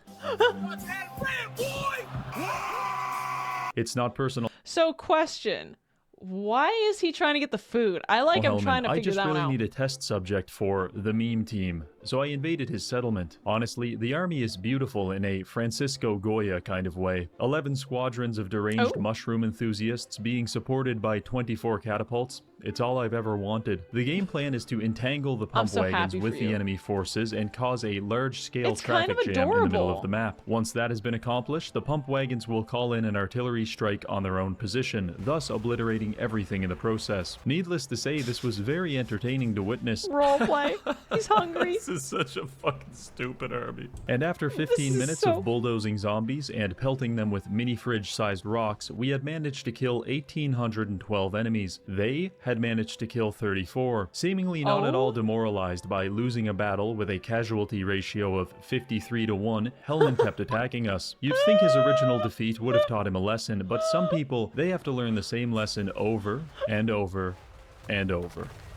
Eventually, we managed to send Hellman to the retirement home in the sky when Grom broke every bone in his body by hitting him with a car. That was a fun distraction. Now, back to the dwarves. With direct access to the Dwarven Mountains, I was able to send Gorebirds to Karak Izor and Karak Hufdar to claim them for my food empire. I even managed to find a new ingredient in the process. The main Dwarven army was actually located to the south at Maragliano, where they were busy harassing my Skaven submissive. I sent Gorebirds down there to sort things out. Their army actually looked a little wait a second, hold on. My Skaven submissive. I sent Gorebirds listen to this. Down there to sort things out. This guy's Canadian. This is a fucking Canadian guy. Army actually were busy harassing my Skaven submissive. Listen. I sent Gorebirds down there to sort things out. Their army Canadian. They actually looked a little intimidating because they have Apache attack helicopters, but I didn't put it together until for now. them, we have people who are willing to destroy their helicopters by launching themselves headfirst into the propellers. After a little more careful diplomacy, we managed to defeat the dwarf army. It the works. loss of 90% of their military and 3 of their largest cities caused them to drop from strength rank 15 to rank 103, and we went all the way up to rank 2. Very cool. While this was going on, I stumbled across another food merchant with a substantially less cryptic food request. She wants a pie. I can do that. The only issue is we don't really have any conventional pie ingredients, so we're going to have to push the theoretical boundaries on what exactly it means to be a pie. For example, is a severed foot submerged in a vial of semen a pie? Apparently it is, and she loved it. With that, we have now... Oh no! Why? Why did she accept this?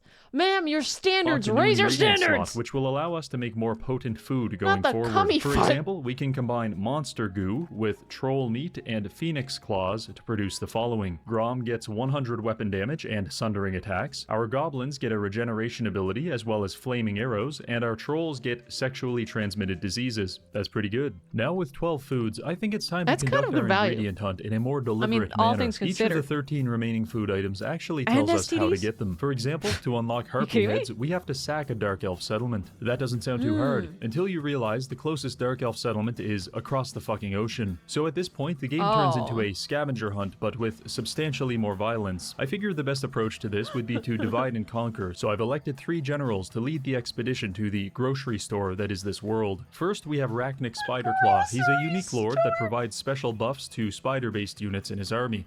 I guess if your goal is to eat everybody, then the whole world does kind of look a little bit like a grocery store. I equipped him with a highly diverse army of goblins, goblins riding spiders, and goblins riding really big spiders that can also summon additional smaller spiders. Next, my God. we have Warbirds. I've specialized him into providing buffs for trolls and giants, so his army is composed mostly of totally normal and socially well-adjusted individuals. Then we have Oglok the Horrible, who is specialized in the use of weaponized pigs. Between these three geniuses, I feel very confident in our chances of tracking down the final ingredients. But first, I need to steal 30 seconds of your time to coerce you into developing a caffeine addiction. Okay, I've been told this guy's ads are good, so my expectations are very, very high. I've recently struck up a partnership with GamerSups, which is a company that sells delicious energy supplements and 100% socially acceptable receptacles to put them in. In fact, just last week, I went to an ultra-Orthodox bar mitzvah with a shaker cup full of titty milk. Everyone there was clearly jealous because they couldn't stop asking me questions such as, who are you? And how did you get in here? This level of popularity could be yours if only you are brave enough to wield a waifu cup to your next family gathering. If this interests you, I encourage you to visit the link on screen or in the pinned comment and use code REGGIE for 10% off. Thank you, GamerSups. Now let's get back to the video. What? Hold on a second. For those interested,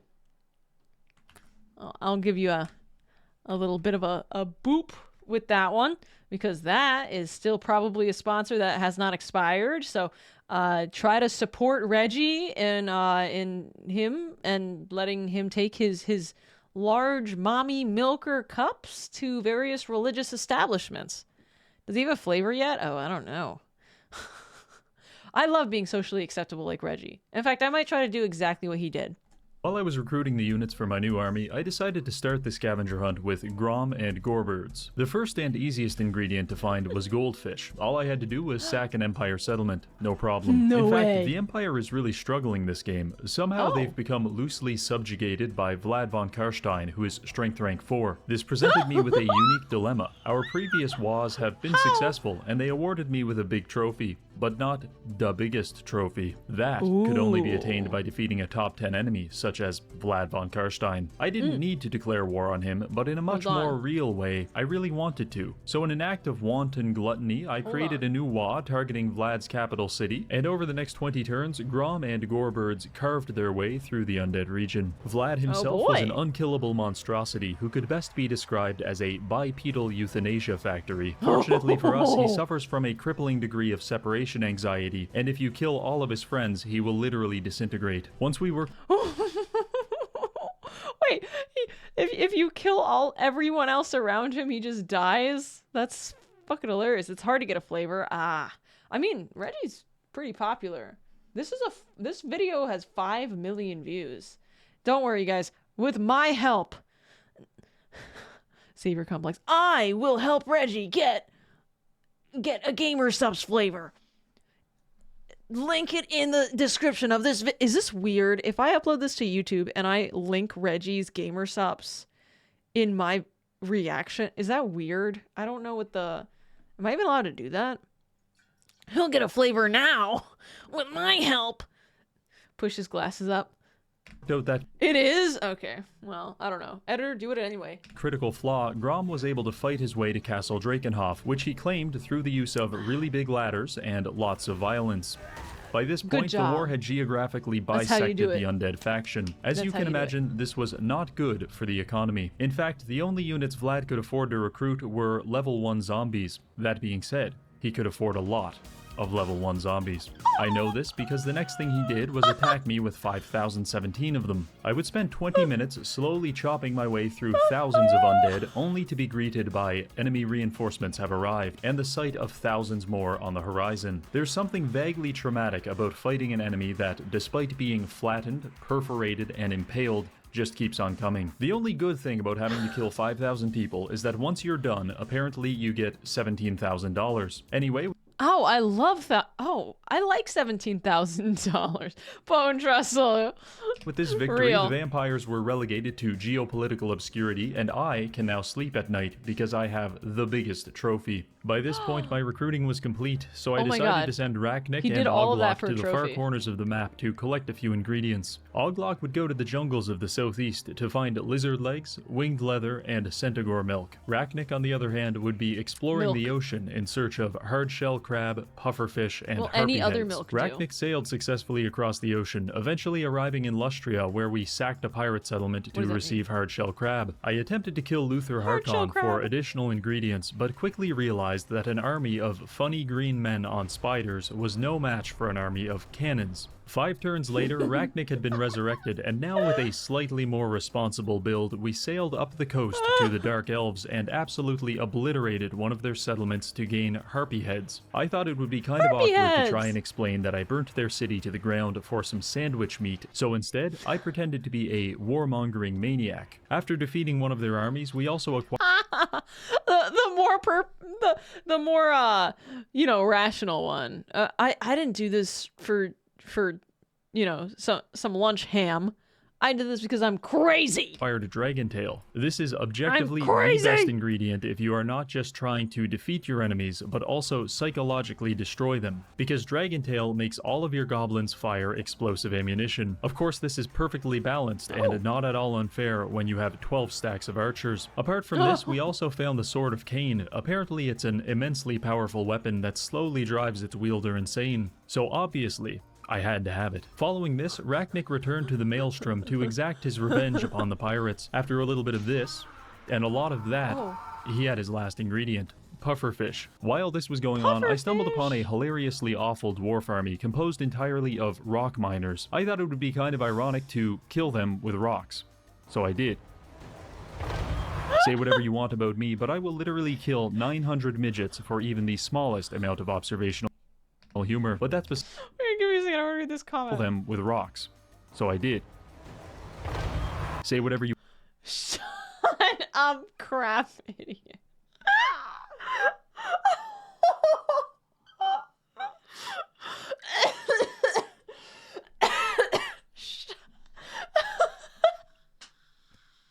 This is an 8-year-old. I'm crying. The 2 emojis and then the extra one cursing when he hasn't even said a bad word. Oh. I'm fucking dying. That's my next comment on your YouTube. No, don't say that. Don't you fucking say that. I'll cry. Don't do it. You don't want to do it. Humor, but that's beside the point. Let's see how Oglok is doing. You might think Rachnik had it hard being shot to death with cannons at the start of his food quest, but Oglok had it even worse. Within the first 5 turns of him being alive, he was attacked by ogres, contracted the plague, and the hospital he was recovering in was hit by several rocket barrages from ultranationalist humans. This resulted in the immediate death of about half of his army. After recovering, I sent him south to harvest ingredients from the lizard men, which was when this happened. Yeah, that's really not good. The Black Pyramid of Nagash has awakened, spawning 9 late-game armies that are hostile to everything, and especially to Oglok, who just happens to be like 50 feet away. But that's when I realized something. To unlock the milk ingredient, we have to kill a creature with 6 limbs. These Necrosphinx have 6 limbs. That's right, boys. We're gonna milk a Necrosphinx. I don't physically know how, but I do know we'll be needing some help. So I captured a settlement...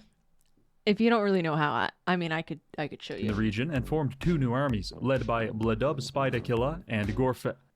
Okay, we're just gonna call him Gorf. Anyway, the boys ambushed one of the skeleton armies, and after encircling it, we managed to milk the Necrosphinx. That is definitely not a euphemism for group masturbation. This was technically a success, but we had to use 5,500 people to do it, so I was still pretty frightened. I opted to ignore the end of the world and instead focus on attacking the lizard men. We needed to kill their Stegodon for lizard legs and their pterodactyls for leather. This would normally be difficult if we didn't have 9 stacks of black orcs, which are the objective best counter to every unit in the game. Following this victory, we now have 23 out of 25 ingredients. All that's left is tentacles and lion meat. For the tentacles, we have to sack a Norskin settlement. Vikings, meet 12 catapults.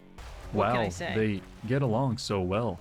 For the final ingredient, we just need to defeat an army containing lions. The best I could find was this High Elf Doom stack, so I drove Grom into it head first.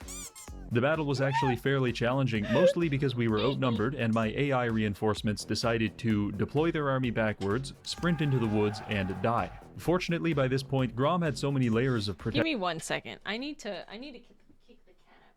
Hi. Come here. Come on, come get some pets. And I will give you some pets. Good girl, you're so good. And now I'm kicking you out. Alright. Sorry, BB was drooling. And I just like slapped my thigh. And I could not deal with it. Kitty time. The way I get rid of BB is I pet her and then she's like, oh, I love that. And then I move my hands outside the room and then she's like, oh, I want some fucking pets. And then she goes out and gets kicked out. Protective fat that he was functionally and die. Fortunately, by this point, Grom had so many layers of protective fat that he was functionally invincible, and we managed to eke out a victory. Hundreds of thousands had to die, but we have finally completed our grocery list. All that's left now is to cook every possible dish and feed them to Grom. The only issue is, for some reason, Goblin cuisine requires large quantities of scrap metal, and we have spent most of ours on upgrading our units, so we need to do a little farming. Luckily, raiding enemy territory produces scrap, so I took 3 of my armies and sent them to raid Volkmar the Grim, because he's kind of an uppity asshole. I would lay down my life if it would rid the world of you and your kind. What a dick. Okay. Every single turn, we were stealing 125% of his city's entire GDP, resulting in the kind of economic devastation that is only ever theorized in textbooks. Anyway, I've got my scrap, and I spent the next 8 turns feeding Grom the most bizarre food combinations I could come up with, and by the end of it, he was officially bloated and unstoppable. Bloated. Wait, let me read. Combinations I could come up with, and by the end of it, he was Grom has conquered the culinary world. His great size and notoriety now giving him the impetus to conquer the Warden's gaudy realm and lands beyond. We've made Grom very, very rotund, is what I'm hearing. Is Grom milkable at this point? Officially bloated and unstoppable. It's a happy ending for everyone, unless your name is Vlad von Karstein, Heinrich Kemmler, Daith Durthu, Findal Orion, Count Noclip, Luther Harkon, Karl Franz, Belgrau Ironhammer, Tic-Tac-Toe, the Black Pyramid of Nagash, Marathi, Scrag the Slaughterer, Throg Eltharion, or anyone even remotely French. I want to thank this month's patrons for making these videos possible, and finally, thank you for watching. You're welcome. He killed everybody, and he made an orc very fat. Holy shit. So basically these videos are just crazy challenges. Like the expectation that you would feed this guy, Grom, everything is not realistic. He also milked a Sphinx, you know, and I was surprised he knew how. Hydrate, thank you. Guys, you guys are like hydrating the shit out of me. That was absolute cinema, and you guys are right. I should not be... What? Guys, this is hilarious. You guys told me the ads were really good. It's the most popular part of this video. People watch the ads more than they watch, like, anything else. That's... What? Oh, that's insane. That is so rare. That is very, very rare. What a good marketer. That being said, I'm the person who's gonna get this guy a flavor. For real and absolutely true. And if he gets a flavor, it's because I helped. No, I'm seriously, I'm just kidding. There was an expedition. I wanted to watch legendary drops. Oh, not that one. Expedition 33. Yeah, this video, but it is 20. Okay, let me. It is a video that goes all the way to the end. Let me just see. Does this spoil anything major? It doesn't seem like it does. I wanted to watch one more Expedition 33 video here. Go use code Reggie, everyone. Do it. Do it. not Warframe, Warhammer creator, Total Warhammer creator Reggie, who we subscribe and like to. We must support his stuff. We're gonna watch this video just because I'm kind of interested. I want to play more Expedition 33, but I'm just like, it might help if I get some reactions out there, so that I can play it and, you know, people will actually be interested. It's 4:30. Oh my God. Should really go to sleep. Please go to bed. Guys, I have had a lot of coffee, even up until the past, like, 5 minutes ago. She beat me to it. There might be spoilers. I did a quick... I mean, no, it doesn't seem like it. By the way, this video was released like 1 week, less than 1 week after the game came out. And there's probably spoilers of the first like 4 hours of the game. So if you're like, I will say, the trailer of the game itself seems to be a big spoiler. Like, if you watch the trailer, the first hour of the game, which is like the big twist and hook of the beginning, ends up being like kind of spoiled. But anyway, I'm going to watch this. This is Legendary Drops. Expedition 33 just shattered the narrative. I have a couple hours in Expedition 33 and I'm trying to figure out whether or not I'm going to keep playing it. So let's give this video a try. Damn, guys, we reacted to a ton of stuff today. I still have other videos I want to watch. But I think after this, maybe we start to think about what games we're going to play. So this, I think, will be the last. It's a react-a-thon. It really is. I think this will be the last react for today, and then we can hop into some other stuff. Okay? 1 million copies in 3 days. You know there is a boardroom full of executives that are sitting around scratching their head, screaming for their secretary to explain this to them in Fortnite terms. Oh, reverence. That was the first word that came to mind when I sat down to make this video. Reverence. Expedition 33 is breathtaking. It is a game that commands respect on every single level and deserves every bit of praise that it's gotten. It is one of... I wonder how much he's played, because I gave it the first 4 hours. I thought this game was crazy good. I mean, nutty. So I want to see what he has to say. Why? The best examples of what today's developers are capable of, what games are capable of, how far they can reach, the value that they can deliver, how they can be far more than simple entertainment. But at the same time, it is incredibly frustrating because it paints a very clear contrast between it and how shallow and utterly vapid the rest of this industry has become. Yeah, that... I think he's complaining about, you know, thousands of, I mean, the same size of team that worked on Expedition 33. There's that many people on the team monetizing, just monetizing Call of Duty. Games like Expedition 33 are what we deserve, but are rarely given. And it's not for a lack of talent. We know that because these are former Ubisoft developers making a game that we would never see from Ubisoft or any major publisher for that matter. Today, I want to talk about the explosive popularity of Expedition 33, how it's already broken records, my experience playing it, and, man, you know, it really must burn to be absolutely destroyed by the very people you let go. Ooh! Oh my God! I didn't know they let go of the people. I know that a lot of the developers came from different game studios, but I didn't know that maybe these devs are from or got fired. But before that, if you want to be a part of the video game revolution and make games for yourself, you can use today's sponsor. Today's video is sponsor is by... Oh! Wait, I'm really curious. By longtime friend of the channel, Boot.dev, a back-end web development platform that does one thing most coding courses don't. Actually keeps you engaged. If you've ever tried... Okay, so it's just general coding stuff. Okay, so if you guys are interested in learning how to code, apparently there's this website called back.dev or bootdev. feel free to check out his sponsor. I'm gonna skip it just because I already work in tech.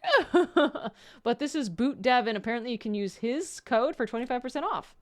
Hell yeah. Hearing that the game would have taken 25 years to be greenlit at a studio was insane. What? Oh my god. Expedition 33 was one of my most anticipated games since its reveal. The turn-based combat looked like a true... Okay, so there are potentially spoilers for Act 1, which I've played 4 hours, and I did a general skim. I didn't see anything that I haven't seen in the first 4 hours of the game, just looking through it. Iteration or evolution on JRPGs that we've seen over the years. The idea of using quick time events, active dodge, and pairing mechanics in combat seemed like a fresh idea. It had an all-star cast of voice actors. The premise of the game's story, where a celestial paintress is painting a descending number, killing all those older than the age of 33, was genuinely different, and the art style was captivating. Actually, back at the start of last month, I had posted on Twitter saying, I don't know why, but I have an oddly good feeling about Expedition 33. You know, and I will just say, you shouldn't watch the trailer to this game, or maybe if you want to play this game, don't watch too much. Get it now, because I think the best part of the story so far happens in the first, like, 15 minutes of the game. My favorite games are the ones that are coming out of left field from unheard of and unproven developers. I'm genuinely hoping it's one of them. Little did I know just how right I would be. Player Obscure Expedition 33 launched to 60,000 concurrent players on Steam, selling over 500,000 copies in its first 24 hours. It had then surpassed that days later, doubling that number to 121,000 concurrent players on Steam and reaching 1 million copies sold in just 3 days. Hell, the game sold out of physical copies on Amazon and in stores in Australia. I didn't even know you can get a physical copy. I'm not even gonna lie. Narrative-driven turn-based RPG that isn't named Persona, coming from a studio that's releasing its very first game. This is nigh unheard of, my friends. The game released to near universal praise among critics. It is simply too good for anybody to ignore, reaching a...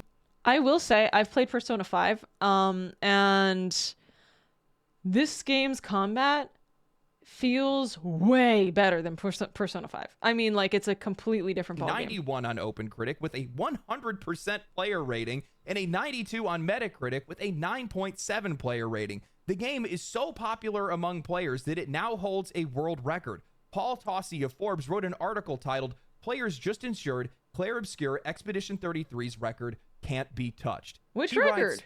I wrote an article over the weekend that confirmed that Clair Obscure Expedition 33, the RPG from first-time developer Sandfall, was in fact the highest user-scored game in Metacritic history. Now, players have caught wind of that. Some pushed back on this, saying it was early, and this is just based on a few hundred reviews playing it super early. Well, people have been playing it over the course of the weekend, and there are now 600% more reviews in, up to 3,300, and the score has actually increased to a 9.7 out of 10 from a 9.6 previously. What the fuck? I've said that it's possible that scores fall in time, but what has happened here cemented Expedition 33's title as one of the highest scored games on this platform. Nothing else is close or will get close anytime soon. Oh my god. Thousands of reviews mean that of the top 100 plus best scored games on Metacritic's list, it's already passed many of them in total scores. And again, it's not a close competition. I've only been able to find one 9.3 at all, The Witcher 3's Blood and Wine DLC. Every other historic game that you have heard of is somewhere between an 8.9 and 9.2.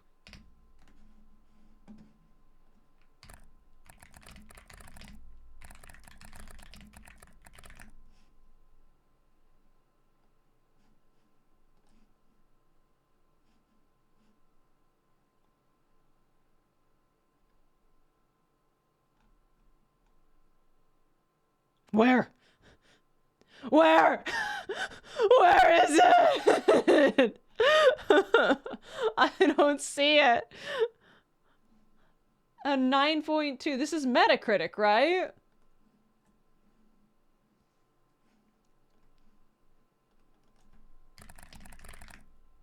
Where was it? You said 9.1? Ah!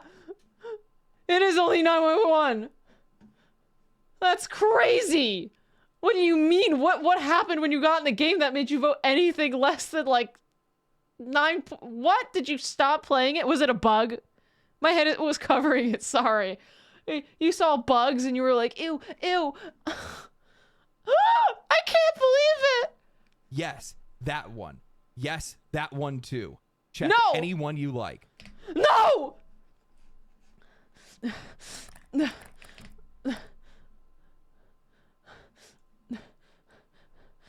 No. No, it's not possible. What other one? Oh my god. What other games do I really fucking love? This, my friends, is a flawless victory. Plain and simple. It's the kind of game that should go on to sell tens of millions of copies. Honestly, it's the game that you hope does. When you play Hollow it, you Knight's want a perfect everybody game. else to play it. And if it doesn't become the most popular game ever, it feels like it's a slight against you.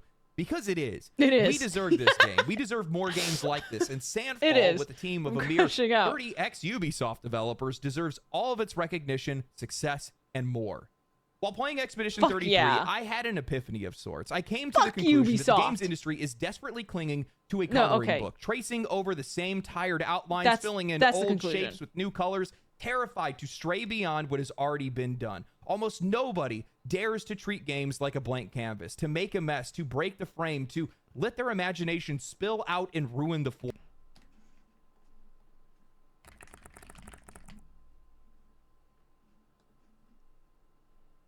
Dude, you are kidding me. Sorry, back to this. But where the rest of the industry is coloring inside the lines, Expedition 33 tears the canvas off the wall, smears their hands in the paint, and throws themselves into their work. They let it bleed, they let it burn, they let it scream. They didn't just make a game, they made something alive. I Very almost French don't even know of them, by the way. start I will describing this say. game or its genius. While Expedition Not 33 not all definitely 30. takes inspiration Oh, okay. from a wide variety of games, that's as far as it goes. It's inspiration with iteration, never imitation. You catch flashes of the UI taking cues from Persona, the combat adapting ideas from Legend of Dragoon or Final Fantasy VIII, the mournful, hopeless world whispering shades of Final Fantasy X, and the monster design tipping its hat to Dark Souls. But everything here is unmistakably its own. Right? Yeah, that's what I'm gonna say. If every individual tiny aspect you can gleam inspiration from like one specific series, then I'm like, you can't really prove it was even inspired by that thing. Like you can't be like, oh, these monsters look like Dark Souls. Oh, these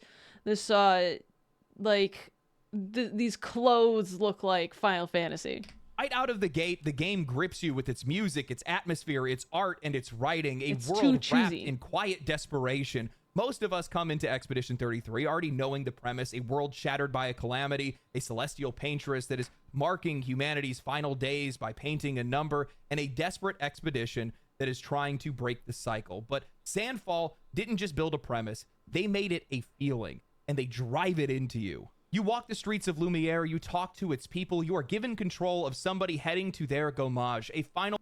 Yeah, and you see the Gommage like has a culture around it. Like they have the flowers and they're red and white. Farewell. You walk them down to the pier, watching as the paintress calls their number and paints their death into this world. Spoiler! You hear the voices of the townspeople, see the hollowness in their eyes, feel the ache in their words. And for the first time in a long time, We've already watched this on stream, feel the though. stakes, how important yet futile your journey feels, how small and desperate these lives are, how this world is quietly fading before your eyes. You can feel this beautiful, aching world. What impressed me most about Expedition 33 is its revival of subtlety and nuance. In an industry that has been obsessed with appealing to the widest audience possible, executives chasing infinite growth, games have been stripped of any ambiguity. Modern storytelling assumes that the player must be handheld through every story beat, every emotion, every idea in case they might get confused. No. This bothers me. When the writing is like, hello, Samantha, my childhood friend.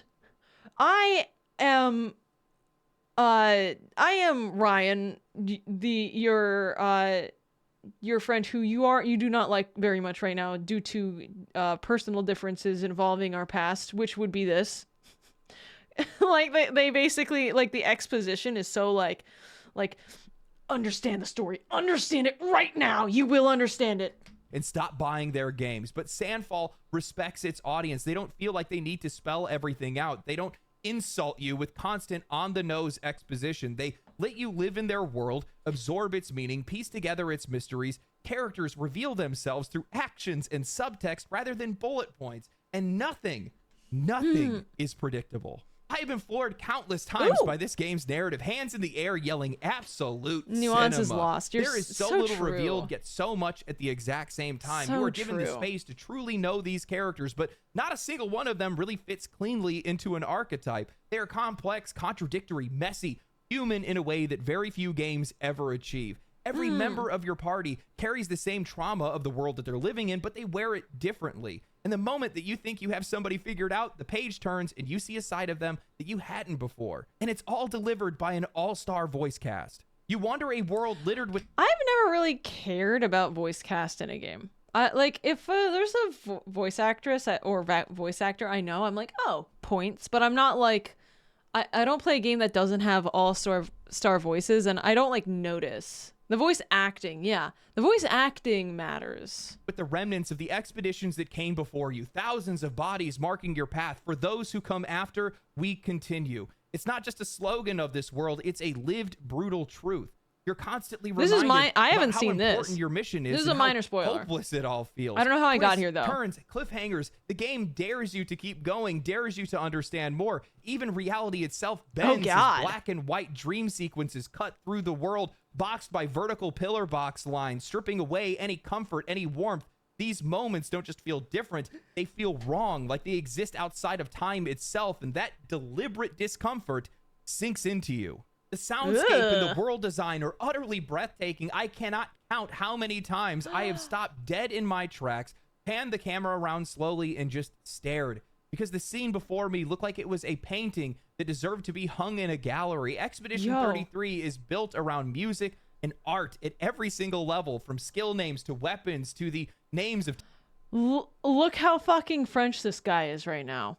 Hold on. I'm so sorry. I have to... Look at this bread baguette wearing little fucking mime looking ass boy. This is hilarious. Towns themselves, it's a world that doesn't push you forward. It begs you to stop, to look, to feel, to listen. It's visibly distinct. It's audibly distinct, yet eerily familiar at the exact same time. And that mixture of mystery and recognition is exactly what keeps you rooted in place. Well, at least until the gameplay rips you off your feet. As a fan of turn-based games, 3 of my favorite games of all time are Grandia 2, Final Fantasy 8, and Legend of Dragoon. I have never seen a game revolutionize turn-based combat like this before. I'll be honest, I was afraid. When I had heard about the dodge, parry, and quick time event mechanics, I thought it was just going to be gimmicks. But they're not gimmicks. They're the solution. They're really hard. What makes the parrying and the dodge so hard is that the enemies have like Dark Souls timed attacks. It's really hard to actually guess how the enemies are going to attack. Struggle to stay relevant in the modern age. Part of that is due to executives not wanting to fund these type of games, but the other part of it is that players today, including myself, just don't really have different types of attacks like we once did. And while some games have been successful and people obviously still want it, there needs to be an evolution. That's why we've seen auto battle systems dominate the genre, reducing what used to be thoughtful, tactical gameplay into passive, gacha-like gameplay loops. Expedition 33 refuses to let that happen. Instead, it rewards players for staying engaged. Dodging at the right time will grant you action points or other buffs depending on the pictos that you have. Parrying will boost your damage. Hitting time prompts will amplify your attacks. These mechanics don't feel bolted on. They feel natural, inevitable, earned. It's the evolution of turn-based combat that I've been waiting for since Final Fantasy VIII, a true, seamless fusion of action and strategy that keeps you locked in every second without betraying the roots of this genre. You know, it's funny that you should say that because, like, yeah, I don't think... I feel like with turn-based combat games, the things that you look forward to are not the combat. Like, I play Persona, and I'm more interested in the story and all the other parts of the game than I am fighting any enemy. Expedition 33 isn't just a great game. I think it's a quiet rebellion, a reminder of everything that this industry could be and everything it has chosen not to be. It's proof that we just need someone, somewhere to care enough to create something real, something beautiful, something that dares to reach beyond the safe, dead outlines of what's already been done before. One of the things that really stood out to me and the game isn't getting enough appreciation for is its return to unique characters. It's something that we used to have in a lot of JRPGs, but a lot of these games have kind of gotten away from it, made it where all these characters can kind of just, you know, they're just Lego sets essentially. You can build them however you want, and they all can have the exact same skills. I get it. I do get that. Character in Expedition 30.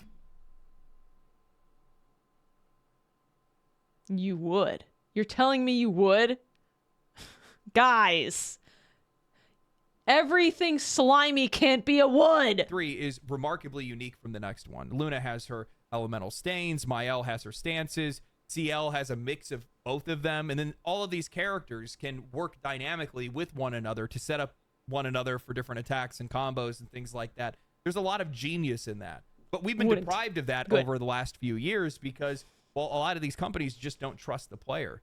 I've been talking about it recently because I saw somebody post, they made a comparison between Skyrim and Oblivion. They showed about how much content had been removed from Oblivion to Skyrim.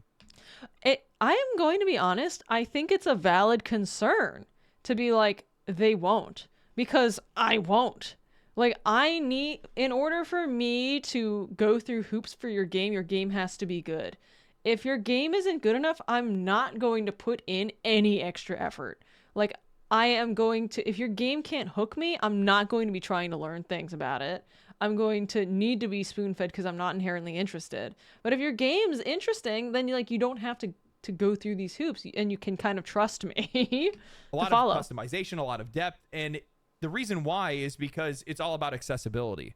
These studios, these publishers, they see that as a way for them to be able to reach wider audiences. They, instead of wanting to add value or do anything unique, they instead want to treat their audience like they drank half a can of paint thinner when they were a kid.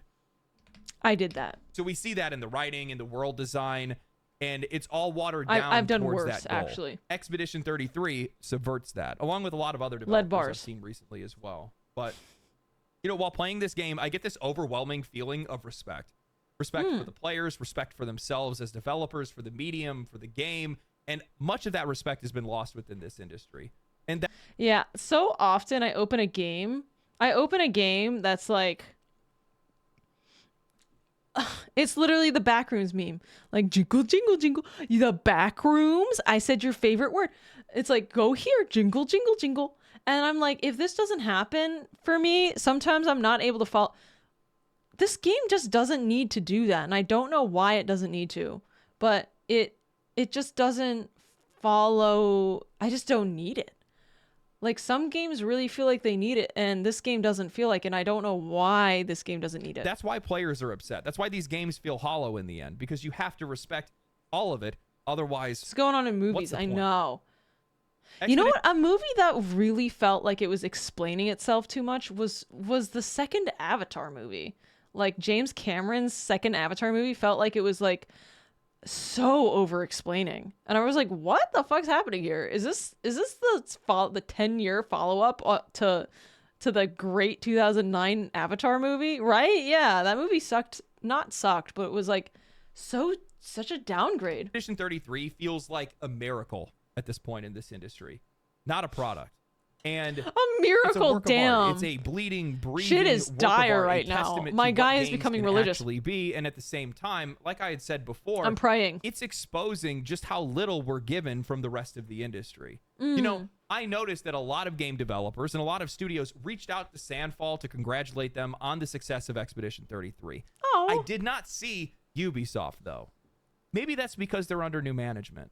When I sit back and think about it, I just genuinely don't think this is the kind of game that we would see the industry even dare to try to make anymore. You Sponsor have a dark, emotionally charged story that doesn't lean into forced humor to be able to soften its blows. It's not like Dragon Age the Veilguard, where you're going to fight a dragon, one of the characters starts talking about a book they like, and Tosh intervenes to tell them that the book is probably about sex, doubling down again to say, I bet it's about sex.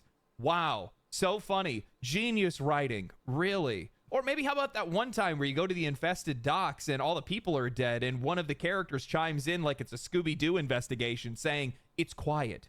Too quiet. Mature rated game, by the way. It's quiet. Too quiet. He's right behind me, isn't he? Expedition 33 uses humor. It's well delivered and with nuance. I remember there was a scene where I was reuniting with CL. Gustav prepares to trauma dump over what happened at the beach. They zoom in on his face, the tone shifts, dramatic music starts playing, and one of the other characters turns and essentially says, "Not now, Gustav," and the music cuts out. It's unexpected but well-delivered comedy that makes sense for the characters, the world, and the situation. I mean, That's actually fucking hilarious. Conventionally attractive Gustav, no.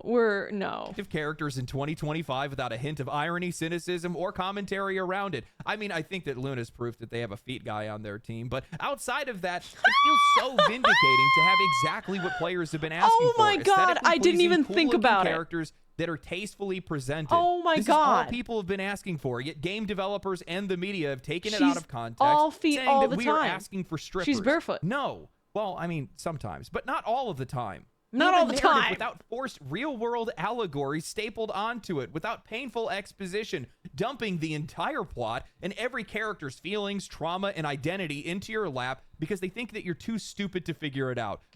I also really quickly want to mention, all of the characters in this game are extremely, extremely sexy.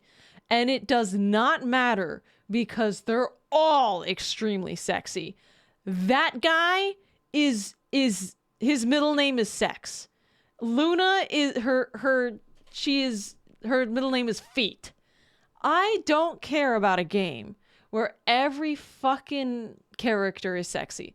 It is a little shitty to play a game where every man is a hideous abomination of humankind's brain goop that could not be designed in a worse way, and every woman is a 30 triple E big booby mommy dummy. Like, this is what I mean. We can have games where everyone's sexy and it doesn't bother me.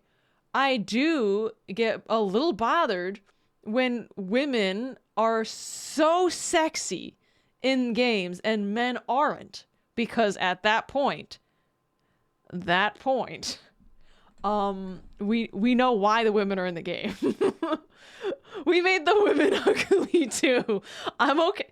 Like, make everyone sexy is all I'm saying. This is probably like a shit take, but I don't know.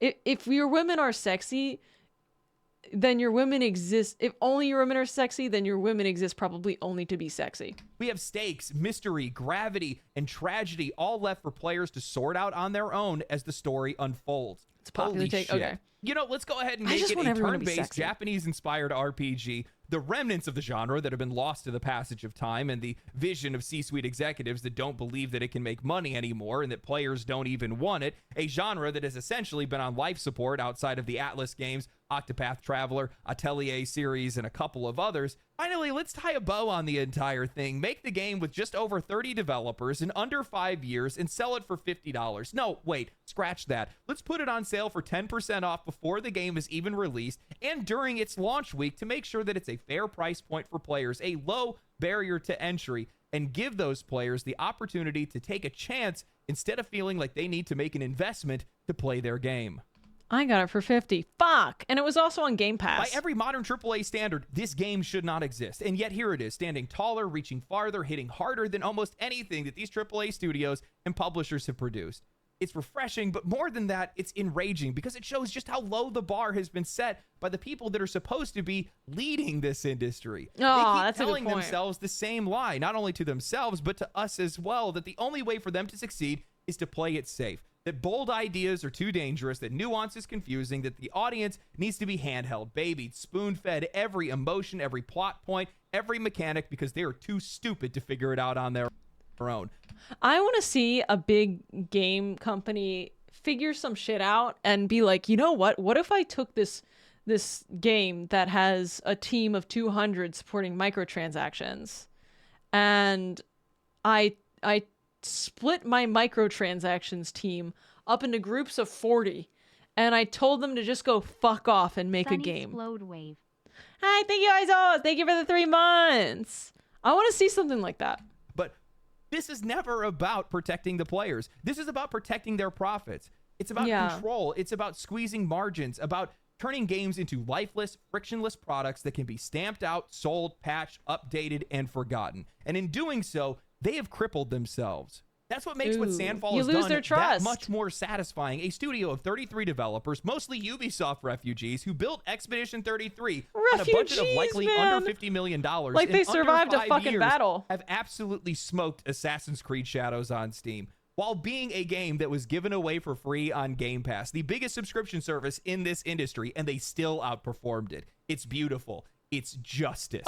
Broche, Sandfall's CEO and creative director, didn't leave Ubisoft because he couldn't cut it. He left because anyone with any real ambition, anyone who gives a damn, eventually realizes that you cannot create anything real inside of a machine that only knows how to recycle itself. What would he have done if he stayed? Slapped on another Assassin's Creed DLC, sell some gun skins for Rainbow Six Siege? Maybe, if he was really lucky, he could have gotten assigned to Ubisoft's NFT strategy game. A machine that can only recycle itself. Oh my gosh. How many new IPs total Ubisoft destruction? When was the last time you saw Ubisoft make something new? Like, what's their newest IP? Obviously we see Assassin's Creed games, but like, what's new? Wouldn't that have been exciting? Expedition 33 would have been strangled the second it was pitched. Too risky, too slow, too difficult to monetize.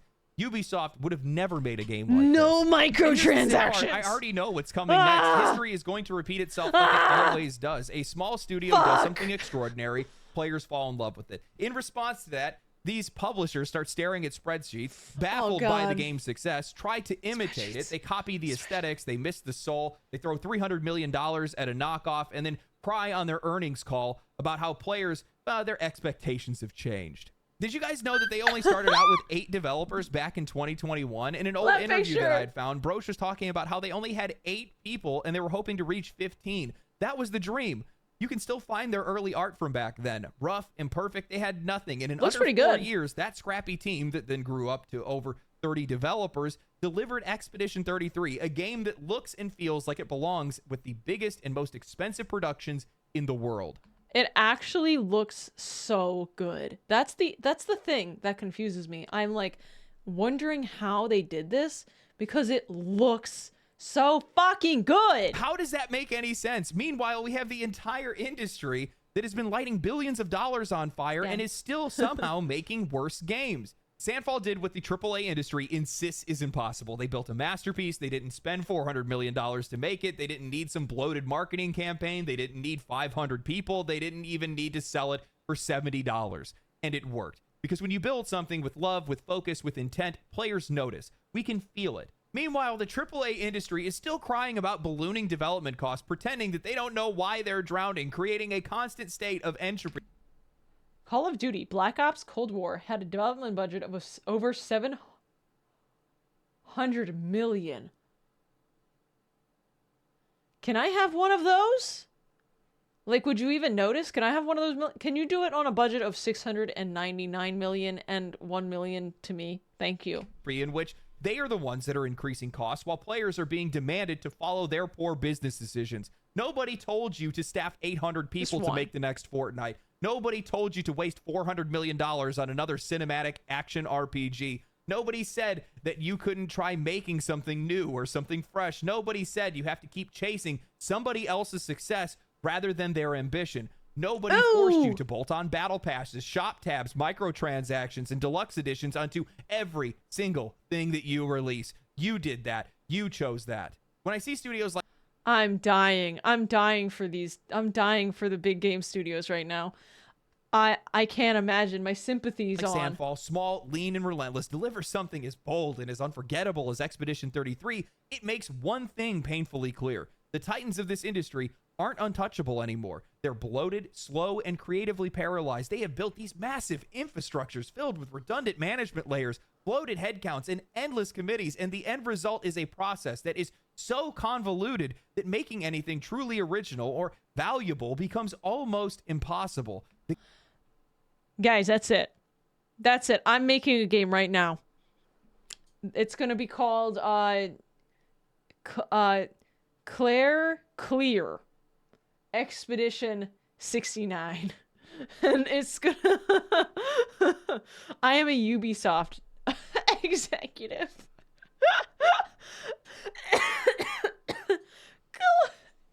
The games take too long to make, cost too much, and play it far too safe.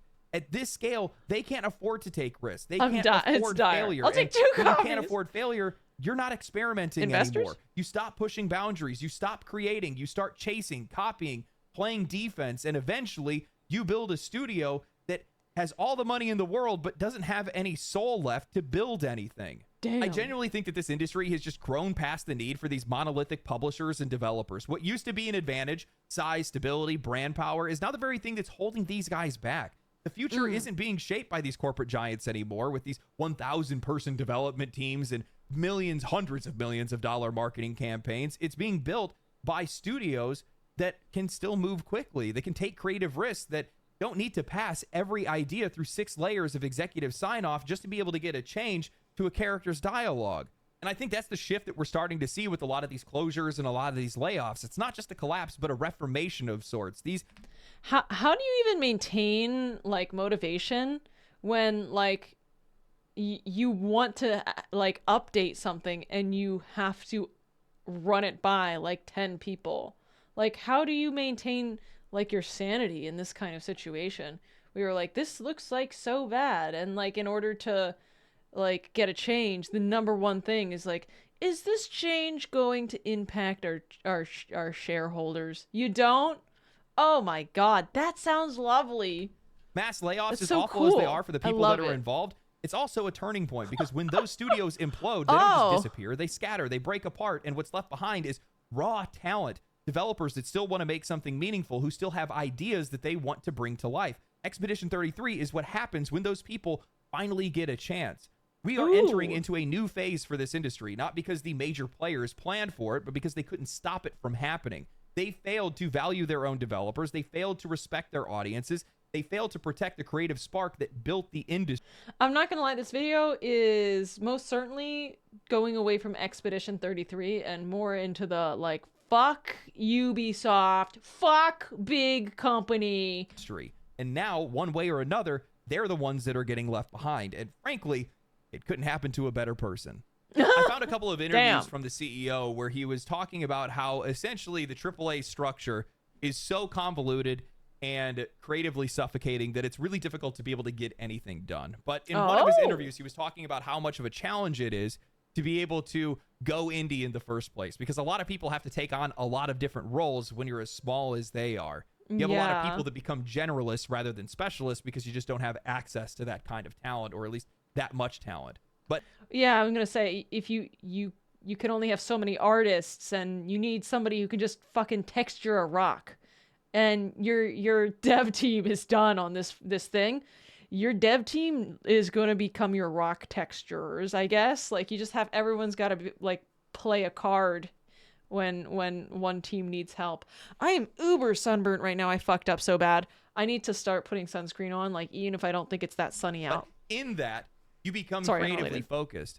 The vision stays intact. It's very clear because it's only being handled by just a handful of people.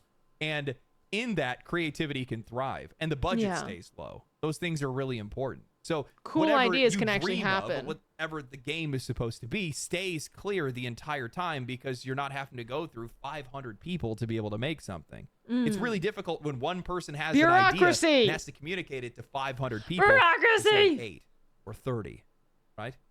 Right. These AAA publishers have tied themselves to copy-paste IP, and they've continued to grow larger and larger in scale year over year, and it's all been for nothing.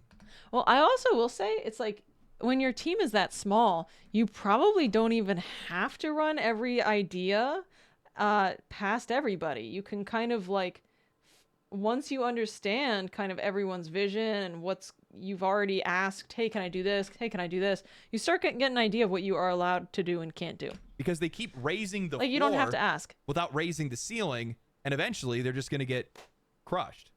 That's why we're seeing a lot of the issues that we see today. I can't imagine it feels great to worry about layoffs and studio closures and earnings calls while you're watching indie developers run circles around you, free of expectations, creatively free, being able to do whatever they want, free of any type of constraint, free of these insane budgets. Expedition 33 just got greenlit for its own movie, made by the same people that made the Sonic movie. What? Paramount? No way! What? No, this can't be happening. How many times have I seen Sonic 3? How many times?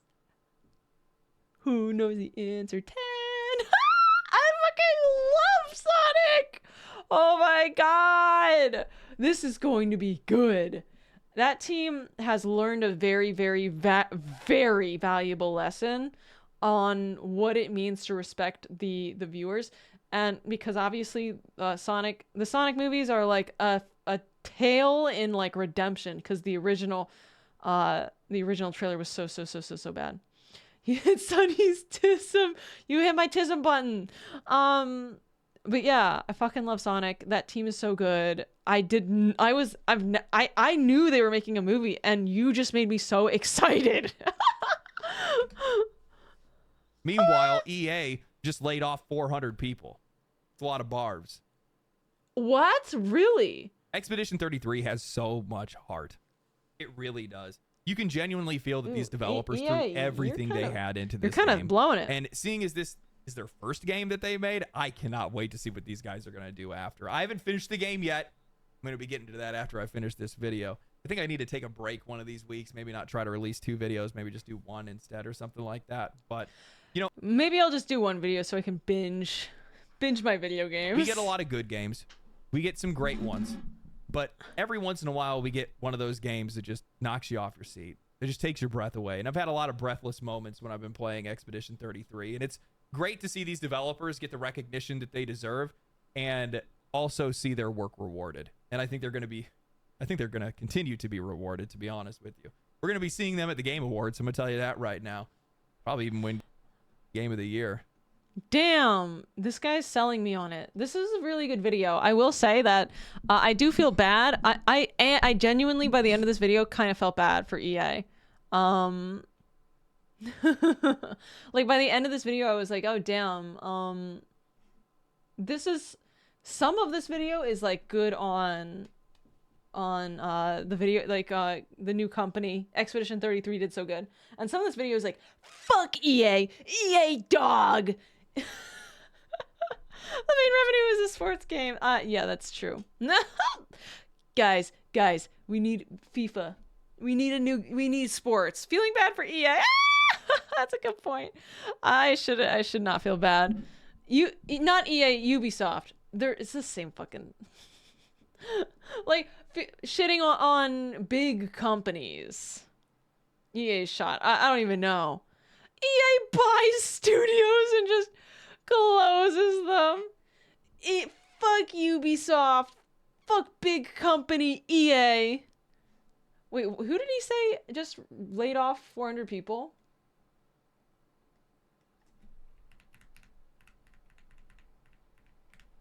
Okay, so EA just laid off 400 people. Damn. That's 400 less people who are going to be making sports games. This is... Oh no. What are we going to do? He has like 4 whole videos about Ubisoft. Oh no. This guy is not going to be getting sponsored by these companies. It's good though. You know, if a creator's making a video that's like genuinely shit talking a big game company, or a big developer or a big, like, it does hurt your chances of getting sponsored. So, or like Blizzard. So, you know, that means he's being a real one. Yeah, they have integrity. They're not willing to. Oh, and he does have a Patreon, I see. So that's something, if you want to support him. But have integrity, then be a shill. Yeah. Yeah, one week you're like, I fucking can't stand that Disney does this thing. The next week you're like, I am sponsored by Disney. I am purchasable. Buy me for X dollars. I will shit talk that breast milk stealing company any day of the week. I remember being like stunned when, okay, let me go on twitch.tv/sunnysplosion. Who's that? For all reason. Excuse you. Oh, teamfight tactics. So fun. Let's do Overwatch 2. I remember being like, Really? Are you serious? Who is playing this? And then, you know, going, you know, like, more people are still playing Overwatch 2 than are playing Marvel Rivals? Who is fucking playing this? This is like surprising to me. Watching. Watching's more important. But like, why? I guess force of habit. You know, this game's got a lot more time. But I'm like, I play Overwatch? Okay. I'm like, it just seems like not even yesterday's, not even last year's, but like the years before that's game. You know, like, it doesn't seem like a modern thing. But anyway, I'm not shitting on Blizzard. I'm not shitting on Overwatch. I'm just surprised that more people want to watch Overwatch 2 than the newer, shinier Marvel Rivals. You know, Stockholm. I mean, it's a far cry from like where it was. What's another like?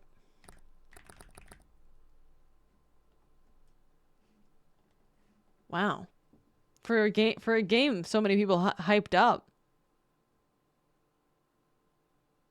It's only VTubers. There's only VTubers left. Oh my god, it's Hazumi's playing. But yeah, that's crazy. Spoilers, so many fucking spoilers here. People don't want spoilers. No, you're so right. So true. It's pretty late. That's actually true. Where did the time go? Should we play a game or should we just keep watching videos? How's game night? Yeah, that's a good question. What do we want to do? Are you guys interested in more videos? It is kind of late. I did have coffee. I did start my stream a little bit later because I was out and about and doing things and trying to recover from a little bit of like work burnout.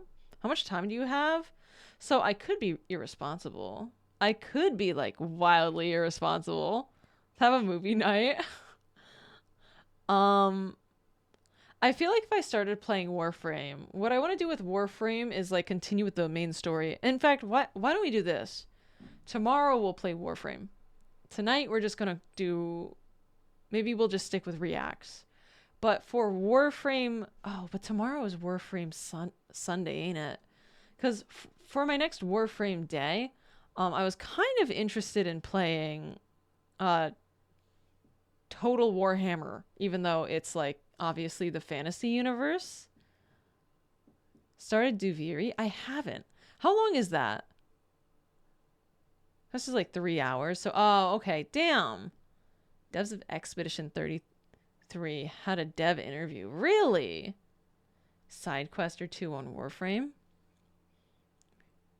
We already did Warframe. The last stream I did, here's a little concern of mine.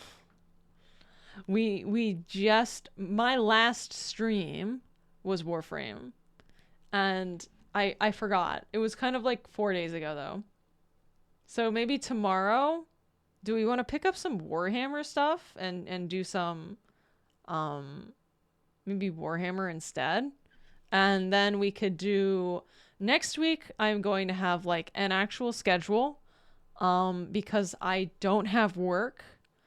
So you don't want to burn out and just be a Warframe content maker. Yeah, that's the thing. Doing only Warframe, my concern is that like a lot of people don't watch me for my Warframe. There's like a subset of you guys who are interested in Warframe, and then I do fear that there's a subset of you guys who don't know anything about Warframe, and I'm kind of forcing you guys to watch Warframe. Some of you guys when you don't really want to. It's like hard for all of you to support me. You played Warhammer 40K. I have not done the road. The only 40K games that I've played are shit. That's me, but I don't mind. Wow, thank you, Leon. But the thing is, I want to do other stuff in between. So I guess it's trying to figure out how to do that. It's the nature of being a variety streamer. Yeah, we'll fit fit some other stuff in there. Actually, there's a ton of games that, like, I want to play. Like, now I'm thinking, oh, fuck, it would be so fun to do Rock and Stone. I come to Sunny streams for Sunny. Oh, thank you. I don't know anything about Warframe, but I love watching you, so that's what counts for me. Oh. Okay, some of you guys are really enjoying Warframe anyway. Stay for Sunny. Stop. I'm so happy to hear.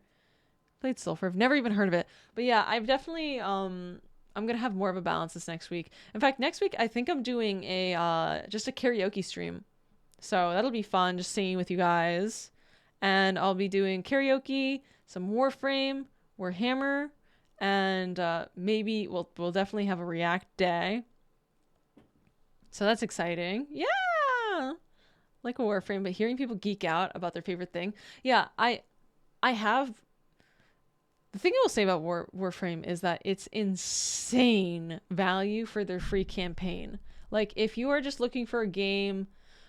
I just like the aesthetic of, like, hot, cool robot in space.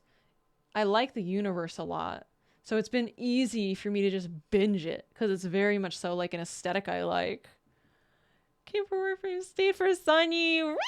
Stop! You guys! Okay, tomorrow we'll do Warhammer. We'll do a regular Warhammer, and then Monday we'll do more Warframe. And I might do a couple Warframe streams this week, because I think my goal right now is to... I don't even see it in the main quest line, but people are like, I think this 1999 quest, if I get past that, I might be able to engage more in the subreddits and, like, actually not be afraid of spoiling myself. And I might be able to watch these dev streams without spoiling myself. Like, I'm 50 hours in. I can't believe I'm still new 50 hours in, but I am. So we'll do more Warframe next week, and tomorrow we'll mix it up a little bit. It's called the Hacks. It's Hacks. Okay, gotcha. Okay. It's most of the new stuff, so you're like 3 main quests away. Okay, gotcha. Almost done with the tutorial. And there's a new tutorial every 10 hours. I've finished the next level of the tutorial. I can't believe we watched, like, basically every video that I set out to watch today. I think this is the only one we didn't, and honestly, I don't know if I've been reacting to a ton of legendary drop stuff.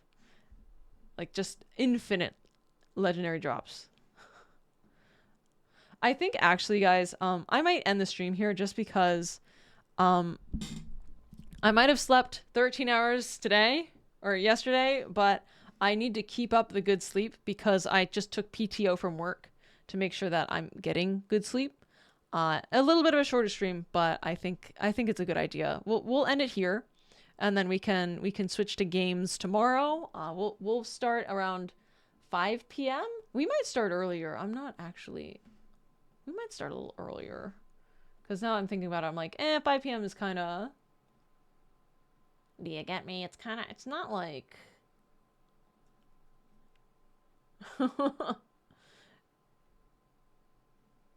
It's not late, but it's like I can only, if I stream for 6 hours at 5, then it's like basically how much time do I want to stream, and then I have to base my life around that. Who do we want to raid? Let me look around. Oh, by the way, thank you guys so much for 115,000 followers. That's like, I appreciate that so much. On Twitch, it's like crazy. I don't deserve all the support, but I appreciate all of the support. Like, seriously, I feel spoiled rotten. I don't know, I just appreciate you guys, so thank you. I'm just trying to find somebody to raid really quickly. I'm like looking around. No one's on. Like, who do I freaking raid? Did the new Doom game come out? I see a lot of people playing that. I know who I'm gonna raid. Let's go raid Stim. I'm gonna raid Stim because Stim's trying to get partner. If you guys... Oh! Ors, thank you for the 5. Thank you. Thank you, guys. Ors, thank you. We're rich. Thank you for hanging out. So Stim, very funny. She's the manager in like the company I am with called Glitch Stars. She's one of the managers. And she applied for partner, and they were like, they accidentally gave her the template rejection letter, which was so fucking funny. Her rejection letter was like, we cannot give you partner because you have extreme under 75 viewers and extreme above 75. And it's like, oh, they didn't fill the template out. They didn't even fill the template out. But make sure, if you guys can, cashing that stimulus check. Thank you, Shinobi. Copy and paste the right message once. I will see you guys tomorrow. We're going to kind of play it by ear. But next week, I will have a proper schedule. So I'm looking forward to it. And I hope you guys enjoy hanging out tomorrow. I hope you enjoyed today. And I'll see you soon, okay? Thank you, guys. Thank you for the support. Oh, my God. I'll see you, okay? Bye-bye. Bye-bye.